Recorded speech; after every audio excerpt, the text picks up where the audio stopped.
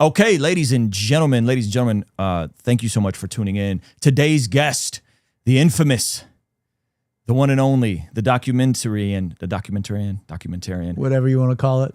Nathan, how do you say your last name? Apfel. Okay. Yeah. My name is Ruslan, by the way. So I've been mispronouncing your last name. You've been mispronouncing Ruslan. Ruslan. It's all right. You got the Southern twang. Hey, before we jump in, let me just first say two things. One, what you went through here in North County, and I know the church that happened at. I'm so friendly with some of the pastors at that church. Is pretty horrific. And it didn't just impact you with regards to that pastor getting charged with SA. It rocked our whole area. Yeah. Every pastor here was when hit you hard. said Will, I listened to your book. When you were talking about Willie, is that Willie Register? Different Willie. Okay. Different. But Willie's awesome. Willie Register is the homie, and Yeah, I was just with Willie at the beach 2 weeks ago. Awesome. So shout out to Willie Register, North Coast Calvary, Yeah. the whole squad over there. So one, I want to acknowledge that that was awful, and it impacted the whole region. Oh, for sure. Everybody was gutted because of that. And then to hear subsequently what happened with your brother-in-law. I say that to say that I understand how someone can come to similar conclusions as you, having gone through what you've gone through. Well, those two are just small blips in the rate. I would start off by saying, when you said Nathan sounds like he's hurt, I'm not hurt at all. Okay. From what happened with that individual. I saw it as a huge line of events in my life that God used to bring me to this moment. Gotcha. So it's not church hurt at all. I've spent years of my life overseas in developing nations now, where I've gotten to see small churches, home churches, poor churches, for-profit models that are there to not be a burden on their congregation at all. And so that's when I started coming back to the States. And I'm like, man, our model is very pigeonholed and very hungry off of its congregants for survival. And so that's the lens the religion business came from. It wasn't like I was church hurt. No, not at all. I want to be very clear on that. Yeah. It wasn't at all. It was more of I see institutional church as my baby now. Yeah. And I want to bring it back to what its original purpose is. You think subconsciously it could have been church hurt? No. Okay. I wrestled with that a lot. We shot the whole show when I was 28. That was, I'd call church anger. So there was a moment. Well, anger is a secondary emotion. It was to a hurt. decade of So you shot it at first when you were hurt and angry. I was angry. We went around the U.S. Yeah. and we filmed it. I had a camera operator with me. And in edit, I started string editing it, and I'm 41, so this is 14 years ago now. It felt angry. Got it. When I would play back, I always say it was like me screaming at a brick wall. There was no solutions. There was no what brought us to this moment. It was, I was frustrated. Yep. And so God does his thing, and I shelved it, and I went back into TV and broadcast, and I continued the second my career. time around, you felt like it wasn't. And then the catalyst, so in my late 20s, then I started reading the Bible, actually reading it cover to cover. And I'm like, wow, this is a different book than I was taught. And then I was living my own life, well away from faith. And I got a girl pregnant when I was 31. And when that baby came out, I'm definitely against abortion.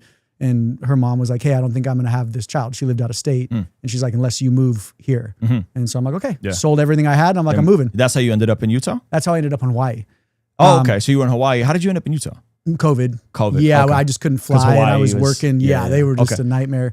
But so it was that me becoming a father where I realized what ultimate love was from a human's perspective, that I was able to take that lens and shift it to my upbringing with church. And I said, I love some of those early memories. I love singing in choir as a kid.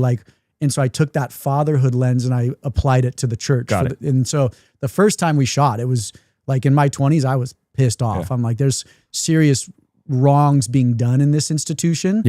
And I just wasn't mature enough to articulate it. And so it was, again, out of my sin that God gave me this beautiful baby girl that understanding what the love of a father was. You got here. Brought me to where I could come here to this today and sit on Sean and confidently present my arguments, sit here with you and confidently present my arguments. And Yep. Okay. Well, speaking of sitting on Sean, we both ended up on Sean Ryan. Yeah. you being on Sean Ryan is what got me on Sean Ryan. You're welcome. So I was going to say, dude, thank you. Because I reacted to some of the back and forth with you and Russ B. Johnson, who's an acquaintance. Yeah. And I really didn't want to engage with anything else. Yeah, I was like, I want to talk to Nate. I don't want to talk about Nate. I want to wait for that moment. And then that came out, and I had a few people that were close to me that were like, hey, you should really react to this. I think you could speak into this well. And so I did, and then oddly enough, the thing I didn't want to do is what got me on Sean Ryan. And fast forward, Jeremy kind of probably nudged both of us along of like, you guys need to talk. Shout out to Jeremy and Sean Ryan, all those folks over here. And so now we're here. Yeah, a great team. Like Sean was very nervous to talk with me. And so I give him mad props, and I give Jeremy mad props, and I give you mad props. We are a firebrand that we always say we're bulls in china shops, and it's so it's nerve-wracking to talk with us. Yeah. Well, let me just say this. I think from my vantage point, two things. One, like I am a byproduct of the local church. Like broken family, father not in my life, mother's an alcoholic, arrested at the age of 11, sexually assaulted, like the whole bit, promiscuous from a very young age, on drugs. And so I can say with good amount of certainty and confidence that like I wouldn't be doing none of what I'm doing, nor would I be a stable husband and father had it not been for the local church. Like forget YouTube, just like a husband and father that's functional if it wasn't for the local church. And so I'm a byproduct of a flawed system, but a system that nevertheless discipled me, cultivated me, developed me, and released me to do what I'm doing now. On top of which, and people might think this is disingenuous, I really don't have a dog in the fight. I don't get. You might after this call or after this conversation. I don't get brought out to the mega churches. My friends who are mega church pastors aren't having me preach on Sundays. Yeah. We're going the opposite route. I'm doing a theater tour in the spring of hard ticket sales. Yeah. Just so that when I'm defending the church and when I'm celebrating the beauty of the church and what the church has been in my life, there's a whole chapter in my book about the local church that no one can put that asterisk next to my name and say, well, Ruslan, he's really in it for the money because he's getting these big fat honorariums. There's one thing I assume you're a for-profit company, right? Absolutely a for-profit company. I respect that immensely. And to be fair, I have been encouraged by some people to say, hey, like you should really consider a nonprofit. You're doing your Bless God Summit, which we do a big summit. It's our second annual. I lose a ridiculous amount of money on that, just giving away, probably we offered 100 tickets, so lost probably $40,000 this past March. It's coming up again this March. So I don't, so I've been told like, hey man, you might really want to start a nonprofit so that please don't, so that you have a way to collect donations because this is actually a ministry thing that you're losing money on. Yeah. And I haven't seen the need for that yet. I'd much rather partner with local churches and say, hey guys, here's the needs. How about we tell people to give money to you and you guys fill in some of the needs that we have. We're doing a big outreach, the finale of the Bless God Summit, where we're going to have some artists. I'll tell you who they are off the record. So I say all that to say, like, I don't have a dog in a fight. Yeah. I love the local church. I think pastors have become, the stereotype of the pastor is the stereotype of the father in the 90s. It's the Al Bundy, Homer Simpson, like goofy, and they're just so easy to dunk on. They're so easy to make fun of. And I value pastors. I value my pastor. So why are they so easy to dunk on? I mean, there's probably a plethora of reasons why pastors are easy to dunk on. I think on a macro sense, I think people, especially post-COVID, are highly skeptical of institutions in general. Anything institutional, anything big, anything with power, people are already skeptical of. So I think that's a reason. I also think what is a stereotype? Do you know what a stereotype is? Yeah. What's a stereotype? It's a stereotype is a quasi, fake allegory of a person. So you said, I don't watch TV, but Homer Simpson is what a pastor is. That's a stereotype. The way that you could say, Nathan, I called you your church hurt. That's a stereotype because you didn't know me. Yeah. So you put a stereotype, you pigeonholed me, and you said, I don't know about the church hurt. I don't know about the church hurt thing, but a stereotype is it's a hasty generalization fallacy. It's a small sample that then is brought across a large group of people. So church hurt, I would say in general, is a stereotype because as soon as someone's frustrated with their church, you go, oh, they're church hurt. So that's a stereotype. Maybe. Okay. Maybe I've never thought about it that way, but perhaps. So with pastors, you have some folks that have absolutely done some very goofy things. Yeah. Some folks that you've talked about, that I've talked about, that we would lock arms in and say, that's terrible. That's 20,000 square foot parsonages, out of control. There's people that I haven't watched a docuseries, and I did ask you to send it to me. You didn't send it to me, but that's okay. I bought your book. I didn't ask you for your book. You bought my book? I read it, or I listened to it on Audible. Okay, what'd you think? It was good. Yeah? Yeah. What'd you think about the chapter on church? It was good. Yeah? It's interesting to know your backstory. The conclusion was solid. Like it helped me analyze my thoughts on how on what we're going to talk about today. So and that's what I wanted to do. I wanted to like see your lens and where you're coming from. Yeah. I would have sent you a free copy of the book. But I wanted to support you, bro. Well, so it's like I wanted to understand your lens on stewardship. Yes. That was what I wanted to really hear about. And I would like to hear more about that as we move on. So I say that to say that I think there are people that you have called out that don't want to sit down with me right now. And I'll tell you who they are offline. Like we are actively working and they don't want to talk to me because they know I'm going to ask them maybe some of the same questions you ask them. So, but the overall frame I think is, man, the stereotype of the pastor that's becoming today is much similar to the stereotype of the dad in the 90s, where was there some truth in an Al Bundy? Was there some truth in a Homer Simpson? Yeah, probably. There was probably some truth in that. Yeah. Was that most dads in the 90s? Was that how most men who were husbands and fathers carry themselves in the 90s? I would say, I don't think so. And so that's what I mean by like now today, the pastor is the punching bag of the whatever community online that's disenfranchised and frustrated and maybe has some legitimate gripes as you do, as I do, as Mike Winger does, as all kinds of people, Melissa Dotery. There's a ton of people that have done the same style of call out, some of the same people you've called out. But the difference is, are we now generalizing too broadly to the point where good pastors, pastors that show up to bury people, marry people, come to the hospital visits, are doing the counseling and doing a talk and leading a staff? My pastor, like this is my pastor all the time. Jeff Morris? Okay, yeah. All the time, showing up for, I don't know how many funerals he's done, you know? And there's good pastors that I think are catching some of the strays in the same way that it was easy to dunk on the dads in the 90s. And that's my concern is I want to protect pastors because once upon a time, I too was frustrated. Once upon a time, I did experience some stuff. I was at a church that did have some institutional issues. And by the grace of God, the system held up and it worked out. And I could tell you more about that later.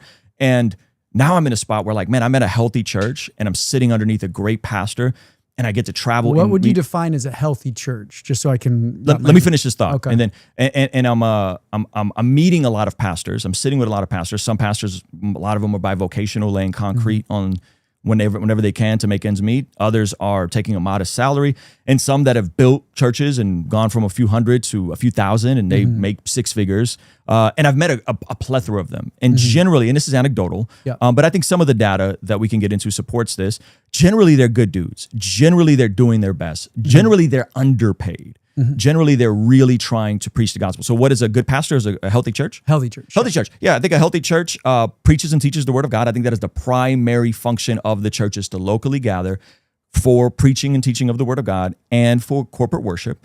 I think there is usually counseling available, some sort of care and shepherding available, much like North Coast Calvary, which has one of the best Christian counseling programs in San Diego. I think there's usually counseling available. There's discipleships, there's small groups, there's community, there's life on life. My preference is, multi-generational life on life. The older men who were in my life that were in their 40s when I was a teen or when I was 20, and the sacraments. And I think the church does the local sacraments. I think the church is the institution that Jesus established. He said the gates of hell will not prevail against it. And I believe that God is moving and active through the local church. And I don't know, at your church and where you go, we've seen a huge uptick within the last year of just young men flooding back to church. For sure. They're looking for morality and they're looking for mentorship and leadership. 100%. Yes, and they're looking for truth. I think they're looking for something transcendent. I think we've tried the new atheist, secularism, and I think that's failed people. So that's what I would say a local church is. A good local church is the local ecclesia gathering so of let's believers. Let's separate those two, or I would love to seprate those two for a second, because the biblical church is just the gathering, right? The local ecclesial gathering. That's what that word in the Greek means. So is church. It means gathering. It's just it's humans. Yes, it's a civic word. Yeah, it has nothing to do within a gathering of people within a civic context. It has nothing to do with the structures in the legal architecture that we built around it. Sure. Okay, cool. So I just wanted to see if we were on the same page. And I would say that the structures and the legal architectures were built with the 1950s, that the local church and how it's functioned predates any legal IRS structures, and it's predated that, and that's probably why it doesn't fall into whatever 501c3b categories. But we're protecting, which I want to get into. Most pastors with good intentions, like you said, will protect the quote unquote local church, but the local church is based off of an IRS set of rules, not the biblical set of rules. And we can get into exactly what those are. And when you go through them, what we see today as a quote unquote church or a religious institution is just a checklist by the IRS. Yeah, or it's a system to file taxes, to keep in order, to keep structure. I don't think, are you saying all structures are bad? No. I'm just saying. You have some sort of corporation that you guys run. We have many. What I'm saying is the legal architecture that we call a church today is not a biblical architecture. Sure, people make the same exact argument about marriage, though, Nathan. People will say that piece of paperwork doesn't mean anything, and it's just there to, this is the red pill space, to position the woman and give her incentive to leave, right? And it's like, well, there are protections within the context of a legally binding marriage that actually do protect women in case they are abandoned. That's the overflow of it. And so having a legal entity or a legal structure isn't always a bad thing. It's often a good thing. So the marriage license is to protect the woman? That's why some of the licenses with regards to, like, you can't abandon a woman, different era and time without alimony, restitution, or was it alimony, child support, right? So there are absolutely cases where you want to protect the woman and you want to protect people and vulnerable children, because if you don't have any sort of legal recourse, a dude can just bounce. And so would you say the legal marriage, is there something wrong with that? That's a bad institution, that's a bad structure legally? I have problems with how it's tied to the state, yes. Okay. So it sounds like you have broader problems with institutions in general. I have problems with legacy institutions because legacy institutions have to reform. Okay. If a legacy institution doesn't reform, as technologies creep in, as modernity creeps in, those systems corrupt. But every institution gets corrupted at some point. That's why you got to reform them. Correct? People are evil, and wait. So you agreed with me on Sean Ryan? I said every institution corrupts eventually, and all your followers say, "Oh, he's saying." Anybody who says every institution or makes these broad assumptions and statements is his statement's a failure. So right there, you just said every institution corrupts. So you agree with me? No. Hold on, back up. The gates of hell will not prevail against the church. Yes, do we agree with that? Yeah. Okay. So the church, the ecclesia, the body of Christ, the body of Christ, which is small and large. It's in homes, it's in buildings, and we can get into the church history of it if you want to. But it is very diverse. The best scholars in the world on church history. So you should have watched The Religion Business. You should have sent it to me. I asked you for it in January, and you never sent it to me. Free shows on via Amazon. You had it before the Amazon. You could have sent me a screener. Anyway, you're not giving me a screener? A raw copy of the show? No. Oh, come on, man. I've gotten screeners from all sorts of documentaries and all sorts of films all the time. No, really, from Amazon. I got stuff in my Amazon right now that was just sent to me from I don't know how to send free screeners from Amazon. I'm saying it happens. So anyway, we don't have to nitpick on that. So what were we? We were talking about the institutional church. You're saying the church will not, the gates of Hades will not prevail. You agree with that? Yeah, I agree. Okay. And then you agree that churches can be big and small. I agree there's one church. Okay. Can churches gather in small settings and large settings? Can gatherings be large and small? 100%. Okay. So churches can gather and can churches gather in big buildings?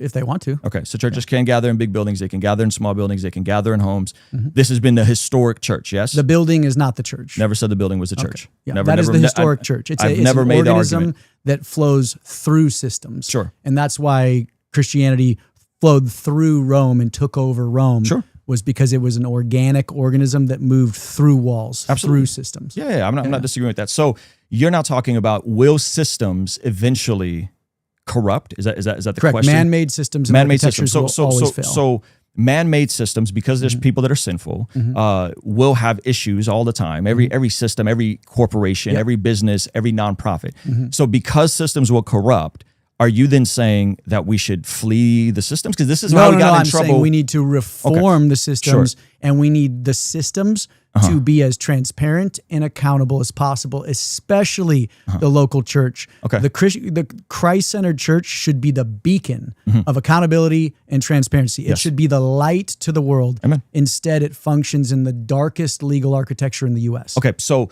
let's back up. you believe that systems do get corrupt. Oh, 100%. Okay.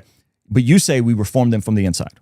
Yes. Okay. Do you feel like you're reforming them from the inside? 100%. Okay. Yeah. So when you send a $20 donation to somebody and then you show up to their church and demand to see all their books, you think you come off like a friendly person. I didn't do that once. You've never done that. No. You've never sent a small donation and asked to see the salaries of pastors. I've called them. Okay. I've emailed them. Okay. I emailed their lawyers. So you have. I reached out. No, before I showed up, I have called them for years. Okay. I sent them emails saying, hey, I don't like who I am, Nathan Apfel, making this show. I gave you a donation. I want to see where it goes. I call their general counsel saying, hey. You just said you didn't, Nathan. You said you give them a donation and then show up. And then show up. Okay. No, so you never showed up, but you've asked. There was months in between of due You've diligence. given a donation. Sometimes years. And you've asked to see their records. Yeah. Do you think that that is someone that is acting as a friendly person within the church? 100%. I'm here to call the church back to its original mission. You don't need to like me. These pastors don't need to like me. I actually do like you. Yeah. Personally, you seem like a good hang. Yeah. So it's not about liking you. I'm saying when Luther reformed the church, when the Reformation happened, he did it from within. Guess what? The Vatican didn't like Luther either. He didn't, but but what did he do? He did it from within the institution. He walked outside and he printed copies of the 95 Theses. Yes, and put them on the wall of the church that he was a part of. That was distributed widely. But what did he put them first? He didn't say, I want to go talk to the Pope. Where did he put them first? He nailed it to the wall or the door of the cathedral. He did it within the cathedral and within the system of the church. That's so what my question. I'm technically doing. So my question to you is, you demanding to see people's books. I don't demand to see anybody's books. Okay. I said, hey, Ed Young, you've got $15 million in real estate. No one knows your housing allowance. Can we get some clarity on this? And what did he do? He sicked his armed guards because his lawyer wouldn't respond. That's what did you want clarity on? I want clarity on how a pastor can own $15 million in real estate, build a real estate empire off the back of donor dollars without the donors knowing what his housing allowance is. Is it possible? I don't know Ed Young. I've never met Ed Young a day in my life. Is it possible? Is it possible that Ed Young had a book deal, had a best-selling book? Is it possible Ed Young had some side businesses? I'm asking. I don't know. Ed Young paid himself $240,000 a year in a tax-free housing allowance in 2005.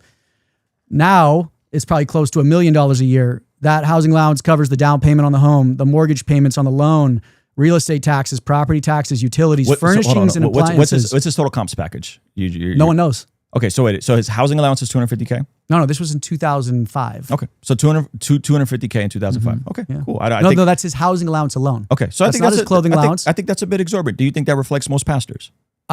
Every pastor plays by this rule book. Whoa. There's a difference between having parsonages and having allowances for housing to save on taxes. And do most pastors do this? That is my question to you. Do most pastors do this? Take a housing? I don't know. No one knows. Okay, well, so let me put it to you this way. They play in the same game, though. So what Ed Young is doing, any pastor can do. Have you explored why the game is there? In regards to parsonages? No, in regards to the entire IRS system and why churches don't have to file 990s. Yes. Why? I spent 15 years on this. So in 1913, the Congress defined the nonprofit sector and carved it out for one reason. 12,000 organizations in the U.S., which included churches, were building local social capital in their communities. They were doing one thing the federal government could not do, and that is help their local brother and their local neighbor. Okay. So the IRS carved out this nonprofit sector and said, hey, these 12,000 organizations are doing really good work in their community. We need to give them a special carve out where they don't have to pay taxes. And boom, nonprofit sector is formed. It's the Wild West. Nonprofit sectors. I'm talking about why the churches opt out of not having to do 990s. Why the IRS does not require them to file a 990. Why? What's the religious freedom? I could read you the cases. Of course, religious freedom. Because there's privacy regarding how the money comes in, who's giving the money, how the money is spent, and the separation of church and state protects the church from the state. All your followers say there's no such thing as separation of church and state, Nathan. And so you can't, like, what are you talking I agree, about? Separation of church and state. But this is the byproduct of separation of church and state. The revival capital of the world, which is Kenneth Copeland's scam, which is straight fraud. I don't like Kenneth Copeland. You're pointing out people I agree with you on. Rhythm Church's annual impact report. Right here. Here, I brought you a copy. Perfect. Can I see it? Sure, you can see it. So let's go through this. This is because You don't file 990s. We don't file 990s. You do? We do not file 990s. Cool. So this is a 56 or 64 page document. I earmarked it for you where you could see it. There's 2 pages. Okay. Yeah, cool. There's 2 pages. Okay. So look at our giving statement. Read it out loud, please. Your giving statement. Not our budget. There's our annual budget right there. No, this is your expense. Expenses. That's our annual budget. 1.2 million. Yes. Okay. So read through it. What do we spend on it? I have it printed out and marked. What's your revenue? 1.2 million. No, this is your expenses. That's our overall gross that came in for last year. 1.2 million. So you spend every dollar that comes in. So this year we have 400K in reserves, and we have 2 million that's coming in this year. Yes, I know my church is booked. This is not a financial report, though. Yeah, this is what we provide to our church of what comes in. Gotcha. So read it. I've read it. What does Jeff Moores make? I know what Jeff Moores make. So what does he make? That's none of your business. Is that part of the $444,000 in salary? Yes. Or is it different? No, it is.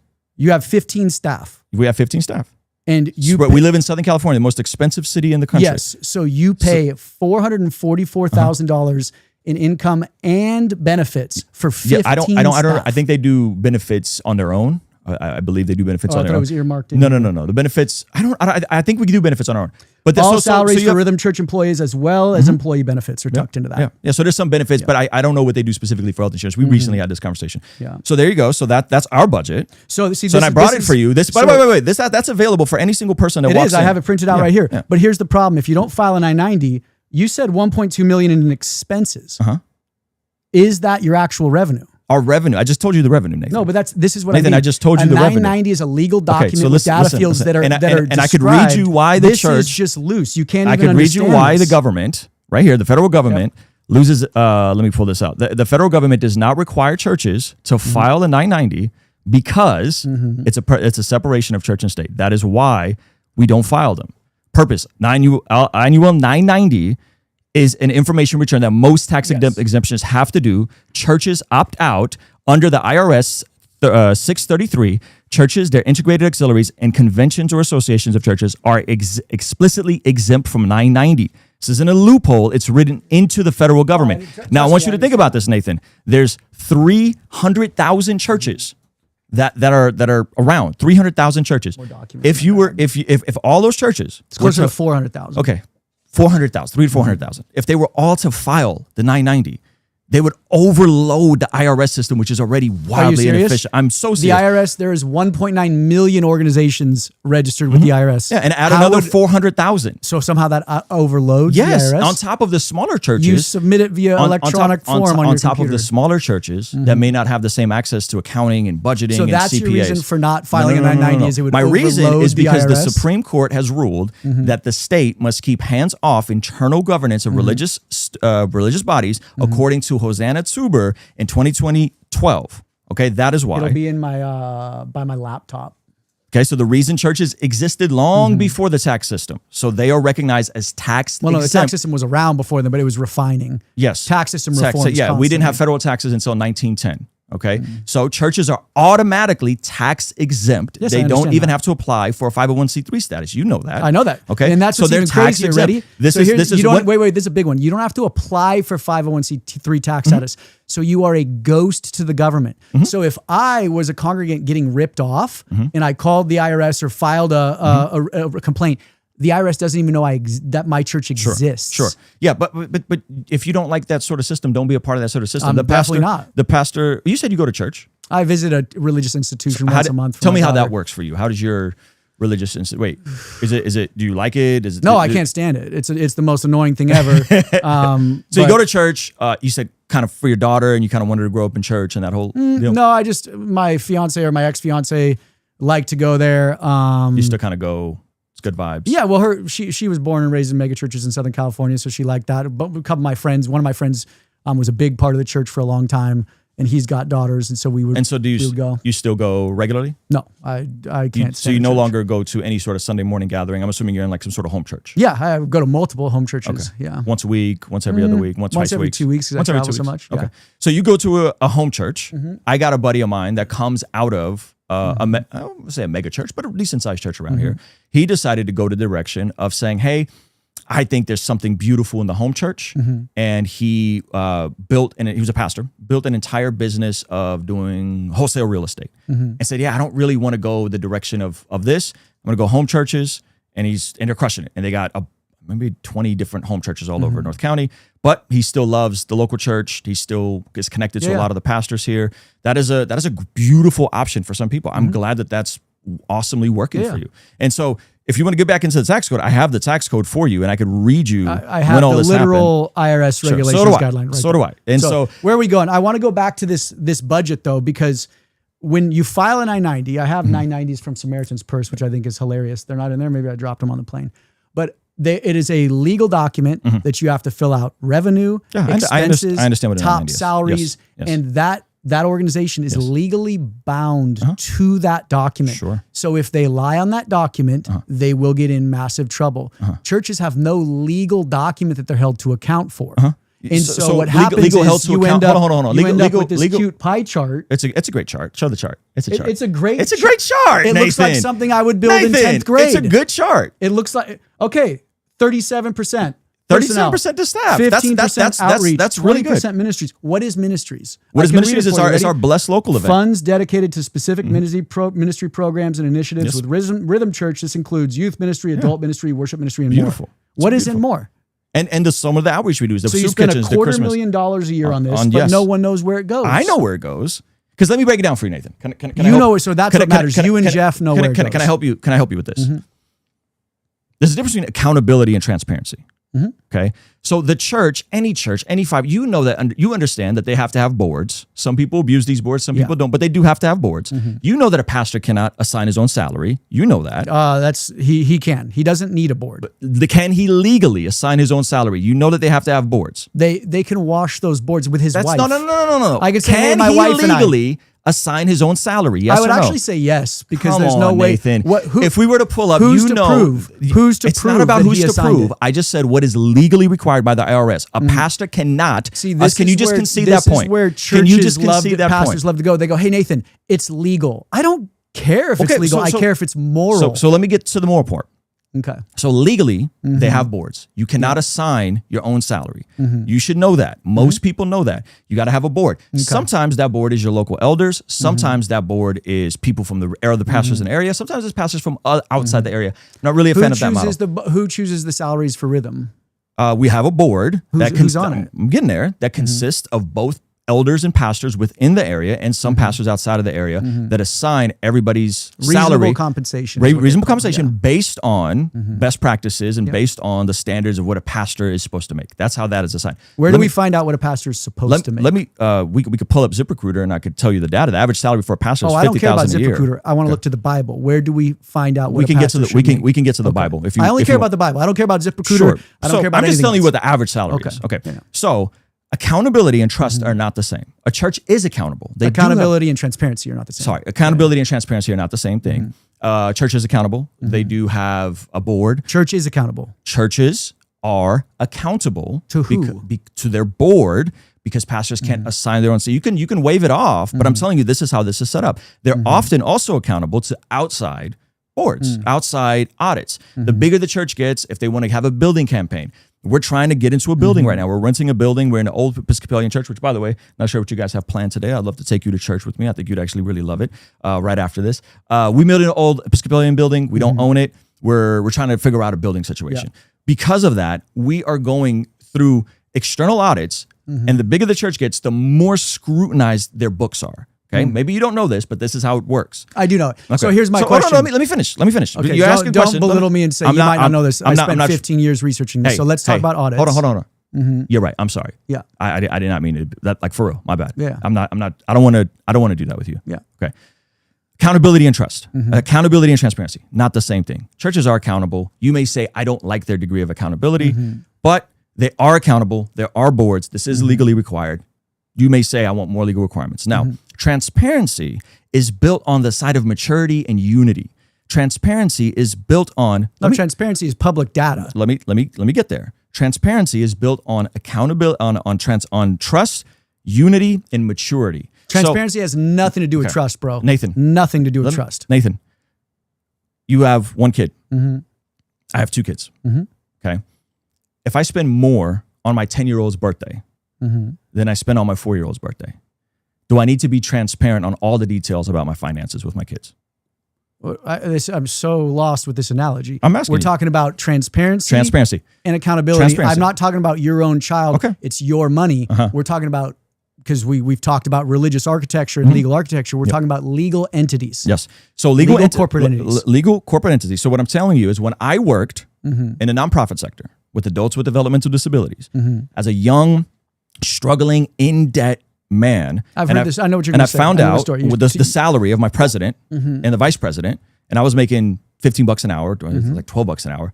I was frustrated. I was angry. I didn't feel like they should have been making that much. On the other side of being a 40-year-old now with a family and a kid and a business, I think they were probably undercompensated for the amount of work they did.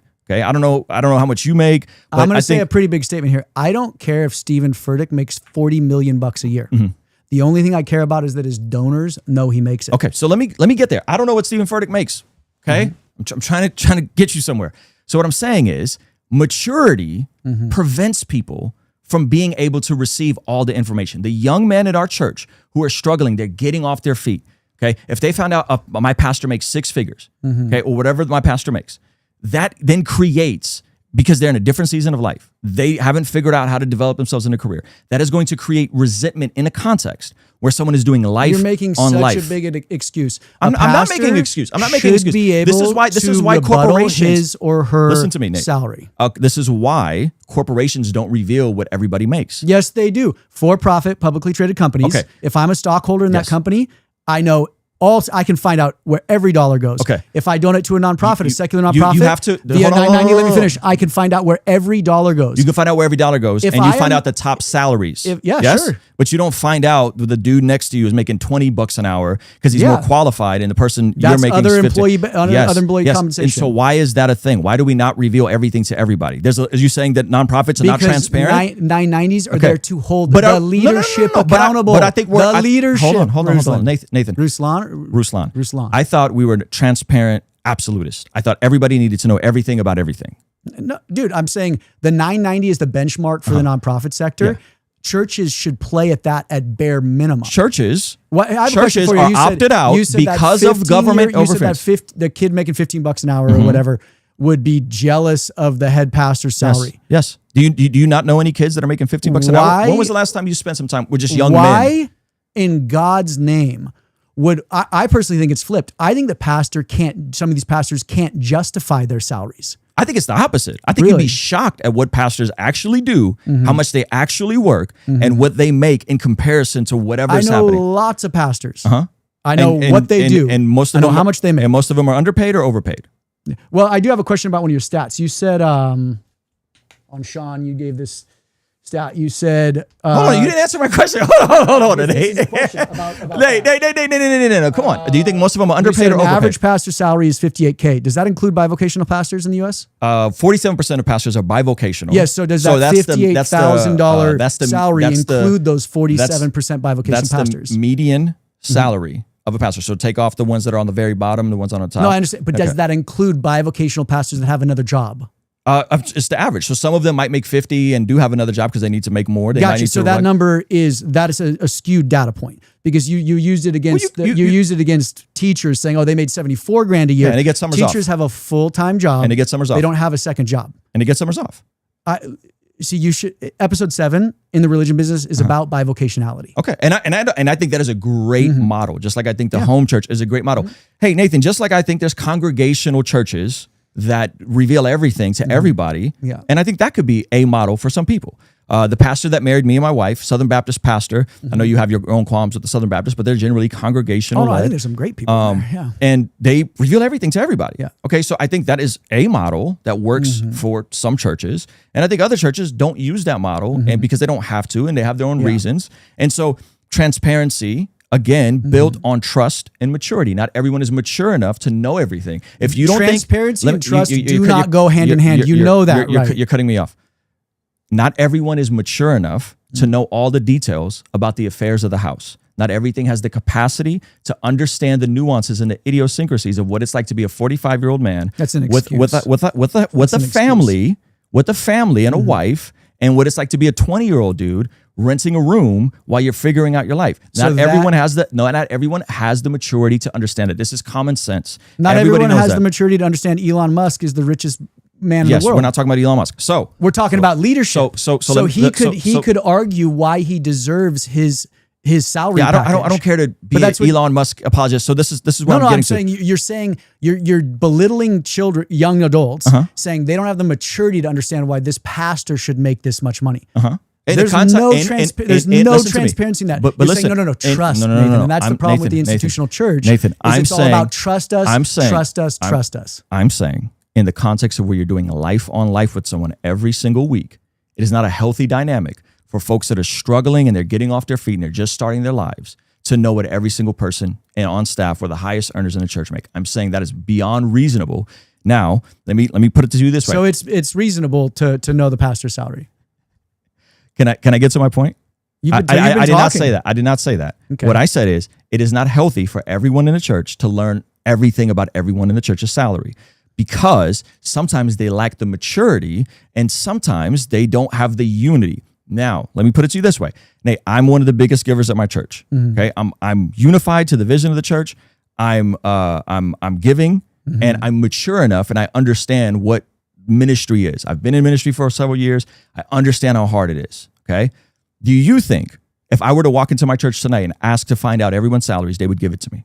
Probably, yeah. Okay. Because you have vested interest in that church. Exactly. And so when you... So every donor has vested interest. That kid who only makes $15 an hour, who gives $10 a Sunday has vested interest. No. Nate, when you reach out to churches, because you gave a $20 donation. I've never given a $20 donation. Okay, $10 donation. I've never given a $100 donation. You made one donation. I made multiple. And you made multiple $100 donations. Okay. And now you're saying, hey, I want to see your books. I want to know what everybody makes. You do not have No, I don't care what everybody makes. I want to know what the salad pastor makes. Each church I went after, this is where the religion business is educational. I found specific examples of loopholes in that IRS tax code that you pulled up. And I said, these are where the majority of tens of billions disappear every year. I want to find examples of those. Okay. And we can get into the tens and billions stat that you threw out there if you want, because that was an estimate, not a real stat. But all of yours are estimates, bro. You don't even know. Like I said, 58,000. Does that include bivocationality? I told you 47% of pastors are bivocational. I already gave you that. But then number. you said 50. So I said, is that 58K? Yes. The average. I gave you the median salary of pastors. All my stats come from Stanford. I'll give you the okay. link. So, and I provided you all the stats for the sources for my stats. So what I'm saying, when did you provide those? I read them off on the Sean Ryan podcast. You want me to give them to you now? Oh yeah. I wrote those down. Yeah, I gave you those. The study banks. Yeah, the study banks. So what I'm saying is, if the average pastor is making $57,000 a year, 58. Okay, thanks, 58,000 a year, and you're saying that there's all these loopholes. Is it possible that perhaps you are pointing out some loopholes, that there may be some abuses somewhere? At the same time, most pastors are not abusing the system. Most pastors are not making multiple six figures with, $250,000 housing allowances and all that stuff. Is it possible? And so now what's happening is, again, back to the very beginning of this conversation, hasty generalization fallacy. We're taking too small of a sample size and we're now extrapolating it. And now there's young men who are looking at their pastor side-eyed. They're looking at their church side-eyed because they're saying, hey, I want to know everything. They're looking at their religious institution side-eye. Every church plays by the same legal architecture that Kenneth Copeland plays by, that Ed Young plays by, that Mike Todd, Stephen Furtick. Slow down. Yes, every church takes advantage of the taxes that were there for them. 1950s is when the 501c3b was established. The churches predate that, and they take advantage of whatever legal ways they can go about it. Every church does that. Now, every church does not do what you're describing, because I just pointed out there are congregational-led churches that are fully transparent. No, see, this is where you are looking through rose-colored glasses. You talked about Southern Baptist, Second Baptist in Houston. Okay, is a congregant-led church. They just rewrote their bylaws overnight in a dark room that's kicked. Bad. That's bad. But they can legally do it. Okay, that's bad. But what I'm telling you is, listen to me. What I'm telling you is, you're pointing to the fringe and you're saying, see, this church did it, and therefore the entire system. It is no different than what we saw happen with Black Lives Matter. Hey, this police officer misbehaved. Bad. George Floyd. Bad. Ahmaud, bad.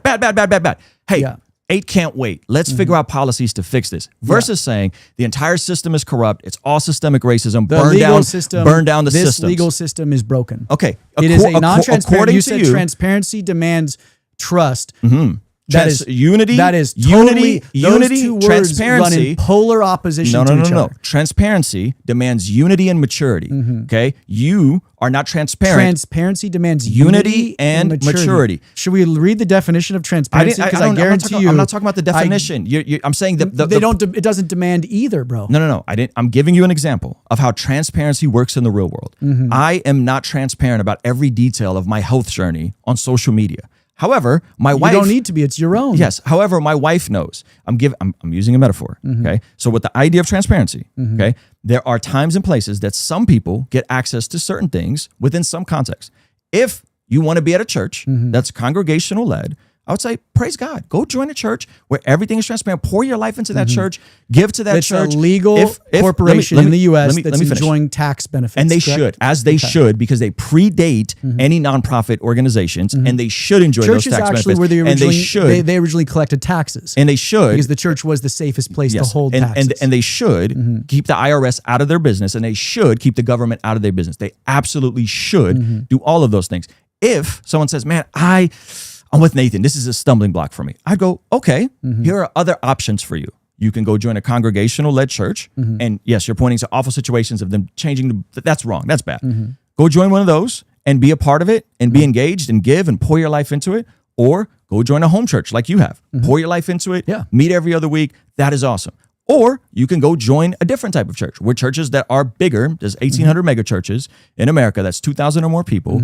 Oftentimes have external audits, oftentimes have more strenuous boards, oftentimes have more checks and balances because they have more resources to have people oversee their books. Let's talk about the audits. So this is where it gets fun. So a secular nonprofit that files a 990, they can hire an outside auditing firm. That outside auditing firm will take their P&Ls, their bank statements, they'll take that 990, they'll aggregate all of it, they'll find problems with it. They'll say, hey, this is a pretty solid organization. Churches have no legal document that they're held to account for. What does that mean in regards to the documents that they give that auditor? Because the auditor will look at that document and say, I'm going to take this on its face value as true. I can download my bank statements right now as an editable Excel and edit any data fields I want. Okay. And then I can take that and turn it around to an auditor. And then that church can say, hey, we got this audit. There is no legal document that they're held to account for. But you know what could happen though, Nate, is the same folks that if you push them to do the 990s, they could do the same thing. They can just lie and cheat. If a church wants to lie and cheat, bro, but that's a legal document that they're held to account for at that moment. As well as legal boards where they say they can't assign their own salaries. I'm using the same. You got to work with me, bro. You're saying, hey, there's these legal documents they're accountable to. I'm saying yes, and then there's legal standards for nonprofits where they cannot assign their own salaries. A pastor cannot do that. You're waving one away, even though there's a same. Waving what away? Like you're like waving it away. Like I'm saying everything's malleable because there is no legal document that they're held to account for. But there's still checks and balances, and there's still legal requirements. Who's of how on the board they go. of Rhythm Church? It doesn't matter who's on the board. That's the problem. It doesn't matter who's on the board. In the secular world, those boards are public knowledge. Because guess what? If they're stacked with you, if Chris, you and I all had churches in North County and we all sat on each other's boards, you better believe we would probably start leaning in the bias of saying, hey, we all work really freaking hard. We deserve a bit more. And since all of us are buddies scratching each other's backs, we would push that. That is, the boards are an absolute joke in churches. But you're starting with the presupposition that they are an absolute joke. They are. And you're starting with the presupposition of a hyper skeptic instead of saying, because everything is dark and you say, Nathan, transparency is a good thing. It's unity and trust, which it's not. It is though. When I said transparency is anchored on maturity and unity. So transparency is based on being transparent. Transparency is anchored. You don't share everything with everyone. How is transparency based on unity? Say you're struggling. Say you're struggling. Remove just the church for a second. Say you're struggling. God forbid you're dealing with something. Yeah. You had a relapse. I don't know. Whatever your vices were. Okay. You're not transparent about that on Instagram. What? We're talking about church finances. I just said suspend your belief for a second. No, let's stay in the realm of finance, please. So I'm getting there. Okay. Suspend your belief for a second about that. Just say you're not transparent about everything with everyone. You probably have some, I think, probably some solid men of God in your life. Your buddy Chris seems like a great guy. That there's probably some trustworthy people who have unity and are mature enough to know when Nathan is struggling that you can open up and share specific details. But that is not personal relationship. We're talking about the legal architecture of a corporation that takes in donor money. Now, two different worlds. Now, what I'm saying is when you're taking in donor money, the only difference is there are boards that are, according to the tax code, well within the legal framework to establish, to keep those checks and balances. There's many differences. You're talking about a personal relationship between a friend and I. Well, we're talking about a legal corporation that has overhead, expenses, the church revenue needs. But the church predates any legal corporation. We just talked about that. They didn't get established until the 1950s. We're talking about transparency in regards to corporate structure. So what I'm saying is, 1950 is when the 501c3b was founded. That is when that started. Yeah. Okay, it's when the 14-point checklist was prior to that. Yes. Prior to that, we didn't have that. So churches have always functioned outside of any government regulation in America. That's how it's always been. So now you're saying, hey, you need to go and file these things for the nonprofit, just like any secular nonprofit. And I'm saying there's a reason why they don't have to do that. There's good reasons. Keeping the government out of the church's business is one of them. Privacy of the records and who's giving and how much are they giving and where's the money coming from. Where is any of that in the Bible? The Bible, we could get into the Bible if you want to talk about the Bible. Where does it talk about privacy of records? Where does it talk about? But that's an argument from silence, Nathan, and you know it. That's an I don't even know argument what that from means. silence. No. You don't know what an argument from silence is? No, that is me saying if we're Christians and Christ followers, I will point to scriptures as opposed to pointing to lax laws in the U.S. to justify my actions. As a Christian, point to me where you can make $100, $200 donations and then pull up or email a church and ask them to see the pastor's salary. What scripture? In the scriptures? Yeah, what scripture do you have? Christ talks about being the light constantly. He talks about give to Caesar what's Caesar's, give to God's what's God's. Yes. Like Christ is the beacon of transparency and accountability. Okay. And you're giving excuses for not being transparent. No. I'm not giving excuses. What I'm saying, just so we're clear, this isn't transparency versus non-transparency. What I'm saying is, what is it then? What I'm saying is there's a plethora of ways to participate in a local church. There's a plethora of ways. You can pick a home church. You could pick a congregational-led church. You can pick an elder-led church. You're not going to the foundation, though. You keep on going out to these examples of churches.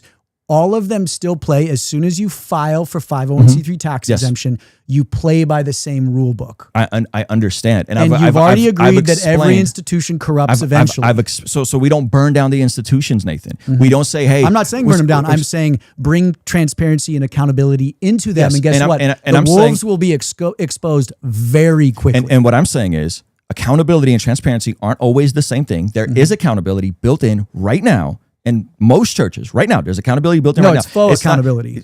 But again, you're assuming there's no legal document that you can be held to account for. You're assuming you're a very good orator. You're good at speaking. You're good at explaining your position, like most pastors.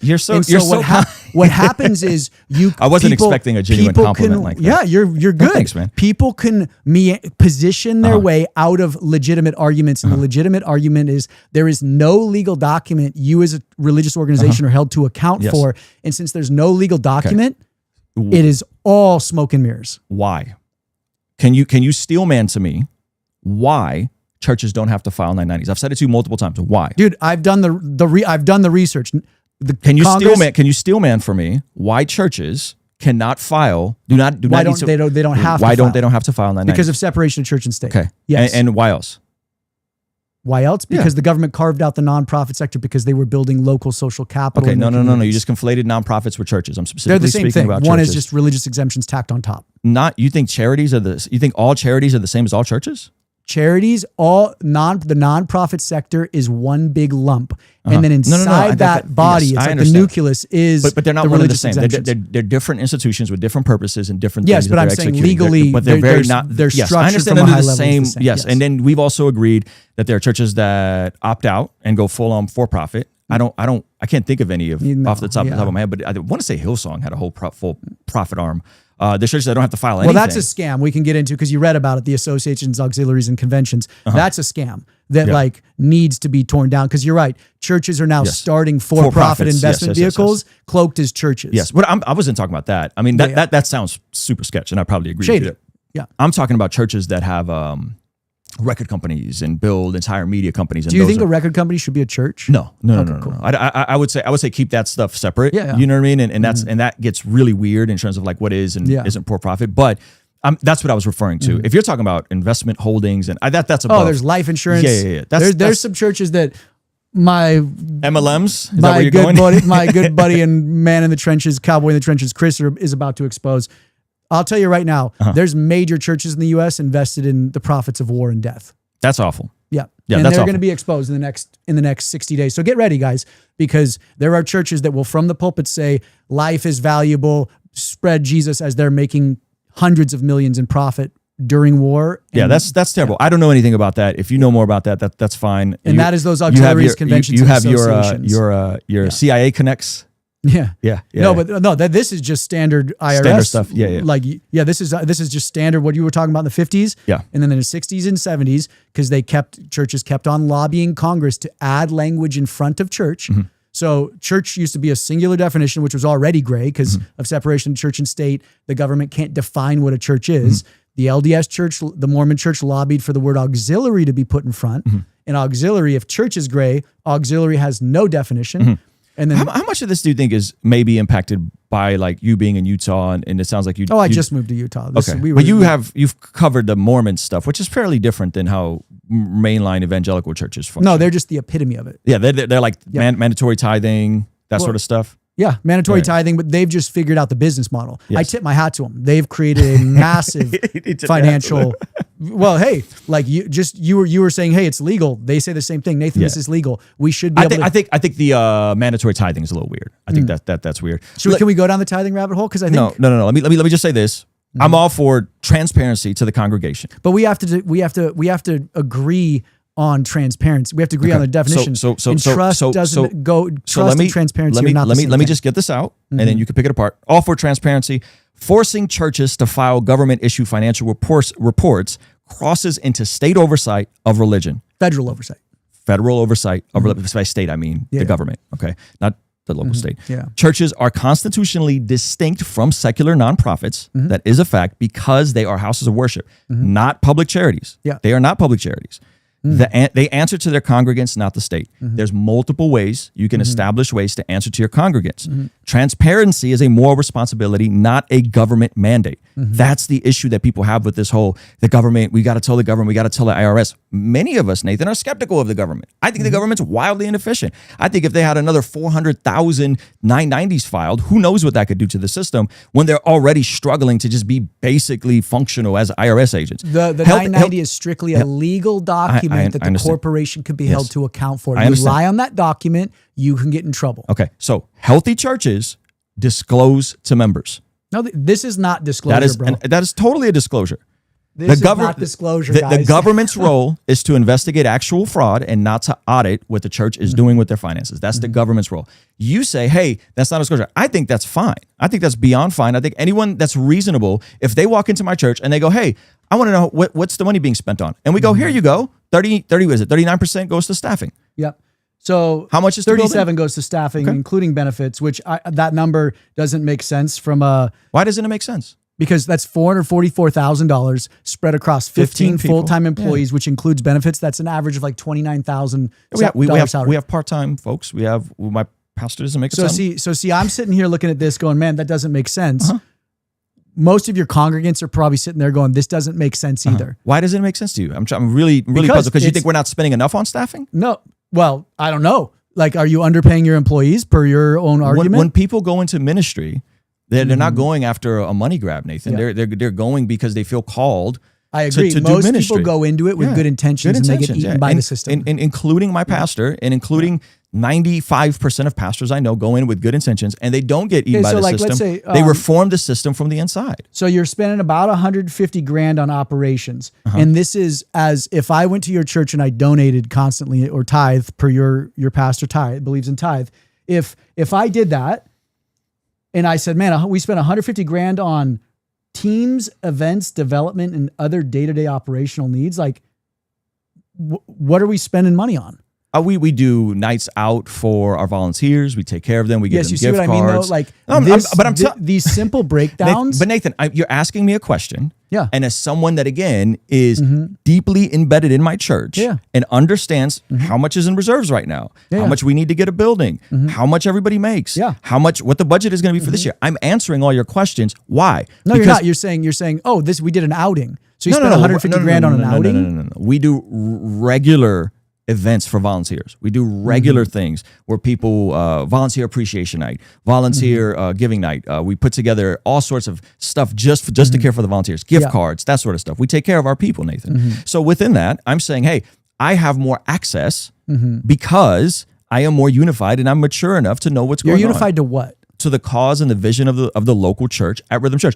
And by the way, if I were to pick up the phone and call some of the same guys that you maybe want their numbers from or salaries, they would tell me. Yeah. They would tell me why. Because I'm unified in the vision. Because you hit a certain tier of giving that now. No. I'm talking about, you get a little more information. I'm talking about folks who know my heart for the local church and I don't give there. So hold on. But do you understand my point though? I hear you. I don't agree with it. I didn't ask if you agreed with me. I'm just saying I hear understand. You. Yeah. As someone is more unified to the vision of something and they show maturity, they then get more access. This is how it works in a family budget. My wife gets to see all of the money that goes in and out, every single dollar. So the more unified you are, the more access you get. The more unified you are, and the more mature you are, the more you show yourself trustworthy and you get access. Yes, my 10-year-old doesn't know how every dollar is spent in my house because he doesn't have the maturity. My sister-in-law, so the smaller donors don't get access. That is not what I said.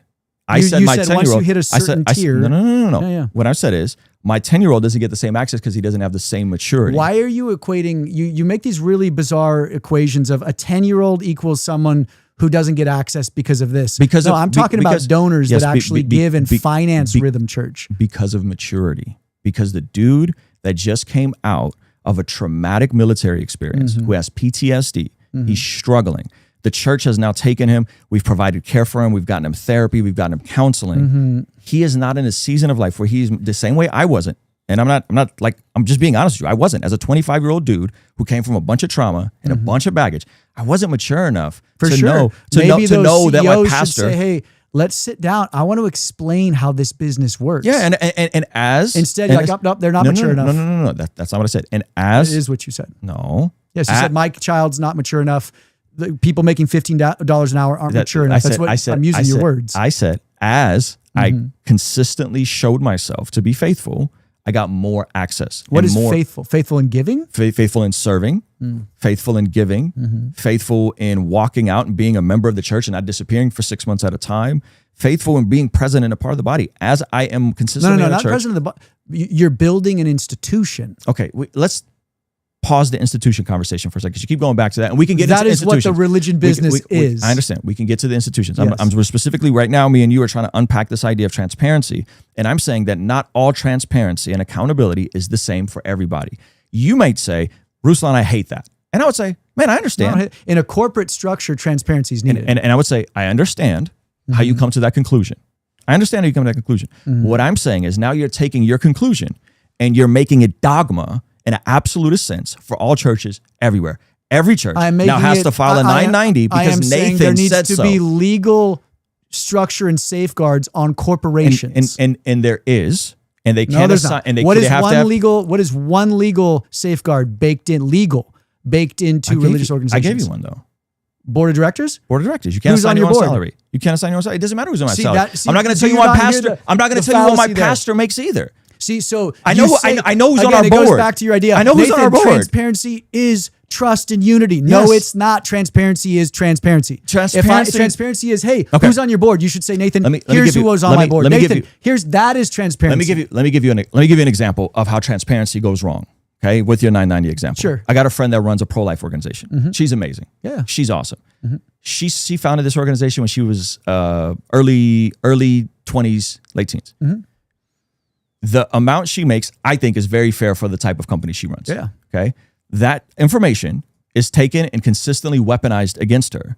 Okay. Instead of saying, hey, I as a giver, by the way, people who don't give to the organization, as a giver to the organization, I'm ecstatic exactly what she makes, and I hope she makes more. And I want her to make more. I want my pastor to make more. I want people who do good work and usher in goodness and beauty to be well compensated. We can go to the scriptures for that if you want to know why. Oh, no. I don't want to know why. I want to have a conversation with you about it. Sure. So, and that's what we're having. We're having a conversation. We're pushing back, and you're waving off some of my points. I'm waving off some of your points. It's fun.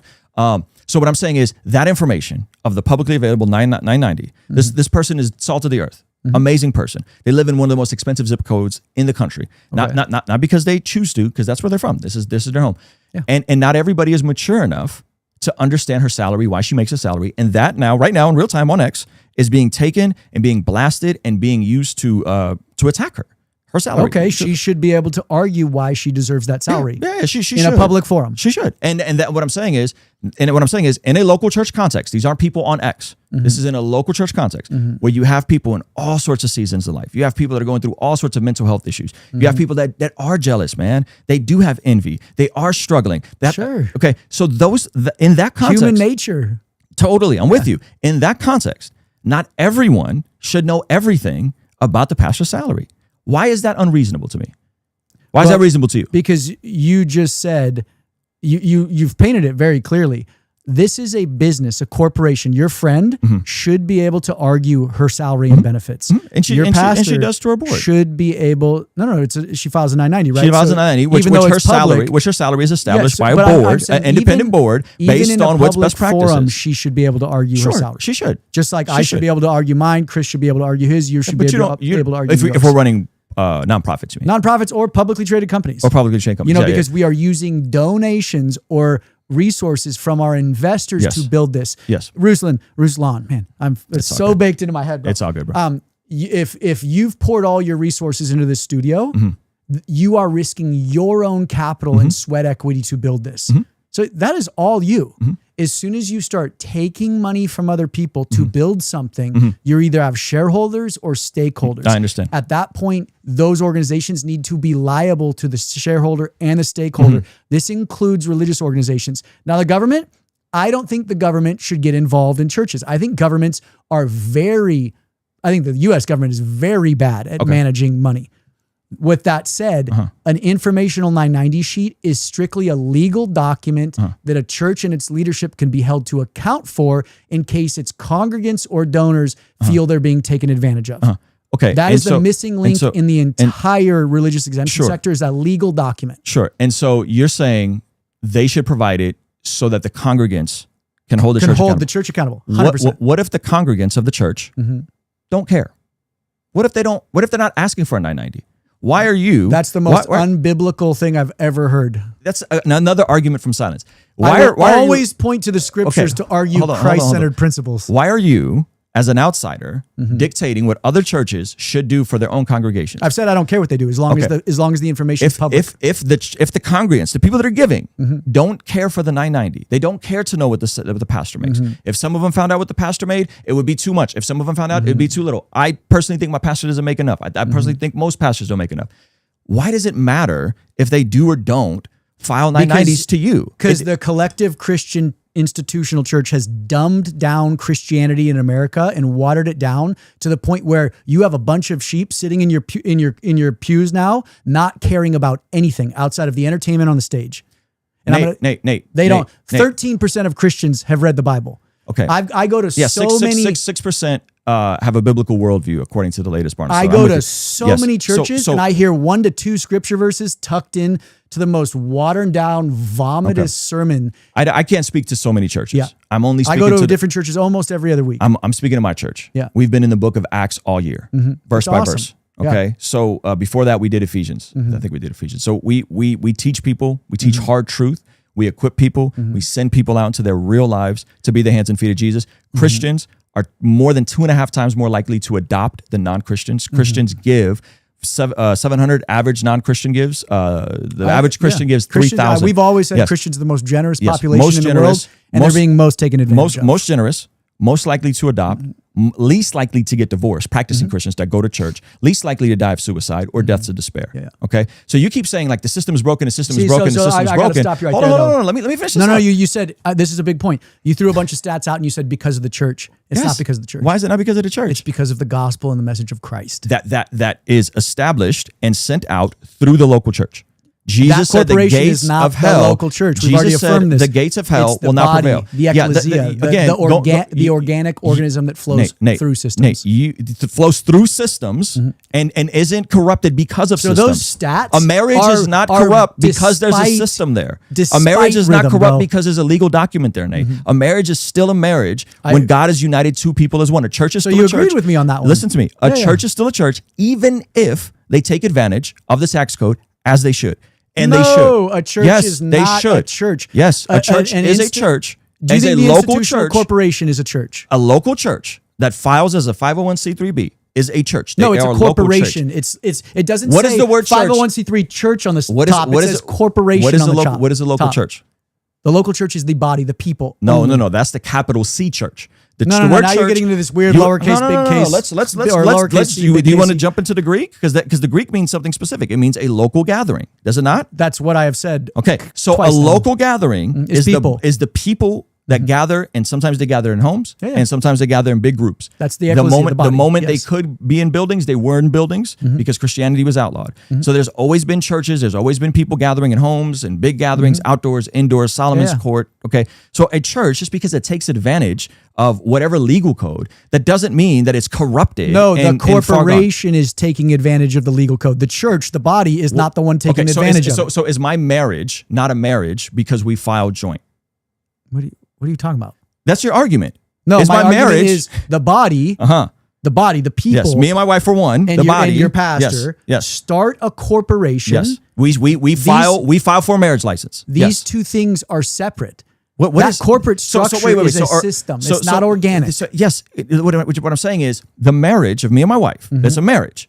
Okay, if we were in a different part of the world, we wouldn't have a marriage license in America. We would still be married. Do you guys respect the legal architecture of the document you signed, of your legal license, your marriage license? Of course. Okay, so the church, this corporation, needs to respect the legal parameters of the document. They do. That's why they don't file I-90s. Because there's no legal structure behind it. There is. There's you boards. Can start a corporation. There's audits. I've already disproved the audits. You have not. You have not disproved anything. Because the audits are based off of there's no legally binding documents. Audits are actually built off of. The audits are anchored on if a church wants to get a building, they're going to get their books completely ran through to make sure they can pay the note on the building. That is an external audits. Those are external audits from banks and changed for a loan from a bank. 100%. Come on, man. 100%. You think hard manual underwriting is going to fall into the trap of going through people's? I had to give them all my bank statements and my bank logins to get a loan for a home. 3 months worth, dude. No, I can edit those all day long. Years worth. Taxes, all that. Yes. In California, maybe. God I don't live in California. Maybe it's a California thing. Years of taxes, bank statements, all that sort of stuff. So when a church is going to buy a building, they have to provide the same thing. On top of, again, bigger churches are also doing external audits. If they have a building campaign, they're doing bank audits. There's all sorts of audits that are happening. The financial audits, those annual audits are a joke. According to you. There is no legal document they're held to. Nate, the legal document we've already agreed on is 990s are not for churches. There is a reason for that. No, because of separation of church and state. I think churches should file. Okay. So I don't agree. I don't agree with that. I think if churches want to file, they can file. The issue is you're saying they all absolutely should file, and if they're not filing, then they're a false church or they're the institutional church or whatever you're. No, they're leveraging the legal loopholes in America to build a corporation without any legal document they're held to account for. Okay. Why would someone not want to leverage the legal things they can do to build a corporation or build a marriage or file their taxes to optimize the most amount of benefit for them? Why would someone not want to do that? For them, well, first off, for the local church, for their congregants, for what they're doing. Why would they not want to do that? I would argue that most churches aren't there for the benefit of their congregants. Well, again, that's another argument from silence. You're just making claims.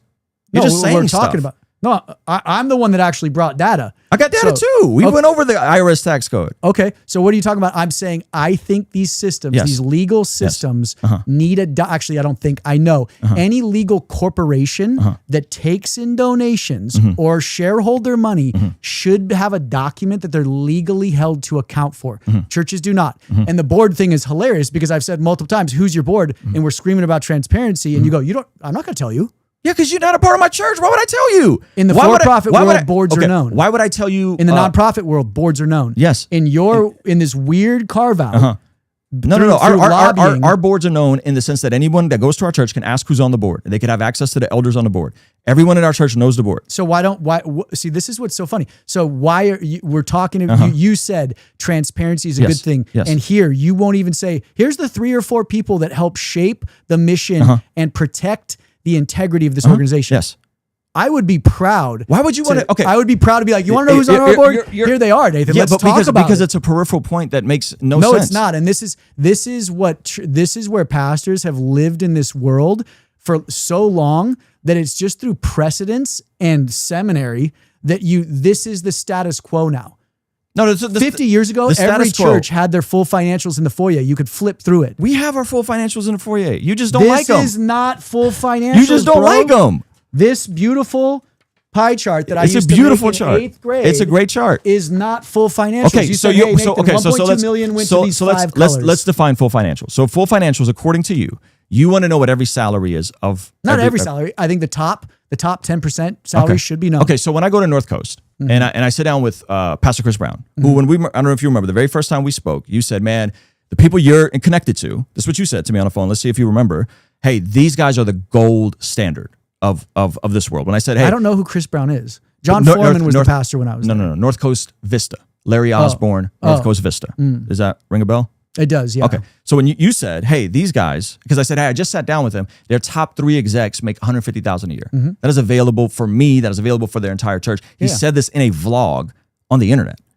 So they're not hiding what is the top line salary. Or is there a document that I can actually say, oh, there it is? Because guess what? Housing allowances, tax-free housing allowances aren't part of salary. So he can say, hey, I make $150,000 a year in my salary when he could be taking $300,000 a year in housing allowance. I think that's total comps.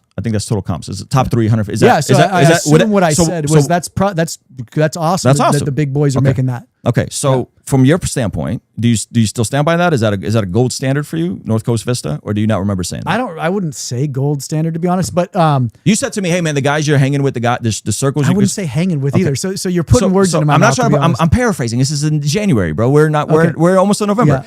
Do you remember any of this conversation? I remember you talking about North Coast. And you saying something to, I don't have a photographic memory. You saying something to the extent of, hey man, the people that you're connected to, the churches that you're talking about actually do a really good job. Maybe hanging with, you didn't say, but you said actually doing a good job. Do you remember saying that? I was probably referencing those salaries if that's what they make. No, I said specifically church names and church pastors. Larry Osborne, Chris Brown, that's who planted our church. You don't remember saying that about them? No, I don't. Okay, that's fair. Yeah. Let's take a quick break. My mouth is parched and we'll come right back. What do Wes Huff, KB from Southside Rabbi, Ninjas of Butterflies, Josh Nadeau all have in common?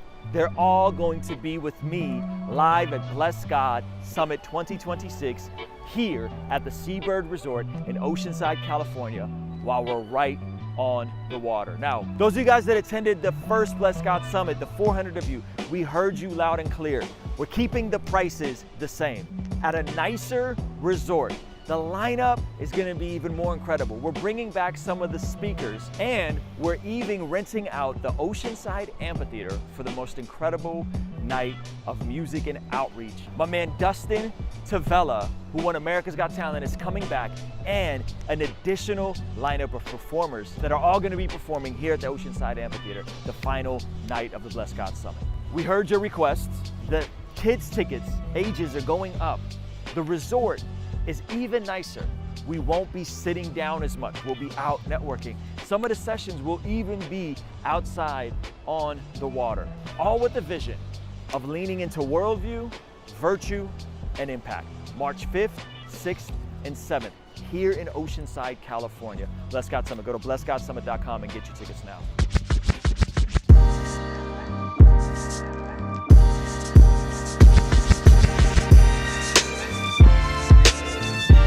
I decided to just come, not really knowing what to expect. And man, I'm so glad that I did. You don't expect it to be so intimate. And so like the group of people that was there, I think it was great. We were able to see people who were truly seeking God. We got to see a ton of people who are special, we'll call it in the industry.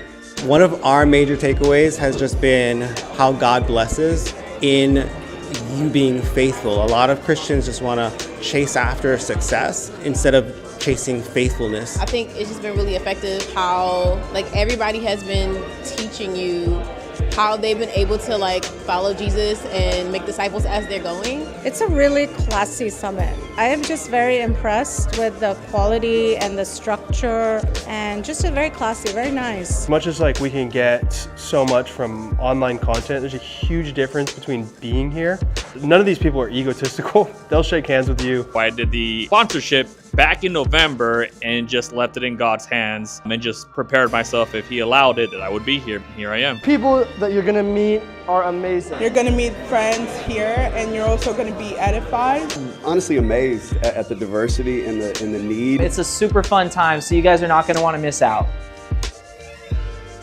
My brand new Occupy Till I Come 60-day devotional has arrived, taking you through the entire narrative of Scripture in 60 days, 35 days in the Old Testament, 25 days in the New Testament, with custom interactive journal prompts for every single day. This is a great way to have a structured devotional, reignite your passion for the Word of God. This is something I wish I had 20 years ago, 10 years ago, when I was traveling a lot doing music, that could just take me through a general narrative of Scripture and help me be interactive and reflect on what it is that I read. That is why there's a journal built into the devotional with daily prayer request section to also document my prayers. So whether you've been walking with Jesus for a while or you're new to the faith, go to blessgod.shop right now to pick it up. All right, I'll see you over there. Ruslan.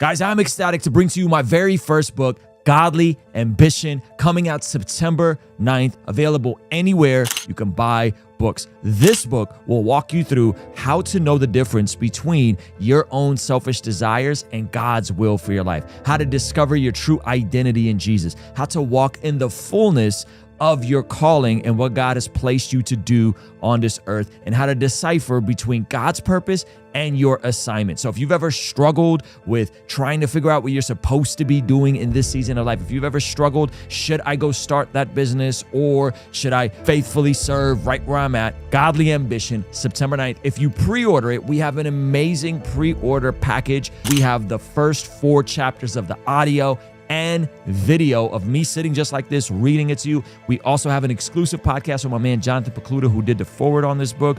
You get the Godly Ambition Action Worksheet that's interactive to help you discover your calling on this side of eternity. And you get 25% off to our blessgod.shop store. I'm also running 3 different book launch events around the launch of the book that are going to be an amazing time to come together. I'll be doing some live podcasting, giving a talk on one of the themes from the book. And so if you want to come out to one of those, you can go to mygodlyambition.com. The link will be pinned below and you can RSVP. All you got to do is bring a copy of the book for me to sign or bring proof of purchase. The events are happening September 9th at my home church, Rhythm Church in Oceanside, California. And then September 12th, I'm going to be in Nashville, Tennessee at Crosswalk Church for an awesome time of worship, fellowship, talking about the book, and doing a live podcast. Dallas, Texas, Tuesday, September 30th, I will be at Church 360's young adult ministry called The Well, 7 o'clock.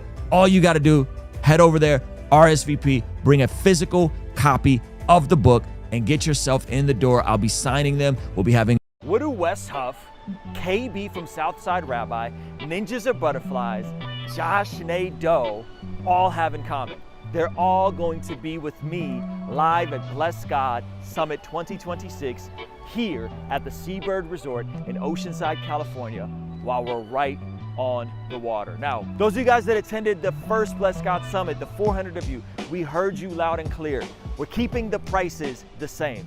At a nicer resort, the lineup is going to be even more incredible. We're bringing back some of the speakers, and we're even renting out the Oceanside Amphitheater for the most incredible night of music and outreach. My man Dustin Tavella, who won America's Got Talent, is coming back, and an additional lineup of performers that are all going to be performing here at the Oceanside Amphitheater the final night of the Bless God Summit. We heard your requests. The kids' tickets ages are going up. The resort is even nicer. We won't be sitting down as much. We'll be out networking. Some of the sessions will even be outside on the water, all with the vision of leaning into worldview, virtue, and impact. March 5th, 6th, and 7th here in Oceanside, California. Bless God Summit. Go to blessgodsummit.com and get your tickets now.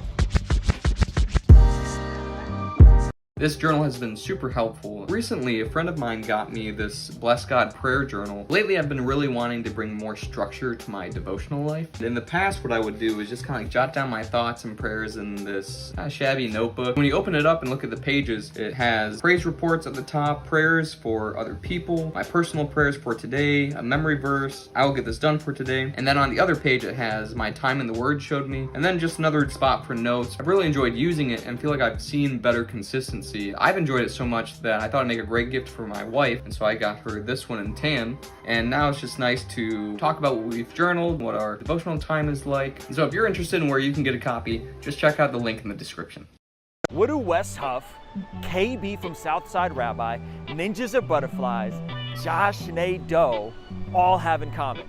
They're all going to be with me live at Bless God Summit 2026 here at the Seabird Resort in Oceanside, California, while we're right on the water. Now, those of you guys that attended the first Bless God Summit, the 400 of you, we heard you loud and clear. We're keeping the prices the same. At a nicer resort, the lineup is going to be even more incredible. We're bringing back some of the speakers, and we're even renting out the Oceanside Amphitheater for the most incredible night of music and outreach. My man Dustin Tavella, who won America's Got Talent, is coming back, and an additional lineup of performers that are all going to be performing here at the Oceanside Amphitheater the final night of the Bless God Summit. All right.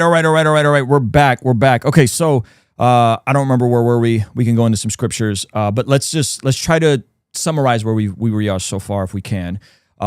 You believe transparency is the way. Mm-hmm. I think transparency has degrees. I think there are churches that are transparent. If people feel they hold to your position, I would encourage them to go to a congregationally led church, deacon-led church, elder-led church, home church. But I don't think that is an absolute standard for churches everywhere. Your position is, hey, it's for the sake of pulling records and transparency online.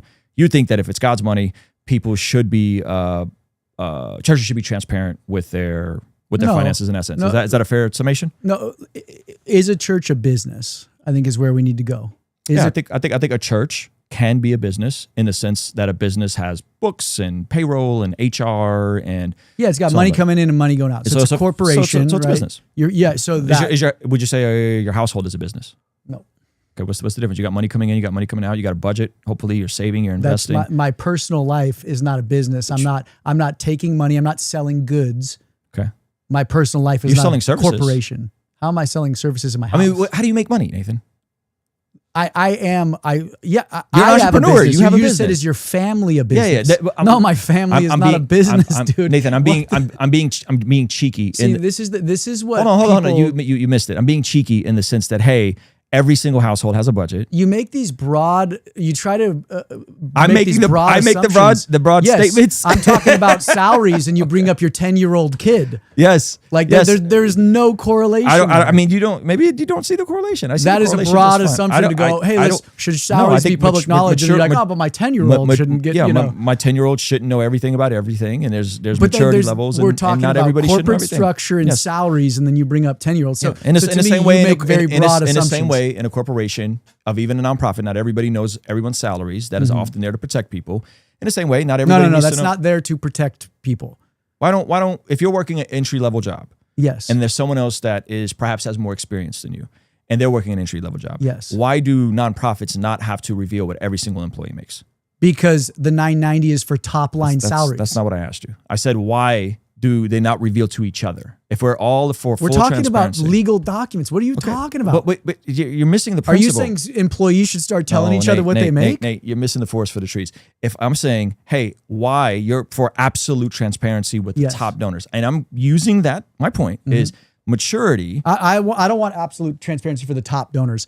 Absolute transparency, or not absolute transparency, legal transparency, similar to a 990 for all donors. Okay. And what I'm saying is, in the same way that we don't fully give transparency to everyone in a job, what are those reasons? If the person that's making $20 an hour finds out the person across the office makes $30 an hour, they can find that out on a job board. I can say, oh, this job is going to pay me $30 an hour. This one's going to pay me $20. I'm talking about folks who are doing the same job, but maybe different folks are qualified different. Different folks earn different credentials. Not everybody knows what everybody's making at a job. Yes. You're talking about internal conflicts of staff. Yes. Why? I'm talking about. You go down these weird rabbit holes. I'm not going down a rabbit hole. I don't know. We're talking about a legal document that the business can be held to account for. Yes. And then you're like, two employees might squabble over their salary. Yes. And I'm saying that the same thing can happen in the context where there's a person that's newer to the faith and they find out what a pastor makes. That can be a stumbling block. In the same way that this can happen. I think employees at a church or any corporation should know if it's a publicly traded company or if it's funded by donor dollars, what staff is. And here's the reason why. You think everybody should know what everybody makes? No one knows what Jeff Moore's salary is. That's not true. That's not true. You do if you're on a specific tier. Yes, when there's trust, when there's consistency, when there's trust, when there's consistency. Yes, and I know what his son makes. See, so this is the thing. And other people, and board, and elders, and pastors. Yes, because I'm committed to the church. That is nepotism. And guess what? In a corporate world, his son is an amazing sound guy. I'm sure he is, and works his butt off. I'm sure he does. Do you see where I'm going? No, I don't see where you're going. If those salaries are public knowledge to donors, they would wipe off this idea that, oh man, Jeff hired his son because he wanted to give his son a job. Or his son is an amazing sound guy. He's going to school for it, and he's the most qualified to do the sound. He is the most qualified in all of North County, San Diego to do that sound. That's a ridiculous statement. Well, did you guys open a position and take in applications? No, because it was a volunteer position that turned into a part-time job, and he's making below what he's really worth. So it's a volunteer position that takes in came into a salary. No, I didn't say salary. I said a volunteer position that turned into a part-time job. Oh, where is this? You have 6 jobs. Dang it, I deleted it. You have 3 volunteer positions. One is like YouTube producer. That's a lot of work. So why did his get turned into a part-time job and not this YouTube position? Because he's there every single day. He just works his face off. Do you see where this goes? No. When there's no legal document or public information for donors, they make assumptions. And again, if folks at Rhythm Church look around and say, man, Jeff is pulling up in a Porsche and he's balling out of control, they can not give there. They can find a different church to give to. If they feel uncomfortable, why is that unreasonable? Like I think that so just if he starts to drive a Porsche, then the red flags go up. Nate, we got to work with each other on not cutting it. We keep cutting ourselves off. We got to stop. If someone goes there and they don't like how the money is being spent, they can ask. Those questions can be answered. But the whole documentary is about them not answering those questions, and then you say you just walk in with a camera. No. They can ask. Those questions can be answered. If they don't like the answers to the questions, they can go to another church, perhaps a congregational-led church, perhaps a type of Southern Baptist church, where everybody votes on everything. I would say that I think that's inefficient. But why is that inefficient? I think if everybody has to vote on every dollar that gets spent, I think that's inefficient. I think buying a stapler and you need approval from the deacons and the elders, I think that's ridiculous. So should we just stop voting in the United States because it's inefficient? Sometimes, yeah, we should stop voting. Sometimes I think the government is, not the government, the nonprofit world, the for-profit world is more efficient when there's not a bunch of cooks in the kitchen. Yes, I would say that is the case a lot of times.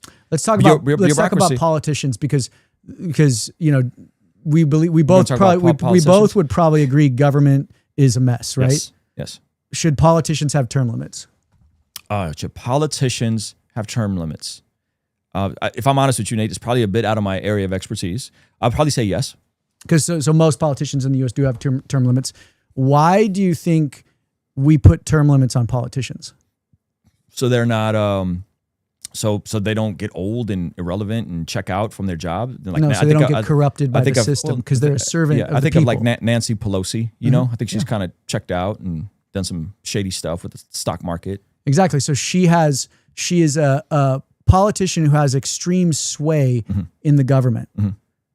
Pastors mirror that very similarly. If they work in a system without transparency, without a legal document to be held to account for, or like Nancy Pelosi, they will eventually get eaten by that system. Like Nancy Pelosi?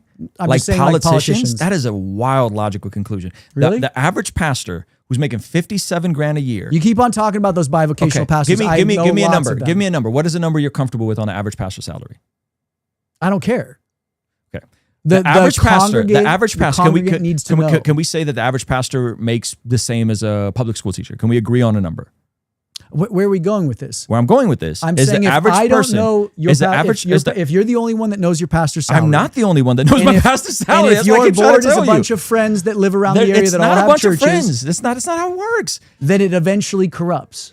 Nathan, that's not how it works. You keep assuming that's how it works, and you're making a lot of arguments. Who's on your board?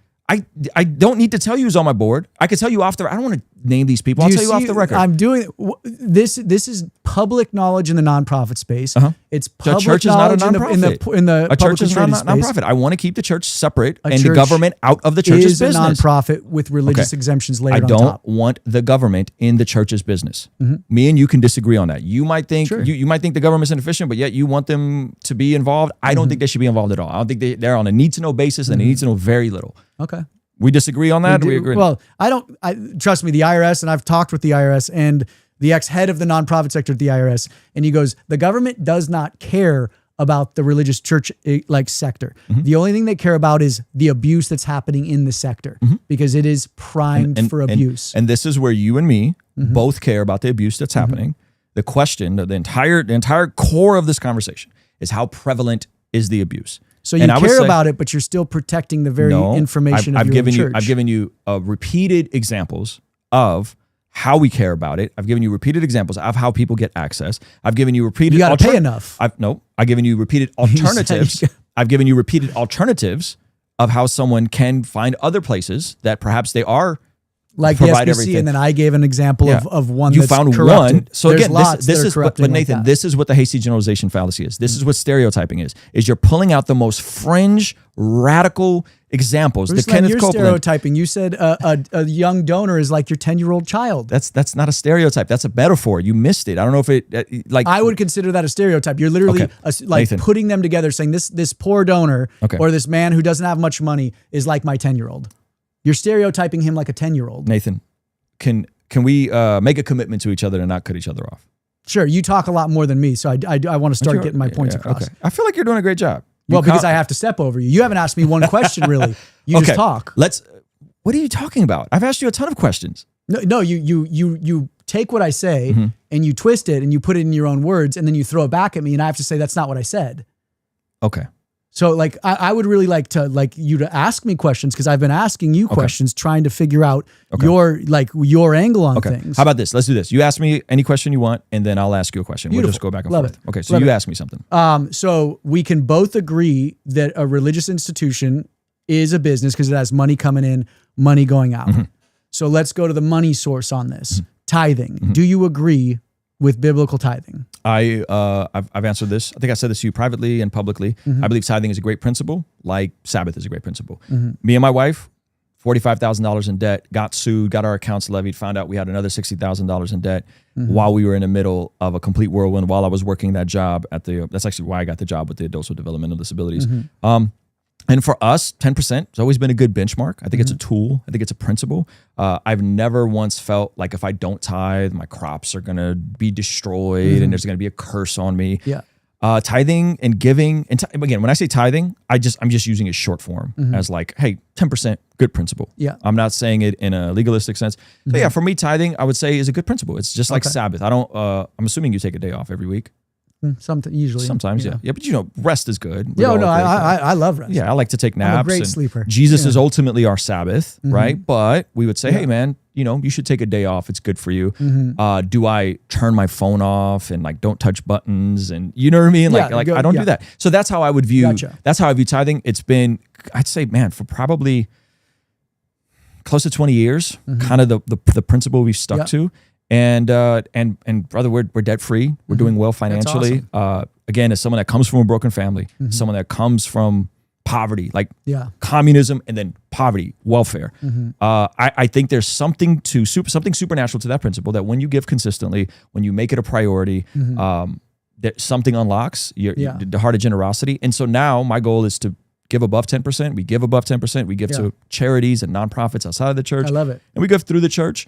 And I want to be the biggest donor in my church. That's awesome. Yeah. Do you think the modern day church staff can be assimilated or similar to the Levitical priests of the temple back in the day? I think it can loosely. It depends on what stream you're coming from. When Paul is writing in 1 Corinthians 9, which we can look at if you want to, he definitely seems to talk about the right of a pastor to make a living in 1 Corinthians 9.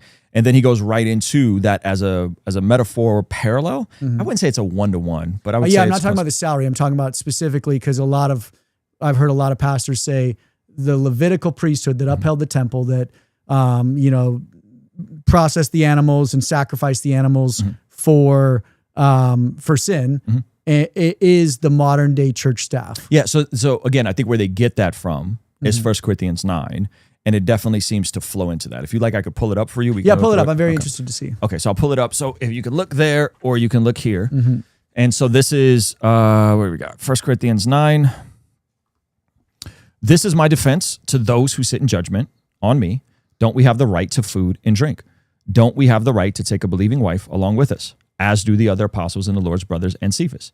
Or is it only I and Barnabas who lack the right to not work for a living? So Paul is saying this is a right for people who preach the gospel to make their living off of the gospel. Yeah. So this is, I would separate this completely because he's not referring to the Levitical priesthood there. Okay. I'm going to get there. Okay. I'm just giving you the framework of like why I think pastors should be paid. Okay. Yeah, but this is make a living from their preaching. I'm just walking you through the scripture. Okay. Who serves as a soldier at his own expense? Who plants a vineyard and does not eat its grapes? Who tends a flock and does not drink the milk? Do I say this merely on human authority? Doesn't the law say the same thing? For it is written in the law of Moses, do not muzzle an ox while it is treading out the grain. I'm sure you know what that metaphor means. Is it about oxen that God is concerned? Surely he says this for us, doesn't he? Yes, this was written for us because whoever plows and threshes should be able to do so in the hope of sharing in the harvest. If we have sown spiritual seed among you, is it too much if we reap a material harvest from you? So this is Paul making a living, sowing, reaping a material harvest. This is about his livelihood, making a living. I'm glad we agree on that. If others have this right of support from you, shouldn't we have it all the same? But we do not use this right. On the contrary, we put up with any other than hinder the gospel of Christ. Don't you know that those, and this is probably where some of that theology is coming from that you've heard, right? Don't you know that those who serve in the temple get their food from the temple, and that those who serve at the altar share in what is offered at the altar? In the same way, the Lord has commanded that those who preach the gospel should receive their living from the gospel. But, he's the exception to the rule, but I have not used any of these rights, and I am not writing this in the hope that you will do so much things for me, for I would rather die than allow anyone to deprive me of this boast. So Paul is saying, this is the standard. This is the right. This is what all the apostles are doing. I'm going to go above and beyond because I think in their context, I have it pulled up here. It's a Greco-Roman patron-client relationship that they had, and so he didn't want to feel like he owed them a favor because they were taking care of him. So he opts out of this. But later on in Philippians 4 and 2 Corinthians, he does allow people to financially support him, support his work, his ministry. Yeah. So here's the reason why I ask. So hold on. So we agree. Pastors and folks who preach the gospel are allowed to make a living for the gospel based on that passage. We got to define a living. Enough to live in the zip code that they preach and not have to work a part-time job. And do they get to buy a home? Do you get to bless them enough for them to buy a property? I would love my pastor to buy property. Unfortunately, he can't right now because he's just not making enough. I mean, we showed you what we spent on staffing, and I don't think it's enough. Yeah. So here's the reason why I ask is because your pastor preaches tithing, and he preaches that the modern staff is the Levitical priesthood, and then he preaches that he teaches that there was no money back then. It was all, he said, wine and agriculture and stuff like. Which there was major currency back then. But I've heard you say tithing is an agricultural was wine, but he goes, there was no money back then. Yeah, and it develops over time. There was definitely the economies develop over time. No, there was coinage back then. There was coins. Christ is talking about give to Caesar. You're talking about in Levitical terms. Yes. So in Levitical terms, they tithe off their agriculture. Off their agriculture land because the system develops and then they start having fiat currencies. Yeah, but there was fiat currency. Well, not fiat. Is it fiat? You're saying there was fiat currencies in the book of Leviticus? I can't remember what fiat means. It's physical. Isn't physical fiat? Physical? Or is it not tied to an asset? I can't remember. But there's currencies. They had coinage back in the Mosaic covenants. Like there was monetary exchange. Sure. So your pastor said there wasn't. There most definitely was. The tithes, the 3 tithes, came off the land because that land was a gift to you. So you only tithed in the tribe of Israel if you owned land, because that land was a gift. You didn't earn it. You didn't pay for it. It was a gift. So God required something off that land. Yes, to live off the Levites, though, didn't own any land. Yes, they got nothing. They had the blessing to upkeep the temple and offer the sacrifices. And they lived off of what was in the temple. So I think but the reason why I'm saying this is your pastor associates modern staff with the Levitical priests. So let me finish. But I just this. walked you through the scripture on why people draw that conclusion. Yes, but that's a fallacy because okay, when Christ came, he said, "I'm going to destroy this temple and raise it up in 3 days." That sin offering and sacrificial system disappeared. Christ was the final atonement for sin. The Levitical system died with it. So why is Paul saying that? Because he's speaking to Jews at that time. He's saying this is what you understand. 1 Corinthians isn't written to Jews. What are you talking about? 1 Corinthians is written to Gentiles. But I'm saying the Jewish system was there. Okay. So Paul is using a Jewish metaphor. Because he is a Jew. Okay. Yes. And he's speaking to Gentiles. Yes. Okay. This whole thing. That's why he's not all talking about, he's not just talking about Jews. Yes. And so in this system, in this passage, he's talking about those in the temple. Don't you know that those who serve in the temple get their food from the temple? And they didn't those take who a serve salary. At the shelter, in what is offered on the temple. The salary is a evolution of an efficient. It's not. It's your evolution. Oh, okay. The salary, there's no salary here. So when I brought a tithe, if I was offering, like, let's say a lamb, they would break down, they'd slaughter this lamb. Yes. Let's take a goat. Yes. And they'd break down the goat, they'd boil it because I needed to feed myself and my family as a Levite. The priest was a butcher. I'm with you. I could take 1/4 of that animal. Guess who got the other 3/4 back? The quarters of the animal? Yeah. So legs. You take some, yeah. So the Levite would get 1/4. I can't remember if it was the right or left back quarter. And then you as the tithe giver would get everything else back. And you could eat it with your family.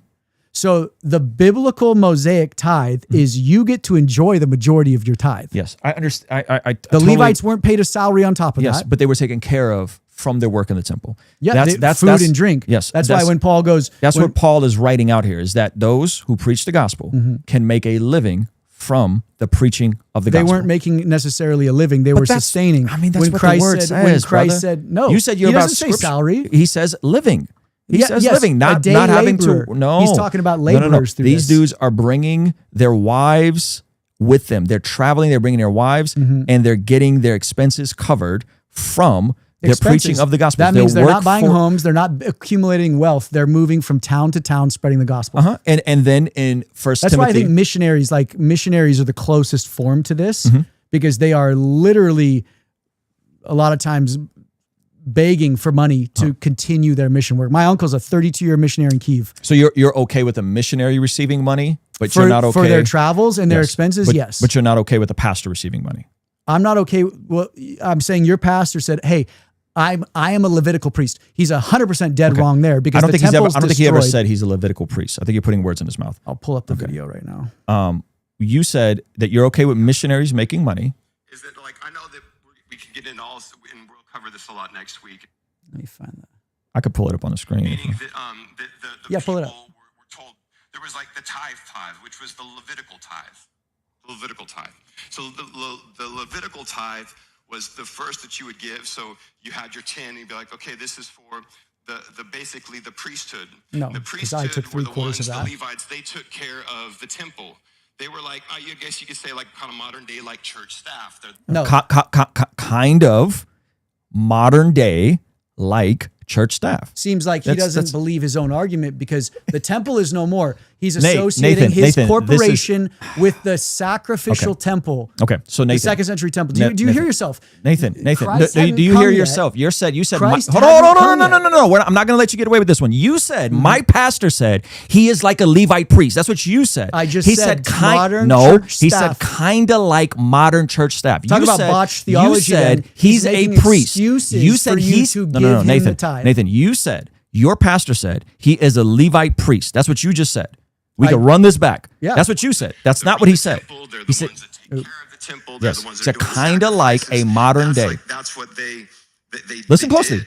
And because the Levites, the other tribes of Israel, were actually given a land as an inheritance, the Levites weren't. The Levites were like, So he can never own property if he's associating himself with a Levitical priest. So don't buy him a home. Don't fund him. And whatnot. But back then they didn't. They had currency back then. They had their grain. They had their animals. So no. I just want you to know you said one thing.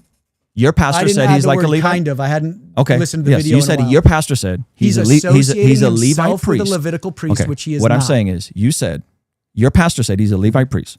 What he did there is a lot similar to what it says here, which is a kind of like similar system. That's what he said. There's no temple anymore. Okay, he's associating his 501c3 with the temple. Okay, so then why is Paul writing this? Why is Paul writing this? Because he's using it as a continuation and a metaphor.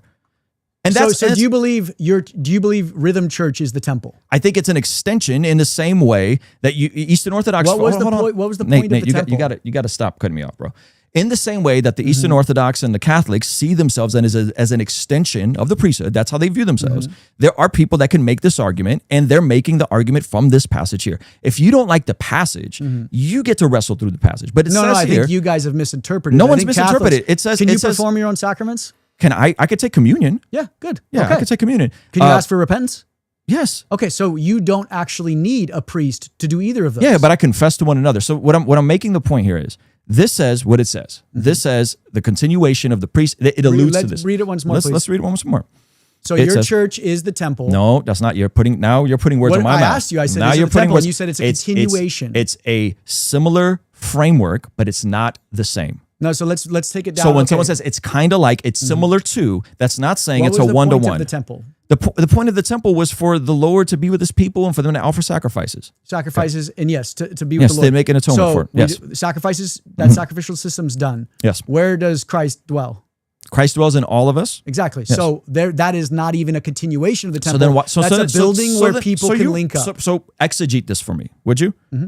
Exegete this for me. Yeah, let's see it. Can you see it? Where are we? Yeah, I can read it. Where are we? Okay, I'm sorry. I'll find it for you. It's voluntary. Oh, you don't have that? Okay.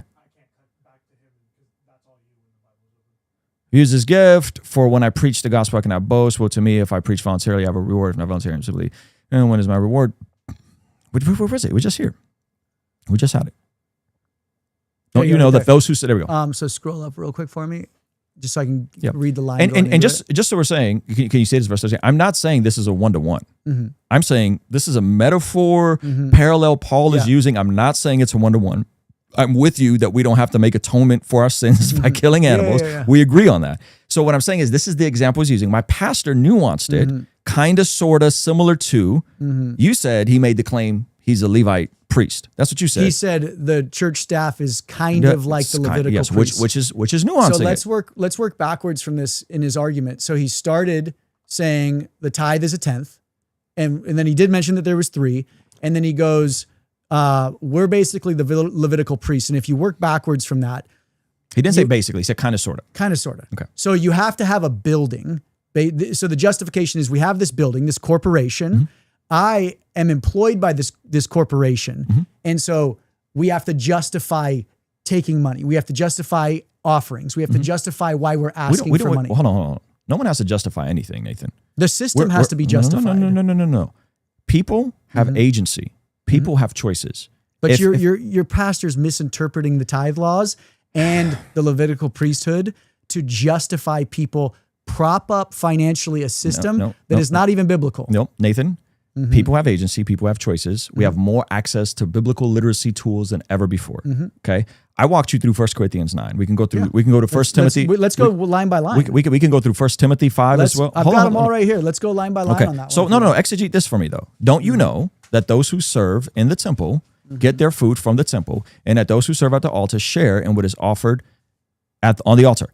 In the same way, the Lord has commanded that those who preach the gospel should receive their living from the gospel. What translation is this? This is the NIV. Which translations would you like? I could pull up any translation. I'm just very interested. Shout out to our logo. I'm doing brand integration right now. Shout out to Logos Bible Software. You guys can get a free 60-day trial completely on us. This used to cost hundreds of thousands of dollars. Now you can get it for free. Thanks, Nate. Cool. Which translation do you want? I'm just very interested on that living. You want me to go into Greek? No. But Let's go Greek. But I do want to talk about this first for a second. When they're talking about the Levitical priests, it's their food. It is not money. It is not like housing. It is not, hey, you deserve a house, because the Levites owned no property. Okay. They owned no land. So the word living here means zoe, living, to be alive. This is the living that Jesus promises us in his scripture. So this is consistently to make a living. No, how it's you not. Scroll up. Like you just no. I'm saying to live, to make a living, to live, to make it. Do you have another Greek word? To sustain. No, would you like me to? Let's look it up. The Greek. This has nothing to do with a salary, bro. I didn't say anything about a salary. I said make a living to sustain to one's be alive life and sustain. Yes. So a pastor can make their living to be sustained. You correlated that with a salary, though. This has nothing to do with salary. I don't know if I've ever said the word salary in this conversation. I think you have. I think you were very focused on. They deserve to make a living. Make their living from the gospel. This says it over and over. Yeah. That I mean, I don't know how else to exegete this, bro. So he says, hold on, no. Or is it only I and Barnabas who lack the right to make to not work for a living? Yeah. So he's explaining to it to not you. work for I'm food, not working. Water, drink. I'm not working for it. Well, what do you think a pastor's working for? So food, water, drink, shelter. That's what we all need to sustain ourselves, Nathan. Sustenance. Yes, sustain ourselves. Nowhere is Paul saying, "Hey, you deserve to live in the nicest zip codes and do X, Y, and Z." I never said pastors $15 million in real estate. I think that's. I'm not an apologist for any of that, Nathan. Okay, so I want my pastor to make a living. If we can buy him a parsonage someday, praise God. If he can earn enough to buy his own house, I want him to make a living, to have his food, shelter, transportation, health insurance covered, and to live. See, but those aren't in the scriptures, though.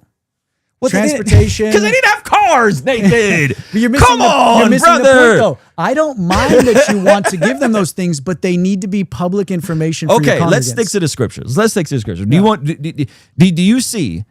Reasonably speaking, I'm not saying Nathan, you're a bad guy. I'm saying, do you see how someone can read this and go, man, Nathan, I hear you. Bro, I'm reading this and it sounds like my pastor should make a living off of preaching the gospel. I don't know no other way to read this. These brothers have their wives. Justifying the system. I don't listen. Corporate church. Nathan, I don't have a dog in the fight. Okay. You do though. I don't. You're the biggest giver at your church, or one of them. Yes. I'm sacrificing. To be you the want biggest your giver. Pastor to have nice things. Absolutely. You do have a dog in the fight. But I don't have a dog in the fight. Like it doesn't change. You do. No. It doesn't change my day-to-day experience. It doesn't change the trajectory of my career. If I'm honest with you, Nathan, I would do better on YouTube if I just spent all my time dunking on celebrity pastors and promoted your documentary. I would actually do better. No, you wouldn't. We've been losing money for 2 years straight. Well, because you guys are amazing filmmakers and you guys use really nice lenses. So anybody who thinks we're making money is sorry. So hold on. You're right. I'm not saying you're making money and you guys are killing it. What I'm saying is, as a YouTuber, you have to know that it would be in my best interest in the era of call out culture that we're in. To consistently call out celebrity pastors and to consistently do this. I did this in 2022. I consistently did this. And I got to a point where I said, man, I'm meeting more and more pastors. I'm meeting their boards. I'm seeing how they function. I'm seeing the men that they are. I'm seeing that they're not enriching themselves. And based on what I walked through in meeting new pastors, and I came out, I shared you a little bit offline of what I came out of, the kind of church I came out of. And I don't want to, you understand why I don't want to go into that. I came out of that. I didn't realize I was in an unhealthy situation. And my content went that direction. Maybe you didn't. Maybe you were. Maybe you weren't familiar with my content back then. No, I wasn't. No. Yeah, but that's what I primarily did. I made, hey, Mike Todd said something crazy. Stephen Furtick said something crazy. This person, hey, why does he get, I pulled up Furtick's, I pulled up Furtick's house on a YouTube video once. I understand. I understand. Okay. Yeah. It's in my best interest to go down that route and just dunk on pastors. Okay. So this is not a financial thing. That's what I mean. I don't have a dog in the fight. It would be the opposite. I understand what you're doing. You guys are making a film, bro. It's way harder than sitting in my garage and the film's done. Yeah. We're making season 2. Which is do you understand what I just explained though? You understand my heart and what I'm saying. I wasn't trying to say you're have a dog enriching in the fight, but that's okay. just So we could disagree. Yeah. So let's just say based on this scripture, I'm reading it. Most people are reading it. Most scholars, most theologians, the folks that I'm looking up, and I have them here listed from all streams of Christianity, from the Didache all the way down. What does the Didache in chapter 12 talk about? People going into towns and taking advantage of people. Yeah, don't do that. But the Didache also says make sure that the prophets are taken care of. Make sure the prophets and the teachers to what are paid. They're talking about in paid, and they're quoting this, and they're quoting First Timothy. They're talking about laborers. So this is when Paul always brings up the laborer is worthy of his wage. The Bible is rife with laborers gleaning your fields or planting, and you pay them at the end of the day. Because they are sustenance laborers. And it reminds me of back in the day when you'd pull up, my dad would pull up to Home Depot and point out two like Hispanics and he's like, jump in, and it's like, but this is back when they were needing money. Like, and I remember this was how Southern California was. And guess what? My dad would pay him the end of the day because he wouldn't see him again. That is the type of laborer Paul is referring to. So Paul goes, now let me finish. Yeah. Paul goes, the laborer is worthy of his wage. So when he comes in, guess what? Eat what is put in front of you and drink what is put in front of you. Yes. So you're feeding and giving people drink and shelter. Yes. You're not giving them salaries, medical insurance, what is the difference between houses. What is the difference between someone getting a day rate, a weekly rate, and a monthly rate? Because it becomes a full-time career, which is what the Didache was pushing against. It wasn't though. If the someone Didache said comes that into your house for more than 3 days, they are trafficking in Christ. Yes. That's not what I'm talking about. I'm talking about the Didache. If you want me to pull it up, I can pull it up. The Didache I'm talks very about. Well versed in the Didache. Okay, so the prophets in the Didache are told that they should be paid. Yes, do we agree on that? Pull it up because it's going to go back to that I have it on here. Appoint for yourself bishops and deacons in the Lord. And then here it says that in the Didache, it says that they are to be paid. Pay the teacher and the prophet. Let me see. No, yeah, please find that verse or that line. Okay. Didache.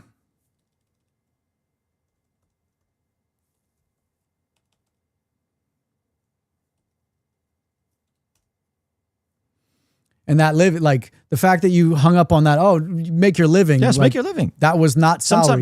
But the salary is just a different tool, man. No, it's not. It is. Nate, I'm sure you guys have an incentive structure. You probably are going to get a commission. You might get a salary. You might get a hourly wage. You might get a day wage. It's all the same thing. You're getting paid for your time and your labor. But my business, I'm not pointing to scripture to justify my for-profit business. Yes, and churches I never said, should be pointing to scripture to justify their system. I never said that you were pointing to scripture. What I'm saying is a salary, a day rate, a weekly rate, an hourly rate. To me, it's all the same. They had folks that would come together and would make money off of their preaching, off of their gifts. I would argue there's not one line in the Bible that says this guy made a day rate of X because he preached the gospel. Well, okay, we can get to 1 Timothy 5 if you want. Let me find this Didache quote for you so that we don't brush over that. Okay, where is it?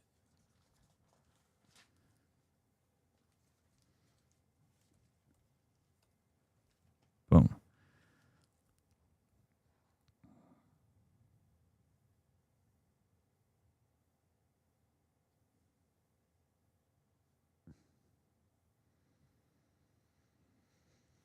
Here we go. Didache 13. This is in the late first, early century. Every true prophet is worthy of his food. Likewise, a true teacher is himself worthy like the workman. Yes. So food, water, shelter. Yes. There is no salary in there. Okay. So wait a minute. Can someone have food, water, and shelter without pay? The whole point of this type of description, which Paul talked about and then the Didache went into, is you have to be subservient to the generosity of the people you're preaching to. That's every church. That's every church. It's not. If I don't know what my pastor is making, they are not subservient to the donor saying, Sure hey, they this are. is. If you don't like it, you can go to a different church. You just said most of your people don't know his salary. Yes. What I'm saying is if they look around and they have questions, if you're like, just say you were at our church, right? And you looked around and you were like, man, what's Pastor Jeff making? I wish you knew Pastor Jeff, man, because I think you would know him and be like, oh, this dude's like super normal. I'm sure he's a good intentioned dude. And you would look around and you would say, hey, what is this dude making? And if you felt a certain way and you asked and you were a member of the church, you were giving at the church, they would probably tell you. If you really wanted to know, they'd probably tell you. And then you can go, man, that's an exorbitant amount. I don't think you should make that much. Or you would look at it and go, hey, I think he needs a raise. Now, here's another quote for you, 4th century John Chrysostom.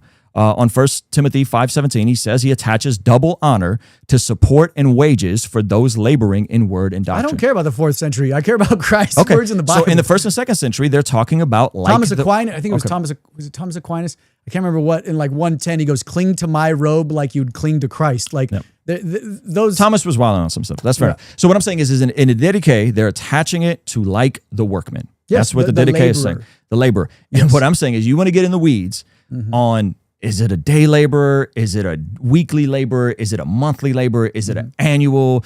Is it this? Is it that? And I'm saying it doesn't matter. You're subservient to the generosity of the people you're preaching to. Yes. As soon as your salary is not public knowledge, as soon as Ed Young's housing allowance is not public knowledge, as soon as car allowances, clothing allowances aren't public knowledge, you are no longer subservient to the generosity of others. I'm saying the people I'm connected with. You are building a sordid gain, which is the Bible speaks heavily against that. The people I'm connected with, the churches I roll in, that's not how we roll, bro. And why you should are know you that. afraid of even saying this is who the board of directors are? Because I'll tell you who the board of directors are offline. I don't want to put all these people on blast, man. What is it? Okay. You keep assuming that there's like fallen sense. This is I want to do this fun deal with you. Hold on. Can we go to 1 Timothy 5? Yeah. Okay. So let's jump over here because I think we got to lay out the scriptures, and then people can come to their own conclusion. So this is actually the structure of a church. This is how churches are to function. Yeah. Okay. And so I don't know what your view of the church is. I know you have a heart for meeting the needs of the world, and 100%. you've done a lot of international works. So this is laying out on top of Acts 6, kind of echoing Acts 6, where they appointed people so that they can focus on Bishops, devoting themselves. elders, overseers, yeah. Right. And then they were giving themselves to teaching, and then other people dealt with the affairs of the widows. Okay. So 1 Timothy 5 verse 3 says, give proper recognition to those widows who are really in need. But if a widow has children or grandchildren, these should learn, first of all, to put their religion into practice by caring for their own family, and so repaying their parents and grandparents, for this is pleasing to God. The widow who is really in need and left all alone puts her hope in God and continues night and day to pray and to ask God for help. But the widow who lives for pleasure is dead even when she lives. Give the people these instructions so that no one may be open to blame. Anyone who does not provide for their relatives, and especially for their household, has denied the faith and is worse than an unbeliever. No widow may be put on the list of widows unless she is over 60, has been faithful to her husband, and is well known for her good deeds, such as bringing up children, showing hospitality, washing the feet, so on and so forth. So here, there seems to be conditions applied based on her faithfulness, based on her unity to the church, on if she can be on the list to be cared for by the widows. Do you agree? Oh, is that what I was waiting to talk? Like, we're going to get there. No, Gotcha. I'm building out the whole chapter for you. So even in this, the access to benevolence is not just to willy-nilly anyone that walks up to a church. It's connected to someone that is not, she's 60, she needs to have been faithful to her husband, well known for her good deeds, such as bringing up children and showing hospitality. People taking advantage of the generosity of Christians. In the same way, my brother, we hedge against people coming into our church and wanting to know information that they don't have any commitment to knowing. What does that have to do? Like, I'm building it out. Stretch. I mean, I don't think it's a stretch. I'm saying there's access based on unity and maturity. If a widow has unity and maturity, then she is taken care of. This is a principle. I'm not saying it's a one-on-one. You're playing the victim card. You're saying like the leadership is this victim who, no one is someone saying comes anything. in to ask for a transparency. No one is saying anything about victims, okay? That's the least in charitable verse. Let me keep going. Let me keep going. And is well known for her good deeds, such as bringing up children, showing hospitality, washing the feet of the Lord's people, helping those in trouble, and devoting herself to all kinds of deeds. As for his younger widows, do not put them on such a list, for their sensual desires overcome their dedication to Christ. They want to marry. Thus they bring judgment on themselves, because they have broken their first pledge. Besides, they get into habit of being idle and not about and going about house to house, and not only do they become idlers, but also busybodies who talk nonsense, saying things they ought not to. So I counsel young widows to remarry, so on and so forth. And so he's going on, if any woman who is a believer has widows in her care, she should continue to help them and not let the church be burdened with them, so the church can help those widows who really need, who really are in need. Okay, so there's an order here in terms of who's getting help and who isn't getting help. There's an order to charity within the context of the church. Where are we going? I'm getting somewhere. So one, there's an order of access into charity. There's an order to access to information with regarding this sort of stuff. Now here is, I don't know. Christ never gave any order to charity or grace. That's an argument from silence. Okay. No, I'm saying like you're trying to prop up the fact that they're saying, hey, younger women should remarry and have kids, and yet let older women really pour into the community, washing feet. Like if they're going to be taken care of by the church, it has strings attached. Yes. Yes. Like if they're fully going to be taken care of by the church, they should be of good reputation. Yes. They should have they should have been faithful to their husband. They're putting conditions on the hospitality for a widow. Yes, they're putting conditions. They're putting what is this? I'm trying to put conditions on a pastor. So I'm trying to say, hey, there's conditions on legal architecture for churches. There should be conditions on transparency. And you're saying no. And I'm giving you here in this context, these are conditions to receive what? To receive care financially. Yes, we agree. Maybe financially, maybe food, drink. It doesn't matter. It's all the same thing to me. Hospitality. Okay? Money buys food and drink. Food and drink can be exchanged for money. Where are we going? The elders who direct the affairs of the church, the presbyters who direct the affairs of the church,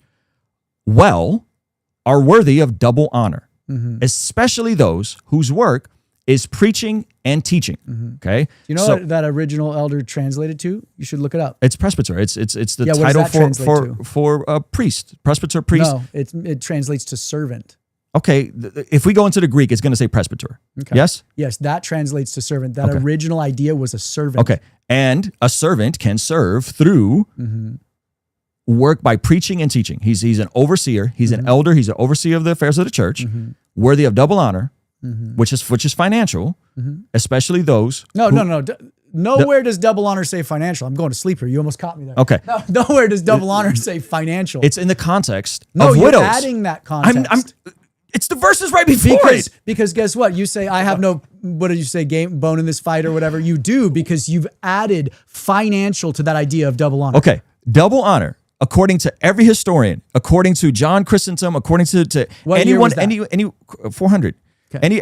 You want me to go earlier? Yeah, I want you to go because what I'm saying is, according to the Didache, they were workmen. Okay, there is worthy of food and drink and shelter. Yes, and what does money buy you? Food and drink and shelter. This is a jump you're making. I'm not making a jump. Because guess what? As soon as I give you money, you are no longer subservient to the generosity of the people you're preaching to. So let's finish the verse. You're subservient to a corporation, and you've signed that contract, and you are going to live and die to protect that corporation. That's the least charitable interpretation of that. But let's keep going. For scripture says, and there's the verse, do not muzzle an ox while it is treading out the grain, and the worker deserves his wages. Okay, so we can go into the Greek. In the King James, that's meat. It's not. It's not. That's a different word. I know where you got that from. That's not here. That's the King James. Okay, you want me to prove it to you? Yeah. This says reward wages. We've scanned King James. Here's where you got it from, because I actually did the work for you. It's actually from Matthew 10:9. This is the first time Jesus sends out the disciples. And in this word, in the original Greek, no bag for the journey or extra sandals or staff, for the worker is worth his keep. This is where you got it from. Maybe it was an honest mistake. In this context, it is for food and provision. Okay. First time Jesus sends out his disciples, he says that a worker is worth his keep. Here, it says wages, two different Greek words. Look up the wages. Let's see what it says. I just did. Here's the Greek word. Let me close that out. Sorry, I got a lot of windows open. And again, shout out to Logos for holding this down. Okay, here's the word. I could pull it up. Higher. Okay, hold on. Let me so you see I got the word selected. Yes? I'm gonna hit study. Boom, there's the Greek. Reward, wages, pay. Okay. Pay, wages, recompense. That's the word there. Now, where you got the word meat, I've only found it once. I scoured it. The word Matthew. Okay, so I was in the wrong book. Okay. Okay. Oh. Let's just look it up. No bag for the journey or extra shirt or sandals or staff, for the worker is worth his keep. This word in Matthew that Jesus uses, which is in the context of sending out the disciples for the first time, not the second time. Second time he tells them, pack a bag, bring a sword. You look up that word. And why did he ask him to bring a sword, by the way? No. That word is trophe. Which is food. Two different Greek words. One means wages. Okay, one means food. Or there was multiple descriptions of it. Wages was one of them. Okay, I mean the first one I see is wages, reward, His wages, hire, pay, like reward. Maybe I say salary. I know you're gonna hate the salary. He's a day laborer. Okay, whatever, man. So what I'm saying is, it's not. Can you wait? Hold on. Can you concede? Than me saying, hey, you owe me $100. Can you concede that you were just wrong? I didn't realize what book you were in. Yes. Okay, I was in 1 Timothy. I don't have a Bible in front of me. So in your video, I forgot which you were video. in 1 Timothy. I was in 1 Timothy. Sorry. So you are using Paul's words, not Christ's words. Like, guess what? So Paul is already trying to build an institution and a system to corral this. I would prefer to lean on Christ. Is the Bible the word of God, inspired and good for correction and all that sort of stuff? Sure. Okay. Sure, but he is trying to build a system. Christ came to tear down systems. So Paul. I love it. So Paul has drifted. Christ any day so over Paul has drifted. Paul was a man, a fallible man. No, Paul has drifted. Was Paul a fallible man? Absolutely. Paul was drifted, but he is inspired in writing the word of God. Yes. Sure, I'm inspired. Okay. Do I sin sometimes? Do I make mistakes? Okay, so do you believe the Bible is inspired? I'm not going to get to the inerrant. Okay. Yeah. Do you believe that it's God's breath? It is spirit filled. It's spirit filled. It's definitely not God's breath. God's breath. That's what inspired means for the Bible, and we're getting because now we got to get into God's breath is much different than spirit filled. Okay, so check this out. You want to see something cool? Yep. The Logos is getting the best, the best thing. Has Jesus ever used the word wages? I'm sure. Okay. He talked about money a lot. Yes. Okay. So here we see Jesus also. This word is used multiple times. Where can I read what you're? Matthew. He's talking about Matthew, vineyard. When the evening came, the owner of the vineyard said to his foreman, "Call the workers and pay them their wages." Yes. So Jesus, it's a business owner. Yes, but it's a different word. That's all I'm pointing out to you, Nathan. I'm pointing out to you that you kept saying. You're saying a different word from what Paul said. Listen to me. You kept saying when it says meat. No, I said I thought you were using that other scripture. I don't have a Bible or the verses in front when of me. we're looking at Jesus also using the word for wages. He's also using the word for wages. So contextually, we're dealing with two different situations. One situation, Jesus is sending out the disciples to go and preach. It's the first time he sends them out. This is awesome. You're right. Jesus sent them out with nothing. Yes. Because you want to know what? He said, you need to be like the generosity of others is what's going to keep you alive. Absolutely. So it's a descriptive passage for the first time he sent them out. Yes? Yeah. The second time he sent them out, he said, when I sent you out without purse or bag or sandals, did you lack anything? Okay. They answered, nothing. They answered. Nothing. He said to them, but now if you have a purse, take it, and also a bag. And if you don't have a sword, sell your cloak and buy one. Okay? Why did he say to sell your cloak and buy a sword in this passage? Because they were probably going to face persecution this time around. This is the second time he's sending them out into the world. The first time I'm with you. They were working for their keep. Eat what's in front of you. The second time he's sending them out, this is a different context. War. This is post the cross. This is all the craziness that's happened to him. So it's a different context. Yes? Yeah. Okay. He didn't say to charge salaries and start making money. Okay, but you're arguing from silence. That's an argument from silence. You just said he probably. No. I did not say probably. I said if we're looking at the word for wages. Roll it back. Let's roll it back. When I said the word wages, I'll take you again to the Greek. The word wages here is wages. Yeah, pay. He's not talking about pay, paying hired service. He's talking about a land. Is. No, Jesus is talking. No. Where are we in the Bible? In 1 Timothy, he is talking about wages in the context of elders who direct the affairs of the church are well worthy of double honor.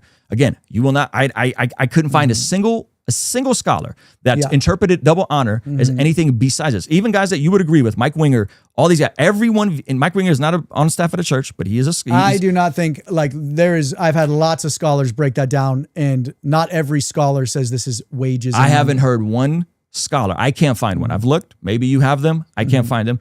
And then he emphasizes it by explaining it. It's like there's no way around this. For the scripture says, "Do not muzzle an ox while it is treading out the grain." Okay, right there. And the worker deserves his wages. This is my favorite, and this is what all pastors do. They go to the lowest common denominator to judge or to explain their requirement for a salary. Paul didn't take a salary. Why? We talked about this before we rolled. Paul did accept help. He accepted help. He didn't take a salary. Yeah, but you're caught up in this. His ministry was traveling. He needed resources. Nathan, you're caught up in the minutia of a salary versus a day wage. That is not a minutia. That is a day laborer compared to a CEO. That is a minutia. That is not minutia. That is a minutia because... How is that minutia? Because you're getting in the weeds. In the beginning, you said, hey, when I was younger and I didn't make much money, I would look at these big salaried guys and I was totally like biased. then I could say that's just minutia, bro. It's someone who doesn't make much money and someone who makes a lot. I'm sharing a story. I think what I'm saying is, hey man, here these people deserve to make a living, earn wages, and in the same way that the widows were supported from wages, right in that same context, the pastors are supported financially, double honor. You want to say it's a day rate.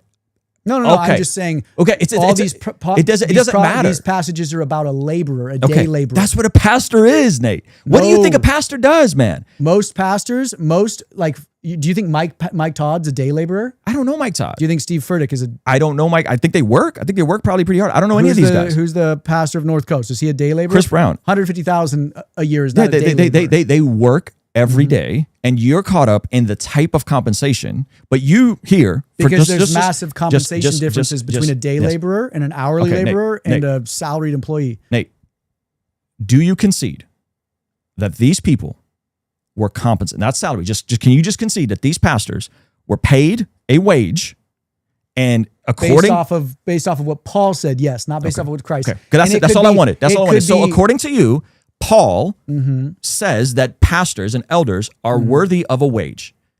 Yes. Worthy of a wage. In regards to sustaining. Come on, man. Double honor. You're the first. Double honor is not like salary. You said this is salary. Nate, you keep using the word salary. They are day laborers. This is what I mean.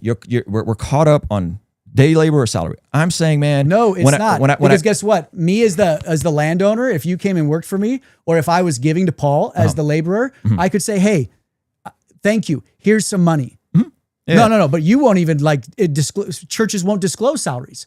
That's the opposite of that. I just told you there are churches that disclose salaries. I told you that there are churches that don't do any salaries. I told you that at my church, the people who need to know. Again, now you're taking fringe. Oh, some churches don't have salaries. Some churches do this. No, there's a spectrum of churches. My issue, the whole issue we're having, Nate, is we're taking the fringe of the fringe. People that I would probably agree with you on. People that don't want to sit down with me, that we're actively working. I'll tell you who they are off the record.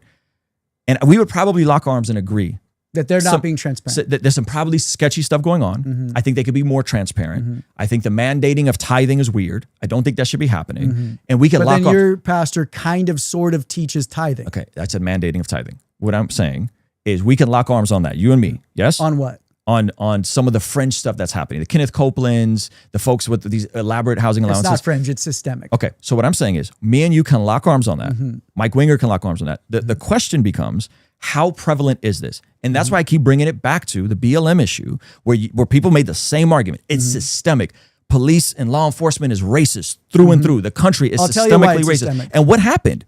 What happened? Cities were burnt down because of that type of thinking. See, it's all or nothing thinking. You try to paint me as a anti-police. What no, I'm not trying to paint you as anything. You probably love police. Yes, I'm pointing to the type. Defund the police. Yeah, defund the police. So you're saying, Nathan, defund the churches. No, I'm saying bring transparency into the system. That's like me saying, hey, we need more police to fix the problem. Okay, but you're saying, no, Nathan, no. The problem doesn't exist. I'm saying our definitions of transparency are very different. You said it's unity and trust, which is the antithesis of You think anyone that pulls up to a church and gives any money should know everything about the church, and that's where we disagree. Okay, what do you're saying churches should file their 990s and the congregation should know what the pastor makes. Could you pull up the definition of transparent, please? Sure, I could pull up the definition of transparent. We're getting into minutia and the weeds of it's not. words. This is the benchmark of the whole thing. And I'm saying transparency has levels to it. And there's different types of... You don't have internet here, huh? No, I have no service. Sorry, dude. Saboteur. My bad. The quality of allowing light to pass through so that the object behind can be... That's probably not the definition we're looking at. No, but you can see what it means, though. Yeah, the quality of being open to public scrutiny. Yes, public scrutiny. Thank you. No. There's nothing about unity, nothing about trust. It's being open to public scrutiny. If I say transparency is anchored on these values, right? These values. But it's not in the context of a local church. No, see, you're bending the definition to the local church. Listen to me. I'm not bending the definition of a local church. I'm not bending anything. I'm saying, hey man, within the context, within different contexts, we have various degrees of transparency based on the season of life we're in, based on the access people have to us. That is wisdom. That is healthy. That is wise. In the same way, my 10-year-old doesn't know what I spent on my 4-year-old's present, and vice versa. They don't need to know everything about everything. That's not a corporation. Okay, so again, we can go back to the corporation. We're going in circles here. We are. We talked about the corporation. I already explained to you. I read the IRS filings for you. I explained to you why churches are exempt from filing 990s. You disagree. I want to keep the government out of as much stuff as possible. Cool. Okay, So, like, and on top of 400,000 churches are now having to file these things, are now having to have the accounting to do all these extra things. There's a lot of small churches that, as I'm sure as you know, oftentimes are less efficient with finances. They're spending higher amounts on salaries. You guys are astonished that we're spending 37%. That's like a crazy, because you know that, yes, churches, different systems work out well. And I told you that, hey, man, yeah, I think that some pastors do need to be more transparent. I have no qualms with that. To the degree of transparency. So you would agree that that pie chart that you guys have in there is transparency? Yes, I think it's phenomenal. Okay. I think it's great. I think it allows people to know where the money is generally being spent. Generally being spent. That is a very loose term. Who defines what generally is? We define what generally is. The church defines what generally is. And if they don't like it, they can ask questions. If they don't like the answers, they can find a different church. Gotcha. Okay. So there's no accountability. There is if you don't like our answers, find another church. There's accountability to the boards. There's accountability in relationships. There's accountability with folks that are the core of the church. There's tons of accountability. You just don't like the accountability. You don't like the answers I'm giving you. And so you're saying it's my way. You're morphing the Nathan, you literally said transparency is unity and trust. Nope. I said we can pull the tape back. I said transparency is built on maturity and unity. That's what I said. Transparency in the context of many things is built on that. So with my wife, full transparency on all things. With my buddy Chris Robertson, not as much transparency, right? Gotcha. Unity and trust. So let's go to the bedrock, because we are kind of dancing around. We are going in circles. So and then let me know if I can ask you some questions, because you've been getting me with the questions for a while. I love questions. Yeah, ask them. So can we agree that the ecclesia is the gathering? What is the local gathering? The local gathering is an ecclesia. Is an ecclesia. Yes. So it's just it's people. It's that organism. Yes. What is the buildings? What are the stages? What are the salaries? It's tools. It's different tools. Just like me filing business, right? Just like me filing as an S corp saves me some money versus filing as an LLC. Yeah. It's just it's a business structure. It's a corporate structure. Sure, but hold on. The idea that corporate structures are always bad, or the idea that I never said corporate structures are bad. Okay, but that's how most people hear it. Again, we're living in a hyper skeptical. Yeah, no, I said we need to reform corporate structures. And I'm telling you how we reform corporate structures is from within the church. I agree. Is by people who are actively giving to their churches, getting on those boards, going to those meetings and serving. That's how we reform things. We don't reform things from the outside. You need to bring transparency into that system. Yes, but you're out. This is how you're perceived, Nate. You're an outsider who has no relationship with any of these people that you're reaching out to. And you're emailed and called them in dozens of times. That's not a relationship, though, Nathan. You have no relationship. So you want me to trust and be unified before a corporation opens up. So yes. Really? I think anybody that is a member of a church, it's not the same as a corporation. It's not the same as a nonprofit. I've already made the case why they're different. It is a corporation. On your articles of incorporation, it says corporation on the top. We're using the same word different ways. By corporation, you're saying entity. I'm saying the same way that every other corporation is. It's different. Okay. And I'm saying it is opt out of certain things. You don't like that it's opt out of certain things. I understand. My issue then becomes, is this a Nate's way or no way? That's my issue. All. Yes, it is. No. Nate, you're saying every church needs to file a 990. That's what you're saying. I think that would be the best structure for a corporation. Okay. And I've given you reasons on why I don't think it's good. I don't want the government in the church's business. I don't think it's efficient. I think it creates a bigger burden on the local churches that are already understaffed. I think it creates and I think it's going to overwhelm the IRS on top of which that is the biggest. I think it may overwhelm the IRS. Let's table that. Fair enough. You're also talking about a federal government that wastes billions and billions of dollars. I don't think they need to oversee anything. And I don't think outsiders need to oversee anything in a church that they're not a part of. What I'm telling you is, generally speaking, if you're a part of a church, you will get various degrees of the questions that you have. That's generally various true. Degrees of answers to the questions. You have. Yes. So depending on your commitment, depending on your unity, depending on your maturity. I don't know why that's unreasonable to you. Because it is a corporation. Okay. That has often 1.2 million for a smaller church coming in every year. You're saying 2 million. You're clearly growing. As you grow, we're killing it. We've doubled. That's awesome. Yeah. As you grow, more, that is demanding more transparency in that system. So here's what I want to do. So we have outside audits I've already explained the audits are bonk. We have inside audits. We're about to go through inside audits. What does that mean? Internally, we have to, everybody has to do no, a P&L. I get what you're saying, but I'm like an inside audit with no legal document. No, we have to have a P&L. Like we have to have a P&L.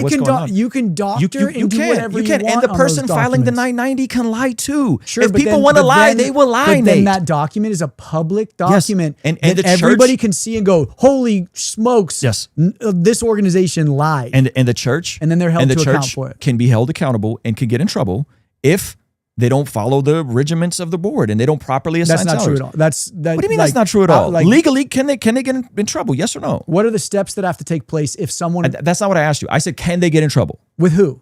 With the IRS. And not really. If you're not keeping notes, if you're not tracking stuff, you can get audited and get in serious trouble with the IRS. You know this. No, the IRS does not audit almost any churches. Okay, almost. Yeah. But can they? That's that I'm talking about. Can they? Phil Hackney, who oversaw the nonprofit sector, he goes, Nathan, it basically disappears into a black box. But it can happen. What, like PTL stealing hundreds of millions? Yeah, sure. Yes. They go after. I don't even know who PTL is. They go at the PTL ministries. Jim Baker, Tammy Baker. Yeah, bro. Like again, Nate, IRS, you're pointing to the most fringe.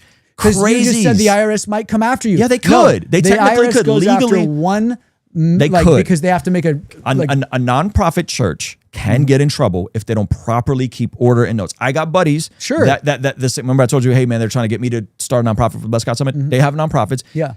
And they got to go through meticulous orders. They got to have meetings. Because they're a secular nonprofit, right? No, because they're a Christian nonprofit. Because they are filing as a Christian nonprofit. That's still a nonprofit. That's still a secular nonprofit that files a 990. Oh, okay. Hold on. No. I'm not talking about 990s. I'm talking about Christian YouTubers. Yeah, they are still a nonprofit that has to file the 990s. They're not. I don't think they have to file. I think they're counted as ministries. Ministries have to file the 990s. Churches.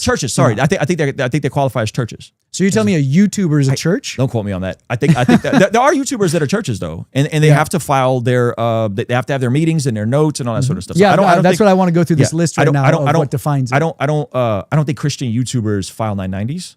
I could be wrong on that. I think I'm pretty sure they function as like parachurch ministries. Or auxiliaries and conventions, but that's a very bizarre deal. Well, hey, this is why I'm not creating one. Yeah, like this is where me and you have unity on. Like a Ruslan doesn't have a nonprofit, right? I don't have a parsonage. Okay, so where were we? We're all. I wanted to. We were talking about the ecclesia, the local ecclesia, in the corporation, and I want to just for a fun game, I want to go through what the IRS defines as a church. Sure, and I want to say Hell's Angels. No. The 14 points, and I want to say. Sure. Is this biblical? Because some you might be able to point to, but some aren't. So distinct legal existence, corporation. Is there anything in the Bible that says you need to file a corporation to? No, but that's an argument from silence. Recognized creed and form of worship. Yeah, most churches have a recognized form. But is that biblical? Is it biblical? Yeah. I mean, there's a creed in 1 Corinthians 15. Yeah, so there's ties to the Bible on that one. Sure. Definite and distinct ecclesiastical government. Definite and board. That sounds like a board. Okay, so you got two. Well, and that's sort of biblical. You should have the elders and for Acts 6. Yes. Formal code of doctrine and discipline. Should you have a formal code of doctrine? No, these are the checklists for the IRS that define a church. Yeah, that's good. Is that biblical? Is it to have a formal code of doctrine and discipline? Is it biblical? It talks about knowing doctrine and like there's sure. So I would say yes. Okay, so distinct religious history. Yeah, I mean the Jews became the Christians. Okay, so this is where it gets fun. Can the Hell's Angels, does it have a distinct religious history? I don't think so. Like Scientology, they didn't meet it. They have to meet every week though. Is it one of the that's they have to meet once every 30 days. That's where we're getting. Yeah. Okay. So membership not associated with any other church or denomination. Membership not associated with any church, with any other church or denomination. Okay, so they can't be like two churches. Can't be going to two churches. I mean, sure. Again, it's an argument from silence, like whether or not it's in the Bible. I'm saying what's biblical or not, because I'll keep going. Organization of ordained ministers. Yeah, you should have pastors that have been had hands laid on them. Mm-hmm. Okay, ordained ministers selected after completing a prescribed course of study. Yeah, I think people should be educated, but I don't think that's like a make it or break it. You know, Paul did go to Arabia for a couple of years and study with the apostles. Literature of its own. So not the Bible, but other literature. I would count the sermons as that. So like, there's talking. Established places of worship, physical houses. Yeah, I think so. That's biblical. They rented homes. They don't have to be buildings but not established, outside. Like this building is for this church. I think in the scriptures, I could pull up the archaeology. There are buildings that were homes converted into churches very early. Okay. Very, very early. Regular congregations. That's the meeting at least once a month. Yes. Regular religious services. Yeah. That's meeting up. Sunday schools for the religious instruction of the young. Yeah, it should have childcare. Cool. Schools for the preparation of its ministers, seminaries. A church has to have a seminary? No. But this is there needs to be schools for like the so you need seminaries basically. I'm sorry, you're losing me there. Schools for the preparation of its ministers. So this is what the IRS sees as if you have a school for your preparation of your ministers. So if you're a Baptist and you go to some Baptist seminary, then there's that school for you. There's that seminary. So can you connect to a school? Basically, like where are your staff? I think that's I don't think that's biblical. No, I don't think that's necessary. Okay, cool. So the reason why I wanted to go through these is when you look at these were written in the 1950s. When you look at this and then you look at the American Christian landscape today, it is a mirror replica of this. Okay. Some of it's not biblical. It's cultural. Sure. It's not everything tradition. But not everything cultural is bad. No, I'm not saying it is, but what I'm saying is the American Christian church today is defined off of these 14 points. I love that you wrote those in hand. I lost the other page. I lost a lot of pages today. They were like ripping off. So I don't quite understand your point because my point is the American church is not a biblical church. So it is based off of the IRS definitions to receive tax exemption. The American church is not a biblical church. This isn't this bottle. Yeah, I actually can use some water too. Did you drink from that bottle or no? No. Can you pour something for me? Yeah. Don't poison me. Yeah. So what I'm saying to you, Nate, is so here's my thought on that. One, I don't think that just because something is not biblical that it therefore can't exist. There's a lot of stuff. I'm not saying that either. Yeah. So there's a lot of stuff that we do that's not biblical, right? The way we celebrate Christmas is not biblical, but we still get together and we reflect on Jesus being born. Yeah. But it's not biblical. There's a whole controversy on can Christians celebrate Halloween? Yeah, that's in my so what bucket. I don't care about that. Yeah. So let me just flesh this out. So what I'm saying is, just because something is not biblical doesn't mean it's bad. And the way I see the church, local ecclesial gathering, under harsh persecution. Okay, they couldn't be legal. They were persecuted, yet they had these house churches that then start evolving to these distinct house churches that were repurposed for places of worship.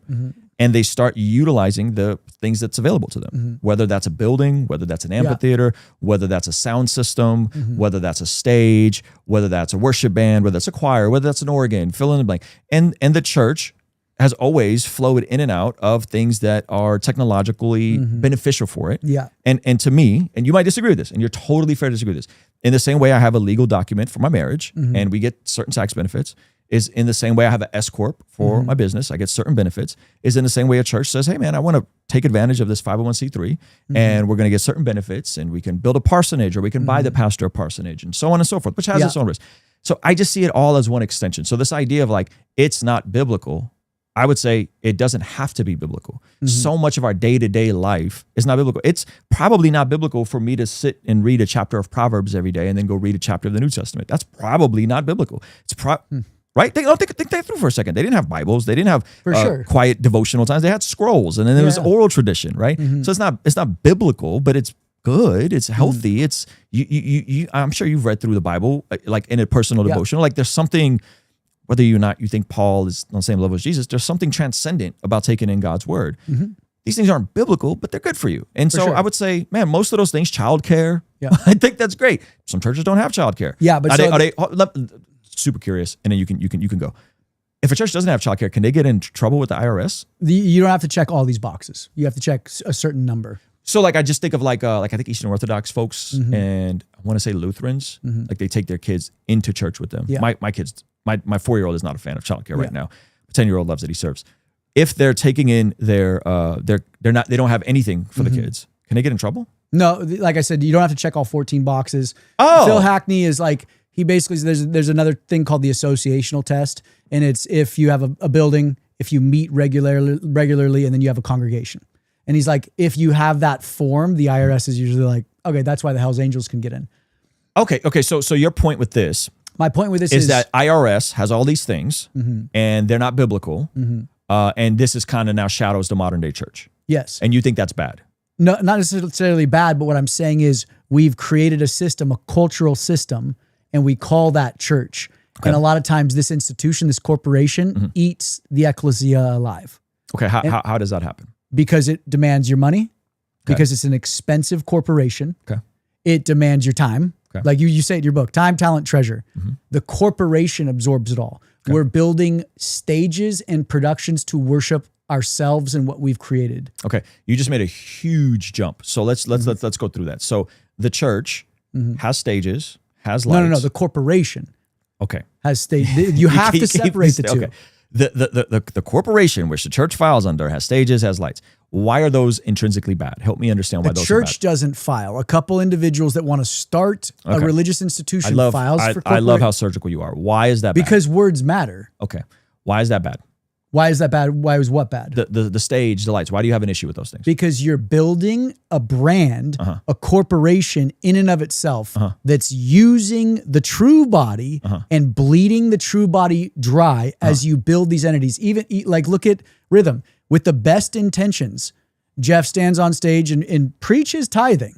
He says, oh, this is not a law anymore, but it's a prescription. Yeah. So he's encouraging you to give 10%. Yes, let's not keep going back to that, because I think people can watch that and they can decide for themselves what he was saying, and if what he said is what you said he said. We use scripture to justify the corporation we've built today, which is tithing. It's the easiest. Because tithing disappeared.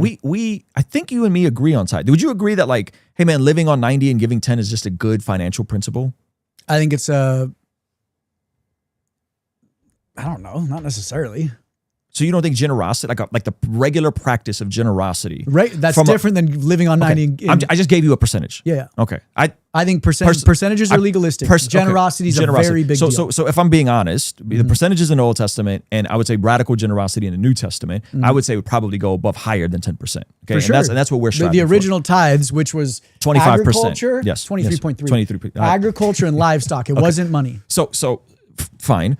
And we've went over that. Now, do you think that being generous in a consistent rhythm, whether that's 10%, 5%, 25%, 50%, 100%, do you think that's good for people? 100%. Okay, so it is good to be generous. I said generosity is good. But how about budgeting generosity? This is not a biblical regular mandate. rhythms. Regular rhythms. Is it good for you to take a day off from work every week? Is it good for you? I don't know. Sometimes I take 2 days off. Sometimes I take 4. Sometimes I take none for a month. Taking at least a day off, I would hope you would say, man, that's probably a good idea. Yeah, it's good. Okay. It's good. So giving regularly is good. Generosity is good. Tomato. Generosity and giving. Because the American Christian church is obsessed with money. But based on what? Based off the demands of the institutions we've created. Nathan, I don't know how many churches you've been a part of, my brother. I don't know any churches that are obsessed with money.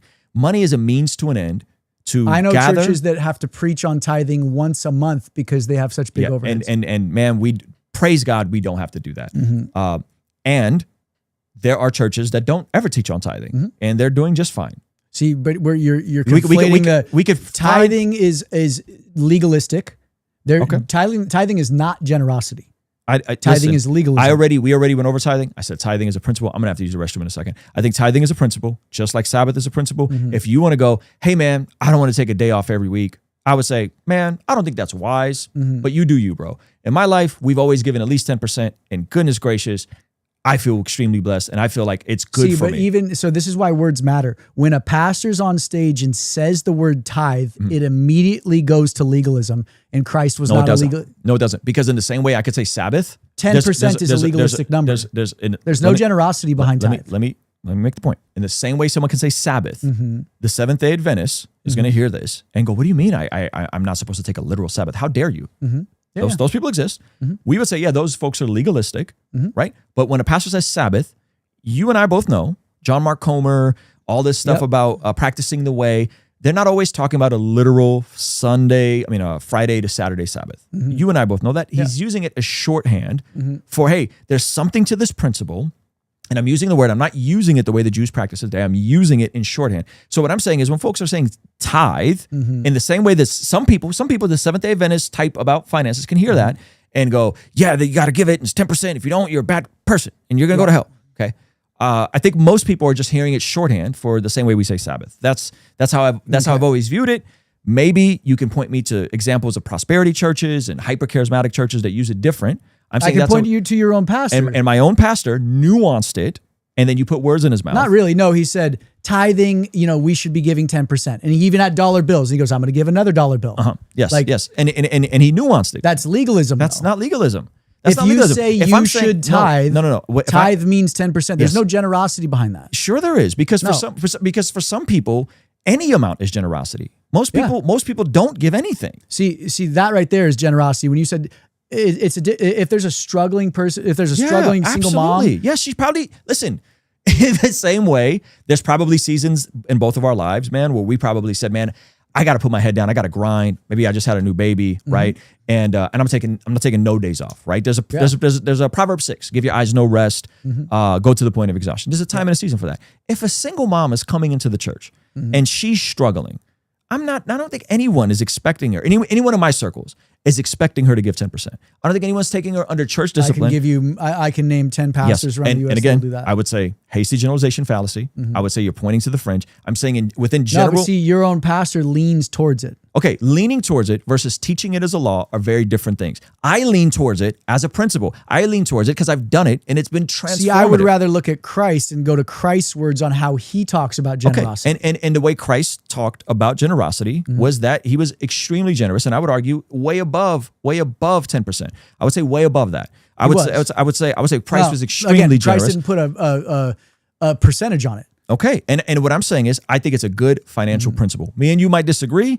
This is a good financial principle that props up the institution because the institution's expensive. So the institution can be expensive. I'm not saying it's not expensive. I'm saying I think your institution's expensive, $1.2 million a year. That's subjective though. There's institutions that are $60 million a year. I know, but that's what I'm saying. Like, I mean, to most people, $1.2 million a year is a big spend. I don't think so. To raise $1.2 million a year is a lot of money. I think we would say institutions are just means of operating. You want to go down this conversation because I'm really curious on what do you mean by institutions and systems and all this sort of stuff?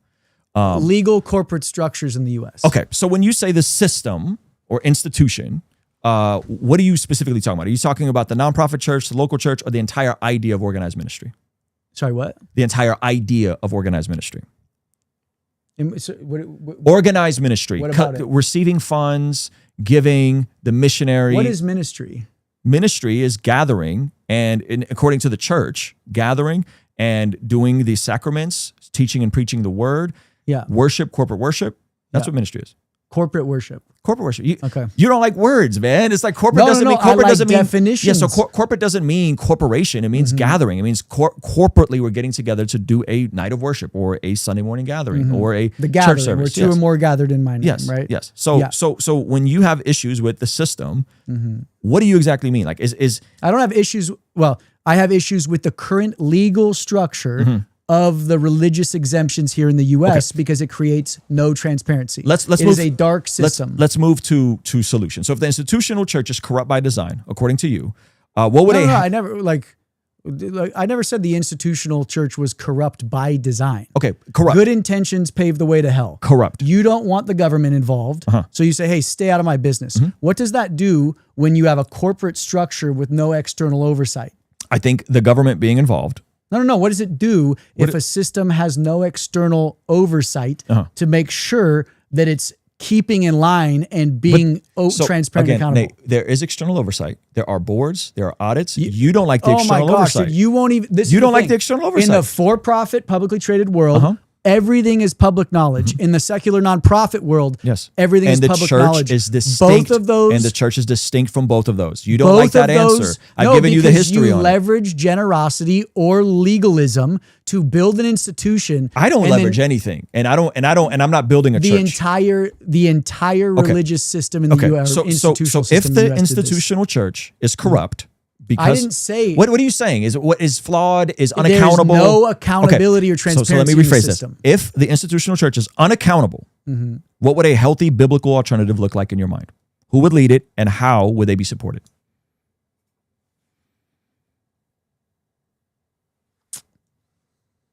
That's not for me to say. Everybody's faith is their own. Okay. If you want to file for tax exemption, if you want to enjoy the tax benefits or the tax breaks in America, then you should be held accountable to either one of two groups, the government or the people funding the institution. So you don't have a coherent replacement for us. You're just saying that's bad. You're saying that's bad. Replacement for what? Give me an example of how this can look like in Nathan's utopia of churches. They need to start being accountable to their congregation. This isn't rocket science. So if I'm telling you there's accountability, just not to the degree that you like, that's not good enough. There's not accountability. There is accountability. Unless you hit a certain tier of giving and involvement. No, unless you're unified and you're mature. Institutional, you are a corporate structure. You file documents with the state and the Fed. At that point, you should be liable. Can you give me a coherent replacement for this? Like, what does it look like in Nathan's? Like, how would you build a church, whether they're small or big, whether they're meeting in a bit? Like, how would you build it in a way that is stable? I wouldn't build a church. I wouldn't build a corporation. Okay. I think the corporation is a legal structure that Christ fought against. Every church has its own name. Based on what? Rhythm Church, the revival capital of the world. It doesn't say Jesus. There's only one church. It's Christ Church. There's churches that have Jesus in them. What I'm saying is you've created brands. Okay. It's a name for a church. No, it's not. It's a brand. Oh, a brand is a name. It's a differentiator because you need to be different than every other church around here because guess what? Congregants are consumers. Okay, again, you keep saying you. I haven't created anything. Okay. I am a member of Rhythm Church. I love my church. I'm going to celebrate my church. Churches are their own brands. That's why they grow. That's why they get bigger stages. You're a brand. Nathan Apfel is a brand. I'm not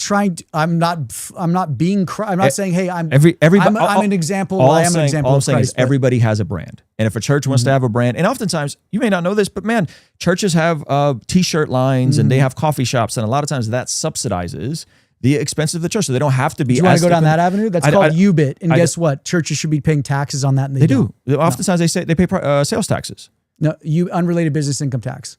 No. What I'm saying is, okay, so we're getting into the weeds. I got a buddy that's a city council member. We're trying to get a building. He says, hey man, if you want to get a building, work with the city. What they're after is sales taxes. Here's how you guys could do it. Have a retail space that's paying sales taxes so that you can get access to a building because it's going to be very hard for you guys to get a building. So see, this is the weird thing too. We would be paying sales taxes within regards to that. So I'm just using that as an example.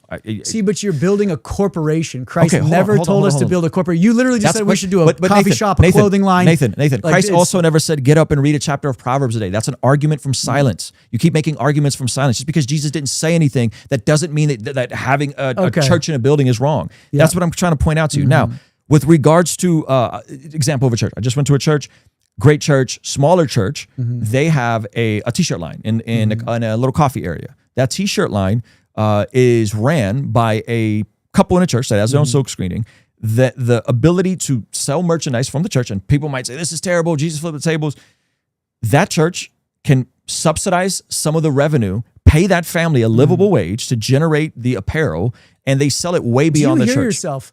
Christ flipped tables because you turned his father's house into a marketplace. He flipped tables. You are literally talking about coffee shops, clothing lines, buildings, stages. He flipped You're like, tables. let's do it, Nathan. Nathan, he flipped tables because people were doing unethical money exchanges as they were traveling in to buy doves at astronomically marked up rates. So your pastor the money changers is using a legalistic term like tithe to get people to I like give. how you couldn't engage with the context of what I just developed and you went right to attacking my pastor. Engage with what I just said. What did you, he flipped tables. Why did he flip tables? Because there was money changers and people were coming in from all over. Yeah. Why are you engage with what I'm saying? Don't attack me. Because you aren't being transparent or accountable. You put up a four-colored pie chart and said, ha-ha. Nathan, this is ad hominem, brother. I just said the context of that passage. You said Jesus flipped tables. And I said the reason he flipped tables is not because there was a Christian t-shirt. It's not because you turned his father's house into robbers' den. Because how did they do that? They charged money changers in exchange of money at astronomical rates to buy sacrifice. That's the context. To take a rip off the top, basically. Yes, that's the context of the passage. So engage with what I'm saying. So what is a housing allowance that's not unknown? Or that's not known? That's taking a rip off the top. Listen to me. No, it's not. It's not the same as people coming from all over the world, the known world, and they're going to the temple to worship. And then you're saying, hey man, to get this dove, it costs this much, but we're going to take your currency, we're going to double it, we're going to triple it, we're going to charge you more. That is not the same thing, Nathan. It's not the same thing as taking a housing allowance without your congregants knowing. No, it's not the same thing. And again, it's not the same thing as taking a clothing allowance if your congregants don't know it. Well, I don't like clothing allowances. I think that's kind of cringe. Okay, well, but it's me not and you would probably agree on the clothing allowances. That's pretty cringe. It's a slippery slope because now you're saying, ooh, housing allowances don't need to be known. Okay. That's taking advantage of the generosity of others. I never said they don't need to be known. I said they're known to a board of elders and a board of overseers. That's who they're known to, and they're known to people who are givers and active in the church and have unity and maturity. Let's move on. So, do you believe any system involving human beings can remain uncorrupted long term, or is corruption inevitable in human systems? Any system. Well, are we talking about divine systems or human systems? Human systems ultimately corrupt, and ultimate authority ultimately corrupts. And just the fact that pie chart is ultimate authority. I can bury whatever I want in those colors. Okay, so if that's inevitable, how do you guard your own heart from sliding into cynicism? Like if everything is going to hell at some point, and it's going to be corrupted in everything's not going to hell at some point. Okay. Going to be corrupted. Any human system is going to be corrupted. Yes. How do you guard your own heart against cynicism? I look to Christ and find hope in Christ and mirror my life after Christ alone. Okay. I don't look to systems. I don't look to institutional churches or corporations for hope. I look to Christ alone. Okay. And when you do that, and once you have that lens of Christ, you start looking around and you go, man, even our most well-intentioned systems and our most well-intentioned leaders are so flawed that they'll create an institutional structure with good intentions that's so dark and so opaque that the true church that's supposed to be shining out of it is eaten alive by it. So your statement is no one can take money from the system and not be eaten by it. Okay? No pastors, like that was referring to pastors, no full-time pastors can take money from this system that has no legal accountability and not be eaten by it eventually. Did Paul and Peter and the apostles who took money, did they have legal accountability for the money that they took? Paul rotted in jail and died. Most of them died. Okay, that wasn't my question. Yeah. The money that they took, the support that we took, that we went through 1 Corinthians 5, did they have oversight, legal oversight, IRS? Did they file 990s? I don't know if they had friends that were being held. Friends? Now it's just friends. Where did Paul, why was Paul doing those money raises, by the way? To support other churches. Support churches. Support the poorer churches.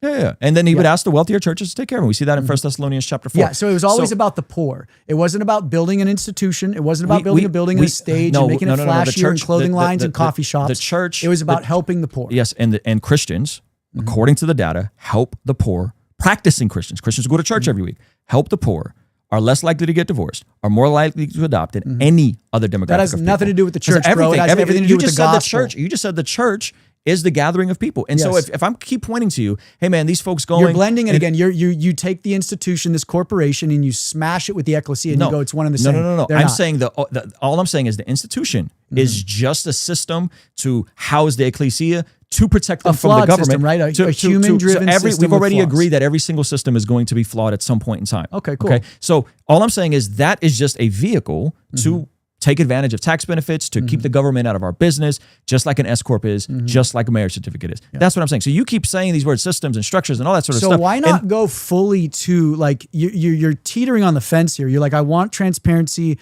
but certain things shouldn't be known. I think we have adequate transparency. At what point, who defines that adequate transparency? I think each congregation, each local ecclesia can define their own systems, and the congregation can work within those systems. You have to hit a certain tier and be involved at a certain point. You have to build maturity. You have to build trust. You have to build consistency. You have to build unity. Yes, I think who defines all those? You do.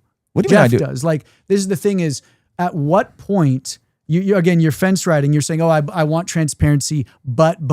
No, I'm saying our definitions of transparency. I think your definition of transparency is everybody knows everything. No, my definition of transparency is the literal Merriam-Webster's definition. Yours is unity and trust and maturity. I said the anchors of transparency are unity and trust. So you can be the anchors. You can there's be no anchor in transparency. Transparency is just being transparent. You know that there's a way that holding up to public scrutiny was the as an definition. influencer can overshare on social media. Yes. Oh yeah, I assume so. Yeah. So is that healthy transparency? I'm not trying to be transparent to my audience in regards to every aspect of my life. Okay. Why? Because I am not a corporation stewarding donor money. Okay. But you are a corporation. What if you had a nonprofit and you were saying that everything about your life should be transparent to the world? What does my life have to do with a nonprofit? My life is my personal life. You're missing the point. You just said if you had a nonprofit, guess what? If I had a nonprofit, it would file an I-90 and be transparent to the state and Fed and all my donors. And there's nonprofits that do that. So what I'm asking all you nonprofits do that. Not every. We keep going back to the transparency. I don't understand how you don't get the point that there's boundaries the bedrock and there's of the religion business. And there's parameters. It is a business yes, that plays in the darkest it's the flag legal that structure you in decided America. to build everything on. And so when I'm pushing back in a very reasonable and logical fashion, hey man, join a church that does have the transparency you want. If you don't like that church, join a different church. Hey, if you're at our church, this is what we provide. If that's not enough for you, ask questions. If you don't like the questions, join a different church. All very reasonable. But for you, you've planted your flag and there is no reasoning with you. I planted my flag in what? In this idea that every church needs to tell you and everybody else through a 990, through a 990, congregants who are funding it. And what I'm saying is there are churches like that exist. There are churches like that are congregational, deacon, all types of different churches. There are home churches. And there are churches that you get more access. And they're as you all learn based more. on the same guidelines that have no external accountability or oversight. Okay, and we went over external accountability. We went over all that. Okay, so if earning a wage always corrupts. I never said earning a wage always corrupts. If you work earning a salary. If you work for an institution earning a salary that has external accountabilities, if you work for Microsoft, guess what? Your salary is public knowledge. That's not a corrupting factor because why? That data point is it's transparent. You can't even, like when we pulled Merriam-Webster's dictionary up, you couldn't even say, oh yeah, that's transparency. You made your own Christianese version of it. I said accountability is something that churches have now based on the legal filings and the boards that they have. Churches do not file legal filings. You just said they file their taxes. What are you talking about? Churches file taxes all the time. What? Churches don't file taxes every year, Nathan? They do not file anything with the Fed. They don't file. No churches has to file anything ever. They file things with the state for salaries. Yes, of course. They file stuff. Okay, that's all I'm saying. Gotcha. Churches have accountability. They do file stuff. They have accountability. They do not have accountability over the budget, though. Okay, they have. Yes, they do. There's CPAs. There's HR people. We already went through the audits. There's accounting. There's accountants. Information you as the church you're saying there's no accountability. I'm saying there is accountability. I'm saying there is transparency. It's just not to the degree that you would like. No, and it's not to what I like. If you're a legal corporation, there should be a legally binding document that you're held to account for. And we went over why churches are exempt from that. They're not like nonprofits and they're not like regular corporations. Yes. They're different. They're distinct. What do unique. you like? So a trillion, 550 billion is given by individual Christians here in the U.S. to Christian institutions a year. We're at about $1 trillion globally. 92 billion is stolen annually by church staff. I'm so glad you brought that up. Okay, let me use the restroom because I really got to pee. Cool. Okay, give me 1 sec. Look, sometimes people struggle with quiet time because you're like, I don't know what to do. Yeah, so I got this Bless God prayer journal. So look, they got a section. I got praise reports, things I'm grateful for, prayers for other people, personal prayers, memory verse, I will get this done today. Then my time in the Word showed me, and notes just for free thinking. This thing's mad helpful. Just writing down things that you're grateful for, just doing that consistently, that's another really good way to fight depression and anxiety, because it's I don't know if it's impossible, but it's really difficult to experience the feelings of depression and everything and truly be genuinely grateful for something and dwelling on something that you're grateful for. This actually is really helpful for that as well. This journal has been super helpful. Recently, a friend of mine got me this Bless God prayer journal. Lately, I've been really wanting to bring more structure to my devotional life. In the past, what I would do is just kind of jot down my thoughts and prayers in this shabby notebook. When you open it up and look at the pages, it has praise reports at the top, prayers for other people, my personal prayers for today, a memory verse, I will get this done for today. And then on the other page, it has my time in the Word showed me, and then just another spot for notes. I've really enjoyed using it and feel like I've seen better consistency. I've enjoyed it so much that I thought I'd make a great gift for my wife, and so I got her this one in tan. And now it's just nice to talk about what we've journaled, what our devotional time is like. And so if you're interested in where you can get a copy, just check out the link in the description. What do West Huff, KB from Southside Rabbi, Ninjas of Butterflies, Josh Doe all have in common? They're all going to be with me live at Bless God Summit 2026 here at the Seabird Resort in Oceanside, California, while we're right on the water. Now, those of you guys that attended the first Bless God Summit, the 400 of you, we heard you loud and clear. We're keeping the prices the same.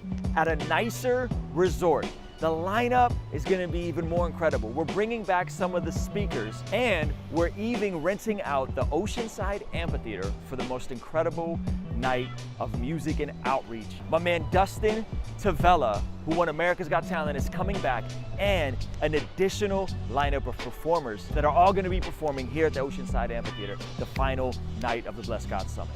We heard your requests. The kids' tickets, ages are going up. The resort is even nicer.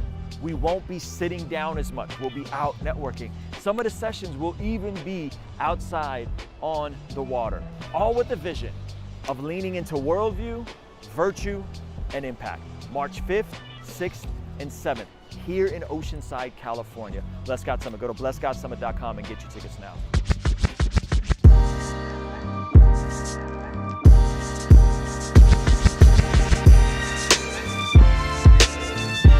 I decided to just come, not really knowing what to expect, and man, I'm so glad that I did. You don't expect it to be so intimate. And so like the group of people that was there, I think it was great. We were able to see people who are truly seeking God. We got to see a ton of people who are special, we'll call it in the industry. One of our major takeaways has just been how God blesses in you being faithful. A lot of Christians just want to chase after success instead of chasing faithfulness. I think it's just been really effective how everybody has been teaching you how they've been able to follow Jesus and make disciples as they're going. It's a really classy summit. I am just very impressed with the quality and the structure, and just a very classy, very nice. As much as we can get so much from online content, there's a huge difference between being here.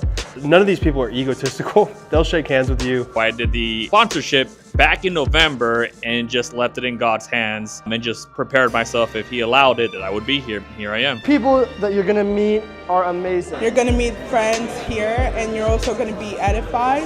Honestly amazed at the diversity and the need. It's a super fun time, so you guys are not gonna wanna miss out.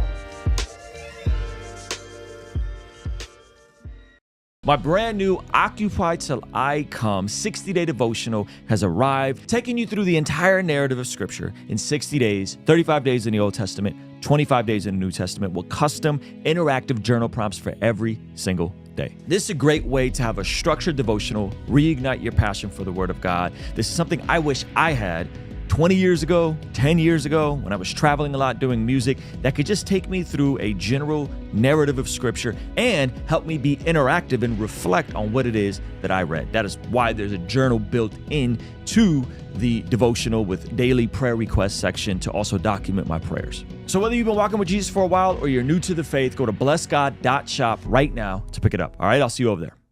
Ruslan.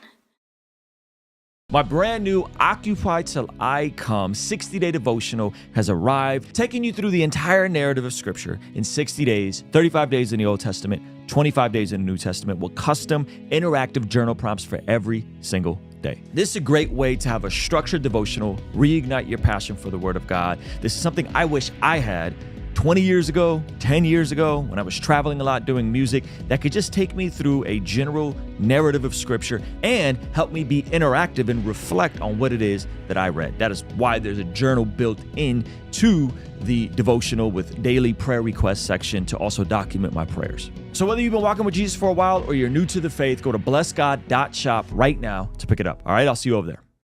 Ruslan.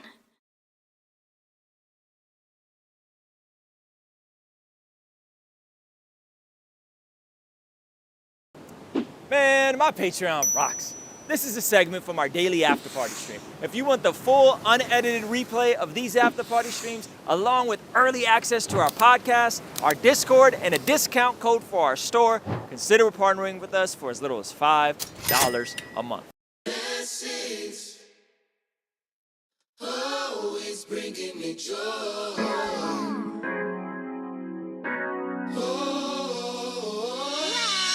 Open-handed,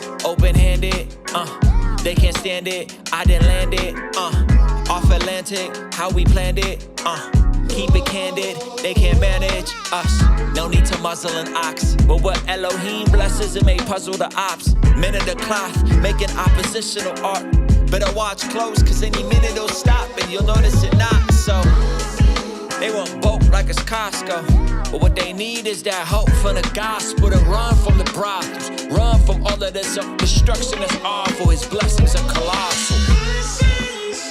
Yeah. Always bringing me joy.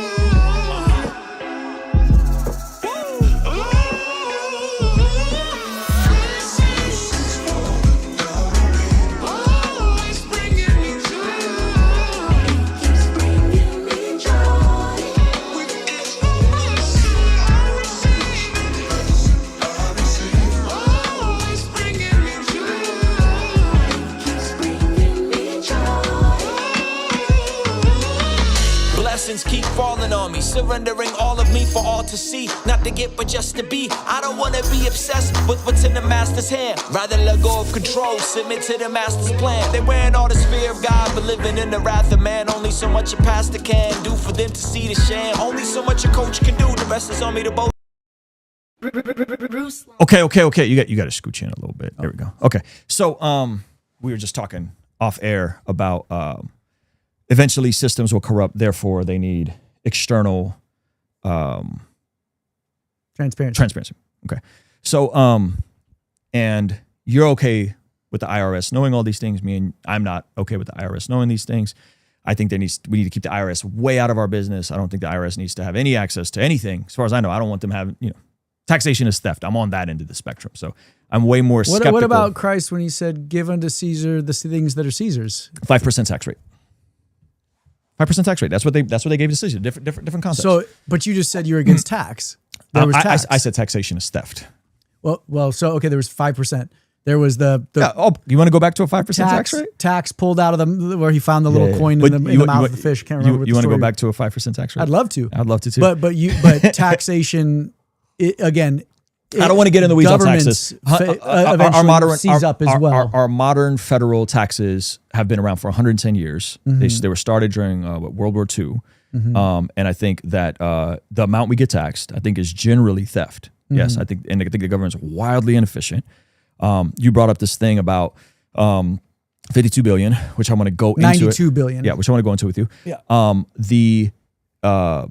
The entire federal government we're talking about trillions in the past 20 years. So I just don't want those folks overseeing everything a church does. I think there's a hell, and that's why I don't want to do 990. So we don't have to keep going in circles there. Okay, so let's go over this. So I looked into this ecclesiastical crime article that you put out. I wish I could pull it up here.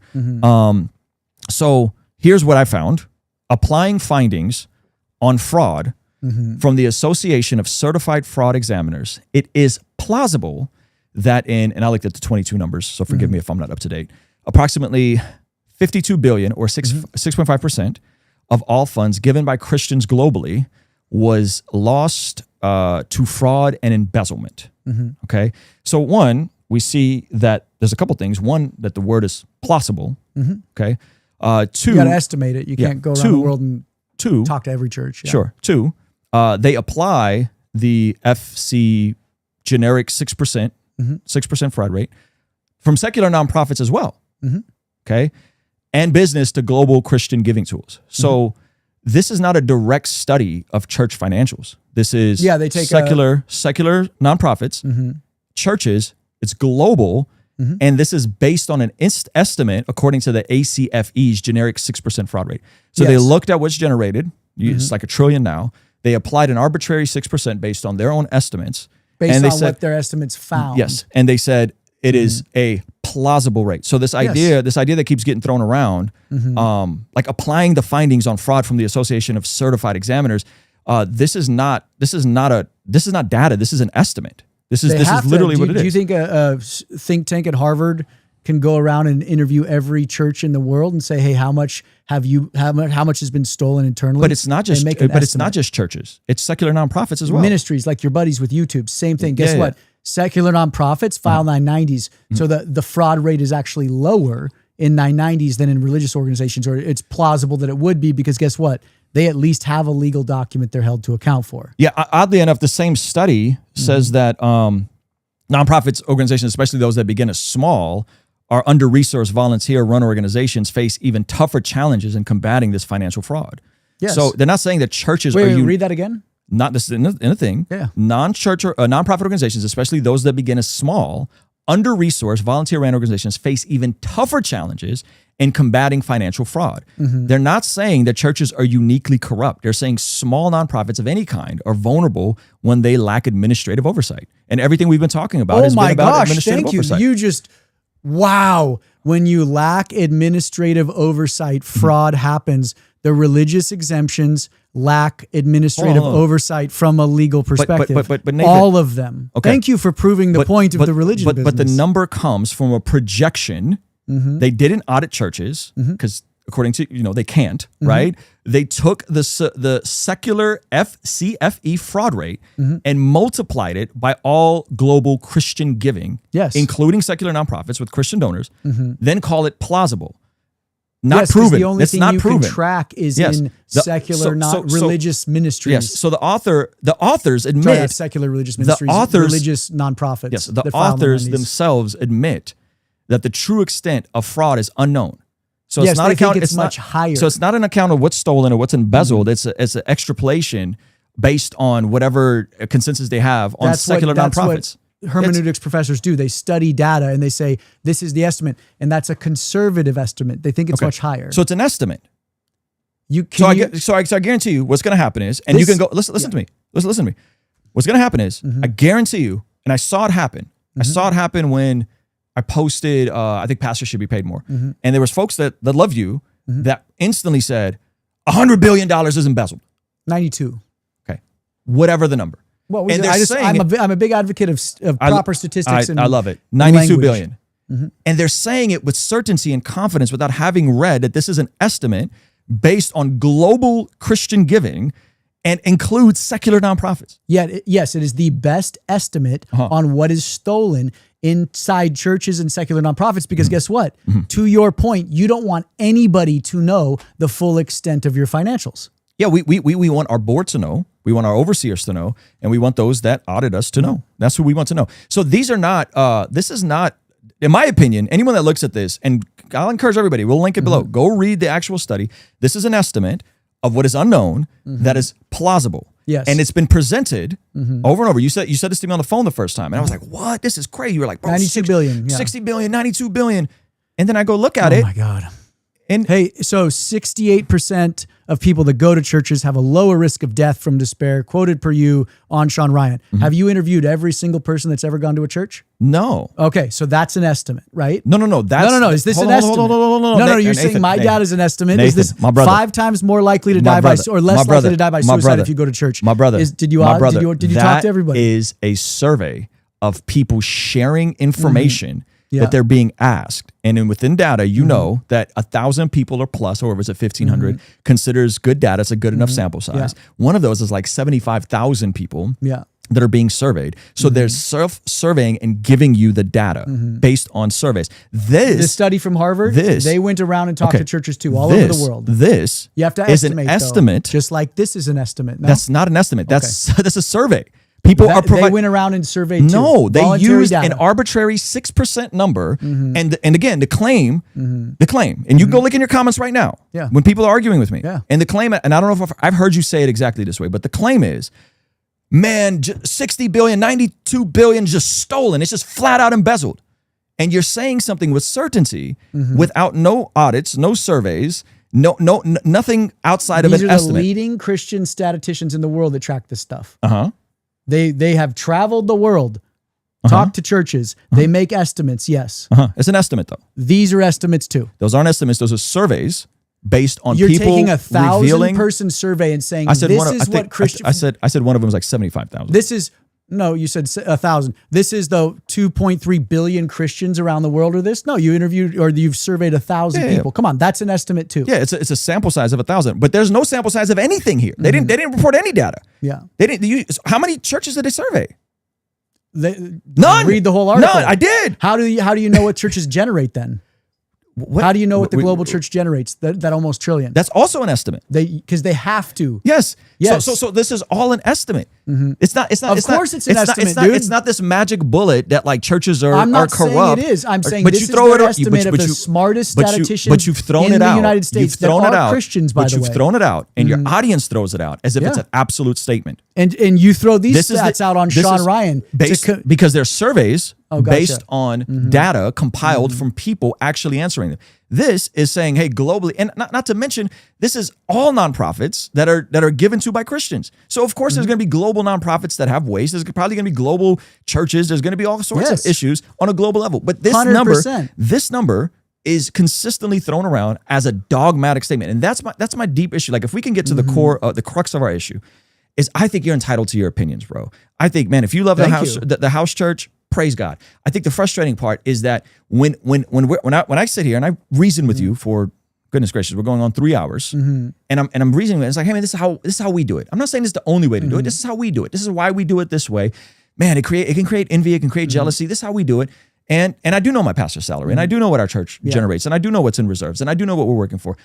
The issue goes, well, no, that's wrong, and it has to be done this way. I've never said it has to be done anyway. And there's no transparency unless there's a 990. You said we're going around in circles. So clarify.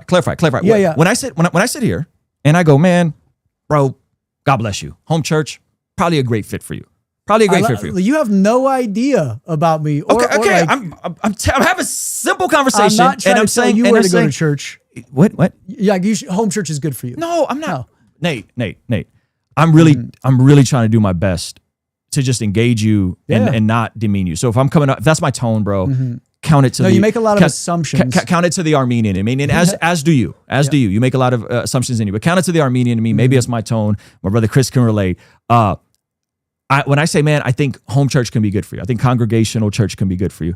I'm saying, man, that's a fine system. It has more of the checks and balances that you probably like, and I think you should do that. And that's great. And praise God. And maybe by the work of your documentary, there probably will be some churches that start filing 990s. And I think that's good too. Yeah. And Church Disrupted, you know Jeff from Church Jeff, Disrupted. yeah. He's doing the spiritual abuse thing, and they're working on the Safe Church Pledge.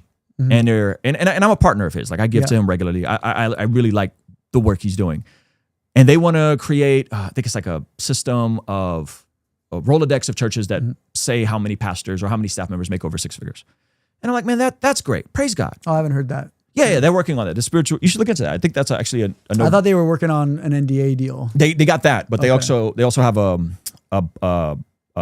like a directory that they're working on of a safe church pledge, so they could say, hey, here are safe churches that have pledged this, and based on their degree of transparency, they say how many people make 6 figures on staff, and then they don't give that information publicly, but they have it. And that's Jeff's way about doing it. And I go, praise God, that's awesome. The frustrating part is outside of like the hermeneutical issues and should pastors get paid and should they not get paid, the frustrating part is that when we're having this conversation, there can't be that, hey man, well, you like Rhythm Church, and Rhythm Church seems to be doing good, and praise God. Ruslan, you a byproduct of the local church, as flawed as it is. Man, you love Jesus, you're a solid husband, you've never had scandal, you don't got a nonprofit, you're not doing any of the shady stuff I'm railing against.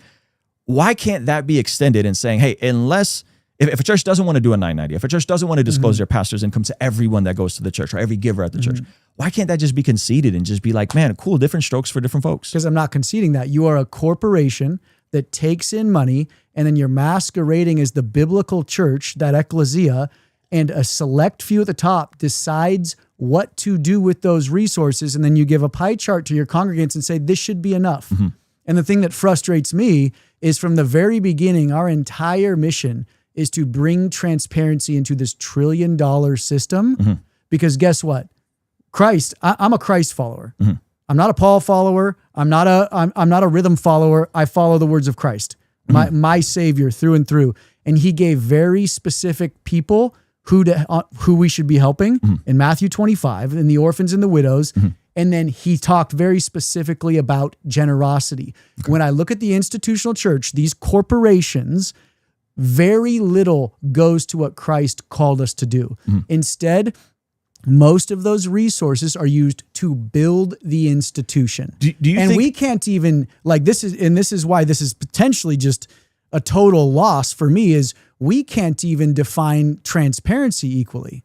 Yeah, no, I think we have the same definition of transparency. I added, this is what transparency is usually built on. We had a whole conversation off the record about it. You guys don't like it. That's fine. You can say transparency is we need to define yes, terms. And what I'm saying is not everybody is transparent in every context, and not every church needs to be transparent about everything with everyone. That is very reasonable. That is very reasonable. Need to be transparent. I don't think so. I don't think every legal corporation needs to be transparent about everything with everyone. That's I'm not saying with everyone. There has to be with a their top benchmark givers, standard with their of top givers. transparency. I don't think that's because necessary. of the abuse. Okay. You can speak down to some of the most brilliant Christian hermeneutics professors and statisticians in the world that aggregate that data. I can speak down and laugh at your 1,000-person polls all day long too. At the end of the day, there is a major problem in Christianity, and Christians feel it. Christians are trusting of the institution now. No, I think Christians, I think people are skeptical of institutions because of the last 5 years of what we've gone through, everything from BLM to the vaccine and the trans stuff. And I think people are skeptical of institutions.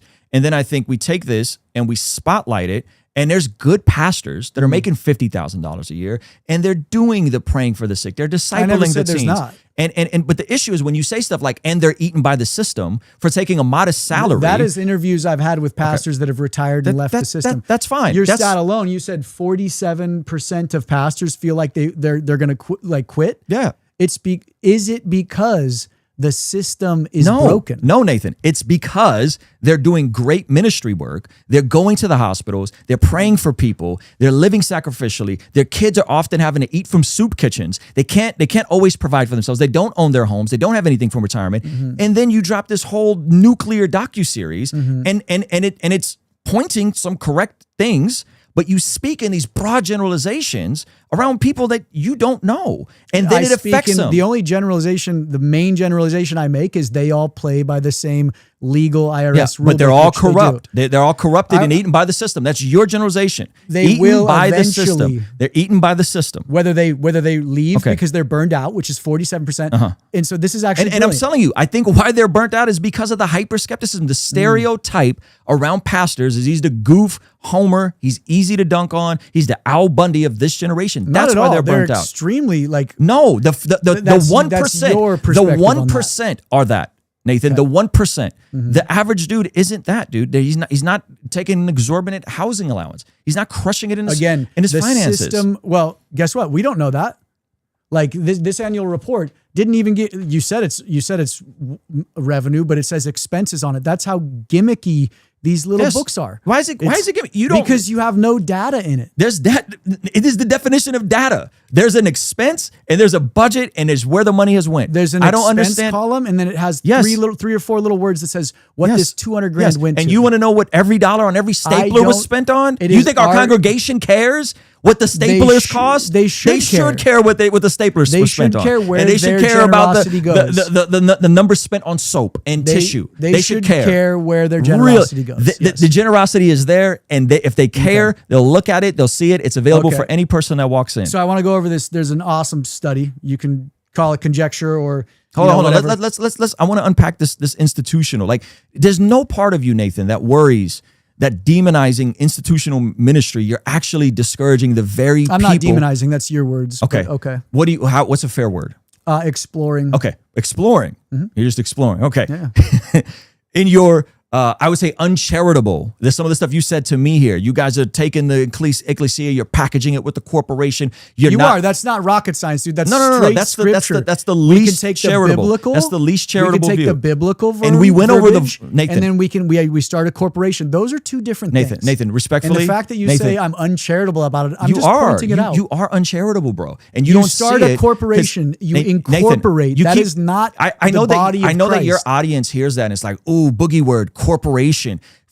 Corporation is a vehicle to use tax benefits. When we went over scriptural, you fumbled the scriptures this entire conversation. Bro. No, I didn't. You fumbled the Greek. You fumbled 1 Timothy 5. You fumbled the Greek. You said living was money, and then you pulled it up, and there was not money listed. It said wages. So don't. Nathan, I just You're pulled it up. You're talking about that one verse in Timothy. Yes, the verse you said I'm talking meat. about the other verse. And I'm talking about the other verse in 1 Corinthians, which says wages. I'm talking about multiple wages to talk about pastors. You I'm talking used about an entire widow's story to explain. I'm using the widow story in the same way the widow was taken care of by the church financially is the same way the overseer is worthy of double honor. That's why I read it to you in context. Oh, that was a double honor. You said was salary too. No, that's not. It was a double honor, and then it says wages, which is pay.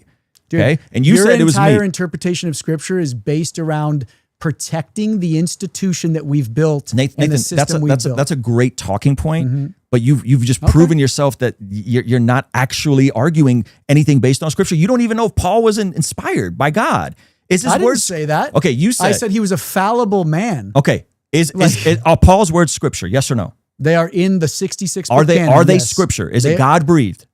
Sure. Yes, the Scriptures are God breathed. Okay, is Paul's words authoritative? He is a fallible man. We're not talking about Is fallible. he a fallible man or not? Yes, he's a fallible man. Okay, All the writers of Scripture are fallible men. Beautiful. We still approach Scripture with reverence and allow so it to you need teach us. to read the whole Scriptures. Yes, and the to whole understand it. and the whole Scripture. Again, we can go back to it as And where much as in you want. Scripture is this corporation that we build? I'm not talking about corporations. Okay. Or is Where it is it that we only kinda I? sorta take a Or is tithe, it only I and Barnabas who lack the right to not work for a living? That is what Paul is saying about people in the church. Paul did work. He said, I want to preach the gospel unencumbered because he as knew an exception to the rule. As an exception to the rule. As an exception. We go over it. I find it funny Nathan, that pastors come on, bro. will go to the lowest common denominator. No, and it's say, you not know what? the lowest I wanna common be an denominator. ox. Nathan, Paul you're and fumbling. Jesus? Nathan, Nah, Nathan, I'm going to be an ox. Nathan, I'm going to be this Nathan, animal. you're fumbling Scripture, bro. Or is it only I and Barnabas who lack the right to not work for a living? He goes on and on to make the principal point that those who preach and teach the gospel have a right. I could pull up the Greek for you there. To make a living, to not have to work. Pull up the list. Wait, are we in Timothy? We're in 1 Corinthians. Okay. Okay, so you want me to pull up the word wages again, and it's not meat, that it's in wage, it's pay? We pulled up and you're like, oh, this one's meat. No. I told you where you got the meat verse was in Matthew. Correct. When Jesus said that. Jesus. Okay, that was one time. I'll leverage the words of Jesus, or I'll place the words of Jesus. Over Jesus' the words of Paul? Trump everything, yes. Okay, over the words of Paul. Yes. Even though Paul is giving not descriptive, Jesus is giving... So you wouldn't put Christ's words over Paul's? I'm not taking descriptive passages about how Jesus sent out the disciples and using those as prescriptive teachings of how churches should compensate people fairly. Yes, you are. No, I'm not doing that. That is what you're doing. You're saying they deserve wages, Nathan. Yes, they do, according to what Paul said. You are the one taking Scriptures and pointing it to the system saying, no. Nathan, you keep saying system. We're talking about the local church. What I'm saying is, the local church is not the corporation. Stop cutting me off, bro. The local church, according to Paul, according to 1 Corinthians 9, according to 1 Timothy 5, repeatedly says that those who preach in the local church should make their wages, not meat, wages. I helped you out and say, hey, I think this is where you got the word meat from. It's a different word. Jesus used it descriptively. Again. Descriptively sending out the disciples for the first time. It was a descriptive passage. You're protecting a modern system and saying they deserve salaries and houses that and is everything an ad else. hominem and an appeal to motive fallacy. No. You keep saying what I'm doing. I'm talking about the Scriptures. Engage with the argument. You can't even define transparency to your audience. Nathan, I already defined transparency for you. You said unity, trust, and I said no. What I said was transparency. I never defined transparency because I said you can't because it flawed your whole system. No, it doesn't. Your whole argument it doesn't. I said transparency is built on unity and maturity. Based on where someone is with unity and maturity, that's how transparency works. Okay. I never gave you a definition for transparency. I said unity and maturity. Because you can't define transparency because as soon as you define it, your corporate structure and the lack of transparency in your corporate structure comes to the surface. It doesn't. And the house of cards collapses. collapses. It doesn't. It doesn't because the church is still producing the fruit. The church is still... What is the fruit? What is the fruit? People that are more likely to stay married. People that are more likely to give... That's the life-giving bread of the gospel. And where do most people hear the gospel and get taught about Scripture? In the church, Nathan. No. Why don't you tell them to read the Scriptures alone? And this is what I want to get into. And we do. We tell people to read the Scriptures, and they're discipled in the local church, and they're counseled in the local church, and they're loved in the local church, and they're developed in the local church. And then because of that, Nathan, they produce the fruit through the local church. That is what's happening. By the data, Christians are overall doing better. Practicing Christians, people that go to church are outperforming on every measurable metric. Sure, you're taking the benefits of the gospel and Christ's word and applying that to the benefits of the gospel are preached from a local church that takes advantage of institutions No, they're and not. tax 'Cause- benefits. well, That is what they're doing. I'll tell That you is what right they're now. doing. In the I same would way, argue your pastor preaches a false gospel because he preaches tithing. He preaches that he's the Levitical priest. No, he doesn't. Nate, we He pulled up the said it. clip. I We're gonna kind of put like the a clip Levitical- here. I We're am gonna put kind the of- clip we here. are- church staff is kind of nuance like the it. Levitical priest. Nuance it. I think No, I they are think you not. do a really good service to yourself and to your entire project and hopefully season 2 by just nuancing these stuff a little bit. You speak with such certainty and absolutes. I just quoted your pastor. Yes. But the first time. But somehow I spoke. I didn't use the word kind of. Yes, you were moving specific words. That word kind of. You shoved full sentences What into my mouth sentences earlier. did I and shove I'm in like, your I mouth? didn't say that. What I didn't say sentences? that. I didn't say that. What sentences? Dude, I don't remember you. Exactly. Roll the I never. tape back again. I never. I You've never added lots of words. I I have said, never I didn't say put a that. lot. I didn't never say put. that. No, I read your quotes word for word about people being corrupted by the system. Yes, and I said, eaten yeah, I by said the that. system. And my concern. You're missing. I was talking about a long time My ago. concern is if the public absorbs your message that everyone who takes money from the church is corrupted, that will negatively affect men. And specifically young men that need the local church. They're in a local church. You want to say, oh, it's a corporation and it's bad and it's an institution. I'm telling you, lives are being transformed, Nathan. In community.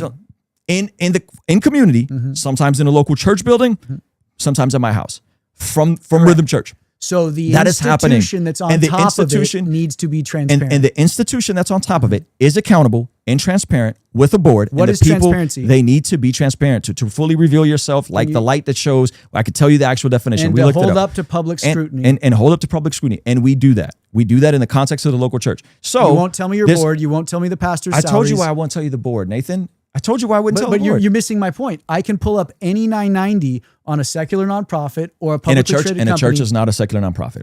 You're right. A church is not a secular They play in a nonprofit. much darker world Nope. legally. Nope. They play don't- are you saying outside. They play outside of the oversight of a government that was intended to have a separation of church and state and not be in the affairs of the church. And that's why the system is abused. No. And that's why people are No. leaving the church. And you No. can call People it aren't leaving the revival. church. Bro. They're looking for hope Nathan, in Christ's message. Our church has doubled from this time last year to this year. Yeah. People aren't leaving. Young men are flooding They're the churches. trying to find truth. They're flooding the churches and they're staying and they're coming in droves. I'm and stoked they're, for that. And they're bringing their friends. And you are saying institutional church bad. I'm sorry if I put words in your mouth. Whatever. Yeah, I never said that, but okay. Institutional church, they're eaten by it. They're corrupted. They're eaten by I it. said the institutional church plays in the darkest legal structure in America when it should be the brightest and the lightest based off of the definition of transparency, which you finally sort of agreed to just now. I agreed to your definition of transparency. And I said repeatedly, Nathan, those churches exist. So the church, join those institutional churches. corporations should be transparent. Join those churches and pour your life into those. Join those churches that you think are doing it the right way,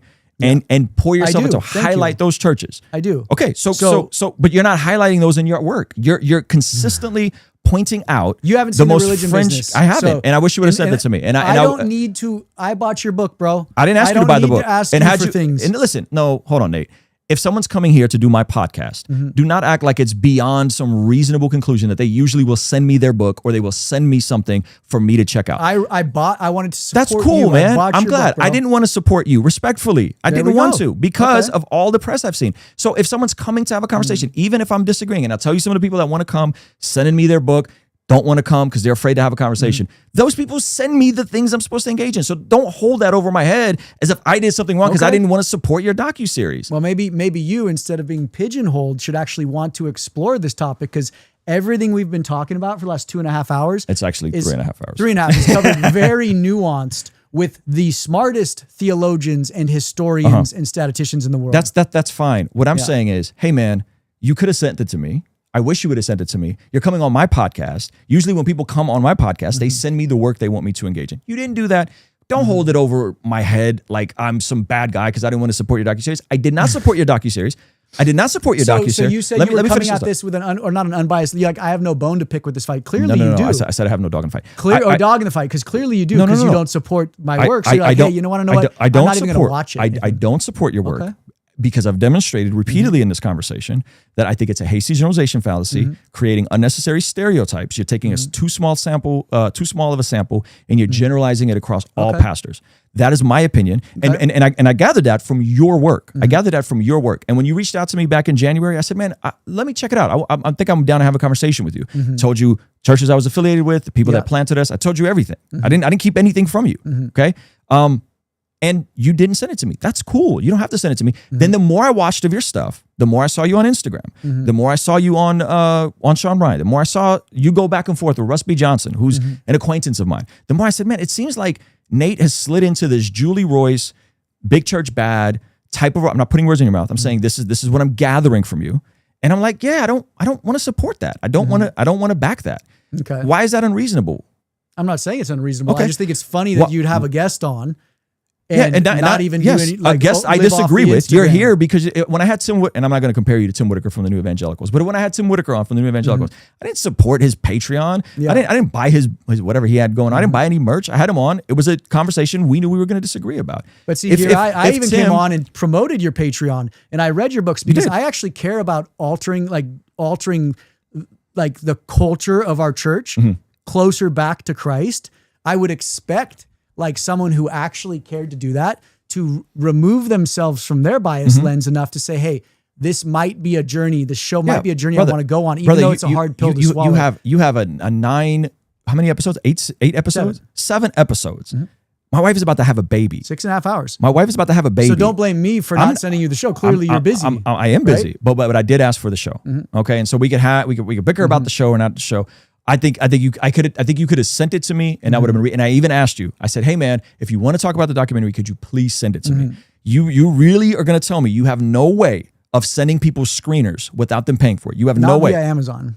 I didn't say Amazon. We had it in the past before Amazon. Okay, but there's no unlisted links on YouTube. There's I actually no find Vimeo. it a little disrespectful, to be honest, that you'd ask for a free cut. Like, it's so Really? bizarre. 100%, dude. Okay, It's like I'm supporting you. We're blasting your Patreon. I don't understand why you would find it disrespectful if you're coming on my channel and you're saying. And I didn't ask you to do that. That's very kind you do that, but I didn't ask you to do that. I didn't ask you to buy the book. And if I was coming on your channel, which hopefully we will have this conversation outdoors with panoramic red cameras and all the great stuff, I would have sent you the book. I would have given you the book and said, hey man, let's talk about the book. There's a chapter in the book that relates to your docuseries. I would have given it to you because I'm coming on your platform. Yeah. And so anyway, we don't need to I read it in your conclusion of your book. You quote Hebrews 10 and it's, let us consider one another to provoke into love and to good works, not forsaking the assembly of ourselves together, as is the manner of some. As is the manner of some. You want me to pull up the verse? Yeah, pull it. Well, I've got it. Yeah. But to exhort one another, you know. And so we've created these corporate structure churches that are so money hungry from an overhead perspective that we demand and require everybody to stay in this church. We don't demand and require everybody to do that, though, Nathan. Subconsciously, bro. As soon as you stop missing budget, that's an appeal. You're to off. Nathan, that's an appeal to motive fallacy. You don't know the intent or the consciousness of people. We never tell people if someone, bro. You never tell people what. If like I'm giving you an example, and this is probably going to get me cooked. If someone's like flirting with Eastern Orthodoxy, and they want to go explore that, we don't tell them they can't go explore that. Yes, because you need another butt in that seat because you've built this model that has this 1.2 million a year in expenses. What butt in the seat? I just told you we're cool if people want to leave. What I butt know in the we've seat? built systems though. Every church is a system. In this Willow Creek study, which I want to talk through, is do you know Willow Creek? Yeah, I know Willow Creek, man. Big church. Big church. Bill Hybels, right? So they, in their humility, and I tip my hat to them, wanted to see how to deepen the faith of their congregants. And this is when they were at their peak, 20,000 members cranking. And his the executive pastor was Greg Hawkins. And I'm going to read, it's a long study, but I'm going to read just a couple paragraphs. Greg wondered, of all the things the church did, what really made the greatest impact. If a generous donor gave Willow $100,000 to invest in making the biggest impact on helping parishioners grow in the discipleship of Christ, would Hawkins and the church leadership really know what to do with the money? And so they hired Stanford. Yeah. Stanford came in, did all this research. Yeah, I got an amazing story of a biggest church in Nashville is doing the same thing. So the first data point came back. And according to Hawkins, the data didn't make sense. Despite questions designed to measure everything from church participation to spiritual maturity, and despite the application of state-of-the-art research techniques, the answers we were looking for weren't showing up. It turned out that the data made perfect sense, but as Hawkins admitted, we were just blinded by our bias that increased participation in church leads to spiritual growth. Once we got over ourselves and let the data do the talking, we learned 3 shocking facts about our congregation. 1, increased participation in church activities alone barely increased love of God and others. 2, Willow had a lot of dissatisfied people. 3, many people were so dissatisfied that they were ready to leave the congregation. This is one of the biggest megachurches in the U.S. The conclusion was higher levels of church activity did not predict an increasing love for God, nor for other people. People who were very involved in the church did not express more love for God than people who were less involved. Participating in church did drive some Christian behaviors, what the team defined as being more likely to serve at the church and to tithe. However, higher levels of activity did not seem to impact spiritual growth. And the conclusion was they came back and said the number one thing, and this is a secular think tank that came back, and they said the number one thing, the driver that everyone correlated is this whole Bible engagement thing. Not just Bible knowledge, but Bible reading, reflecting on it, letting the word of it influence your life and more areas of your life. This Amen. came out of NFO's work, and NFO is a secular company that has no spiritual bias whatsoever. Amen. This Willow Creek study came back, and it was basically, what are we building because it's not deepening people's faith? What year is that? 2012. I mean, I'd say it's a little dated in the peak of like the attractional model. You know, I think we've talked about that. But this is what the I'm saying. attractional model is like, look at kingdom builders. They are all these massive church planters are wanting to be Willow. They're trying to launch. Listen. Their taglines are launch large. Yeah, I can't speak to ARC. I can't speak to Willow.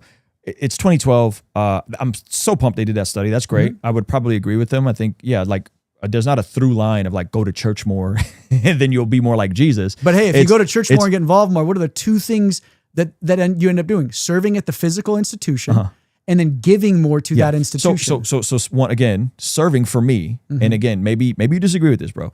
As a dude, you trying to get our attention? As a dude, no father in my life, no mentors. Yeah. Serving at the church taught me so much. 1, about people. 2, how to communicate. 3, the very stuff I'm doing now with all this. I mean, you see my guy Chris left. It's just me and you here, right? Yeah. I'm running this entire stream. All of this was learned because I served at the church. Like there's hard skills being developed within serving at churches. Now, I do think that people can go to extreme. Like if you're having folks come and it's a mobile church and, folks got to get volunteers are there 5 a.m. to set up. I don't know if you saw the Hillsong New York docuseries, but this is a couple of years ago. Yeah, and it was like, man, these folks are getting here and they're cooked and they're there all day. Like I think there's a you can go to an extreme with that. But for someone like me, bro, like no hard skills, no knowledge of cameras, no knowledge of audio, no knowledge of anything to get into a church and work with, a mixer, a camera, a video switcher. Yeah. Like the reason I got a video switcher is because I borrowed a video switcher from my church and started cutting cameras and live streaming.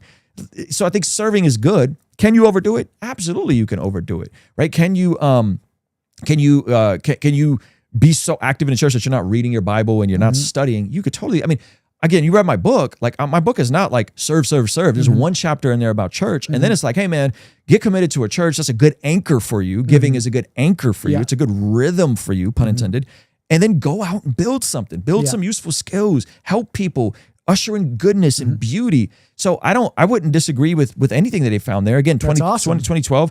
Yeah, I think people should serve. Should they serve 3 times a week, 4 times a week? I've gotten in trouble, by the way. I got roasted for this and got chopped up for saying, if you're trying to get out of debt, you may not want to serve at church every night of the week. And I got torn apart for that, right? So again, we have overlap. Like, man, like probably shouldn't be at church every night. Like probably should go build some skills. Like a lot of the young men I'm talking to is like, cool, man, you're here on Tuesday and like you come to Thursday, which is our regular service. I was hoping to take you guys to. And then you're also here all day Sunday. Like maybe you want to carve out some time to go and volunteer somewhere else or go build some skills or go learn cameras the way you have learned cameras and do some other stuff. But I do think, man, for most people that are coming from poverty, for most people that are struggling, stepping into a local church context, specifically the non-denominational type, that's so easy to dunk on and make fun of, is an amazing launch pad to develop hard skills that are transferable to develop someone as a competent man. And that's becoming harder and harder to do in today's society. Like, when we grew up, average people can make a decent living.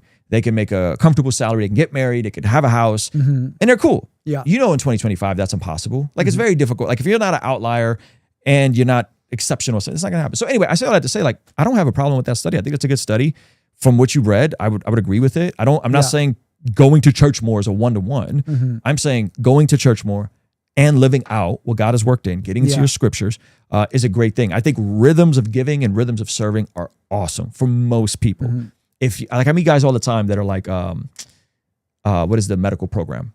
They're becoming doctors, and they're like, man, should I be serving? Should I be? I was like, no, you shouldn't. Like, you shouldn't be serving. You shouldn't be giving. Like, you need to just focus on what's in front of you. So there's ebbs and flows in their seasons. I'm trying to speak to the widest group of people with young men and just saying, hey, man, dude, it's probably good for you to get your butt in a local church, to serve and to give, even though the institution is flawed, even though there may not be as much transparency to whatever degrees as you would like. It's still good. And if you have questions, ask the questions. Most churches are handling the tough questions. They're not afraid of the questions when it's built on relationship. Yeah. Well, I'm exhausted. I would like. Oh man, I made him tap out, ladies and gentlemen. I'm definitely not tapping out. I want to go see my brothers for dinner. You don't want to go to church? No. Oh, right, come on. No, I'm gonna have church at dinner with my brothers. Can we just at least drive by Rhythm Church? Just drive by, pop out. I have to actually see if they're. Can we drive by? Come on, Chris, help me. What time is dinner? It's right now. We're 2 minutes late. Oh man. Okay. Give me. Where you got? I would like to like. Where are you guys meeting? Carlsbad. When are you leaving? Tomorrow morning, 6 a.m. Yeah. Got to get back. Church is on the way, man. Daddy duty. Church is on the way. So I listen. Can we do this? Let's do this again? If you're like, bro, it hurt me that you didn't watch. No, I don't want to put words. I don't want to put words in your mouth. Trust me, I'm gonna sleep just fine. I feel like Ruslan. I feel like you weren't an adequate interviewer because you didn't watch my docuseries and you didn't pay for it and you didn't support me. And I don't want to send it to you because I can't. Let's no, I'm being for like you can't because it's on Amazon and it's exclusive or whatever. I'd love to have this conversation again with you on your platforms with your amazing quality and anamorphic lenses, and you dropped all that stuff on me. I was like, this sounds awesome. And let's do this again. Yeah. I would like to give like a final pitch, and you can give your final pitch. I think viewers should be into that. Yeah, go for it. So our whole deal is we've built institutions, corporations that file corporate documents and receive tax-exempt status. There is no legal document holding these churches to account. So audits, all of that are technically just hot air, because whatever financials that church hands to the auditor, they have to believe and put faith that that data is accurate. Right now, I totally disagree that your pie chart in Rhythm Church's annual report is transparency. There's a million ways you can read that you have hundreds of thousands going down into like just simple descriptor words. So this to me is not transparency.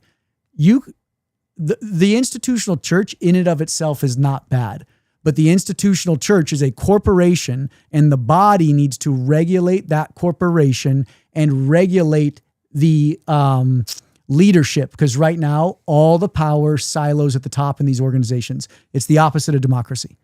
And so we are all for stewarding your faith. We are all for generous giving, but Christ told us in Matthew 25 to give very specific people and people groups help, and that's through our generosity. The data is proving that we are not doing that. Pennies on the dollar are going to help those communities. So the model is upside down. So we got to flip it around. And at the end of the day, with that Willow Creek study, we love to build brands and build productions. And that's not what Christ told us to do. So it's time for the church to get, the real church, the body, to get back to what it's called to do. And it needs to regulate the institutions that we've built. And right now, there's no way to properly regulate them. Can I give my pitch? Oh, of course. Yeah, that was mine. Thank you, sir. Do you want to be on the screen when I'm giving mine? Or no, give your pitch. Okay. Full transparency without maturity isn't accountability. It's chaos. And that's a lot of what's happening with this conversation around institutions, the hyper-skepticism around institutions. And I think that accountability is great. Accountability with transparency is built on relationship and trust and unity. And I think most churches are beyond reasonable in being accountable and transparent. And so my encouragement to you is Get your butt in a local church. Plug into a local church. Institutions, corporations, nonprofit status, marriage certificates, S corps are all just vehicles. Brands are all just vehicles to be efficient with our time, talent, and treasure. Technology, the advancement of stages, lights, beautiful art on the walls are all things at our disposal. Just because it's not in the Bible doesn't mean it's against the Bible. That is an argument from silence. And I think we need to acknowledge the amazing, amazing pastors that are doing a great job, that love Jesus, that are living simple, quiet lives, that oftentimes their kids go to food kitchens, and they are, to me, the Navy SEALs of the faith. They're on the front lines. They're marrying people. They're burying people. They're doing counseling. They're preaching every week. They're leading a staff. And I think those people need to be paid more and not less. And I think those people need to be taken care of per 1 Timothy 5, that they are worthy of a double portion. And hopefully you come away with this conversation and go deeper into the scripture and see whose exegesis made the most amount of sense, who handled the Greek well, who made the most coherent argument according to scripture. That would be my heart for you, according to not just descriptive passages when Jesus sent out the first time, but according to prescriptive passages of how we are to care for those who handle the word and preach the word. So anyway, Nathan, that's my pitch. Thank you so much for doing this, bro. Brother. I'm so bummed that we can't go to dinner and hang out more. I was trying to hang out with you before, but next time we will do this. And I didn't know we were supposed to have dinner. Well, I was trying to go out to lunch with you before I said I could pick you guys up at the airport. My plane got hit by. I know you did. Did we talk about that at the beginning of this? No, dude, that was so wild. Anyway, dude, I really do appreciate that. Yeah. So this is on Patreon now. Yeah. If you could just wait until we release it, and then I could send you the file now, and just wait until we release it, and then clip it up and do whatever you want with it. But just give us some. Just don't title anything crazy. I'm just gonna release this as one long thing and let people come to their own conclusions. Oh, we're gonna title it So Crazy. Right? Yeah. Well, I'm just not. I don't want to do the, Ruslan owned or Nathan owned. No, I'm not gonna do any of that. No. So anyway, this will probably be out like next week when my wife goes into labor. Cool. And I'll give you guys the file now if you want it. So Chris, thanks for hanging out. Chris was picking on me, man. Chris was off the record, double teaming me, man. Oh, I was in the bathroom. Yeah, you were in the bathroom. You didn't see it. All right, guys, we're out of here. Patreon, thank you so much. Thank you all. Love you guys. Check out Nathan, The Religion Business. And read your Bible. Go to church. Peace. Read that.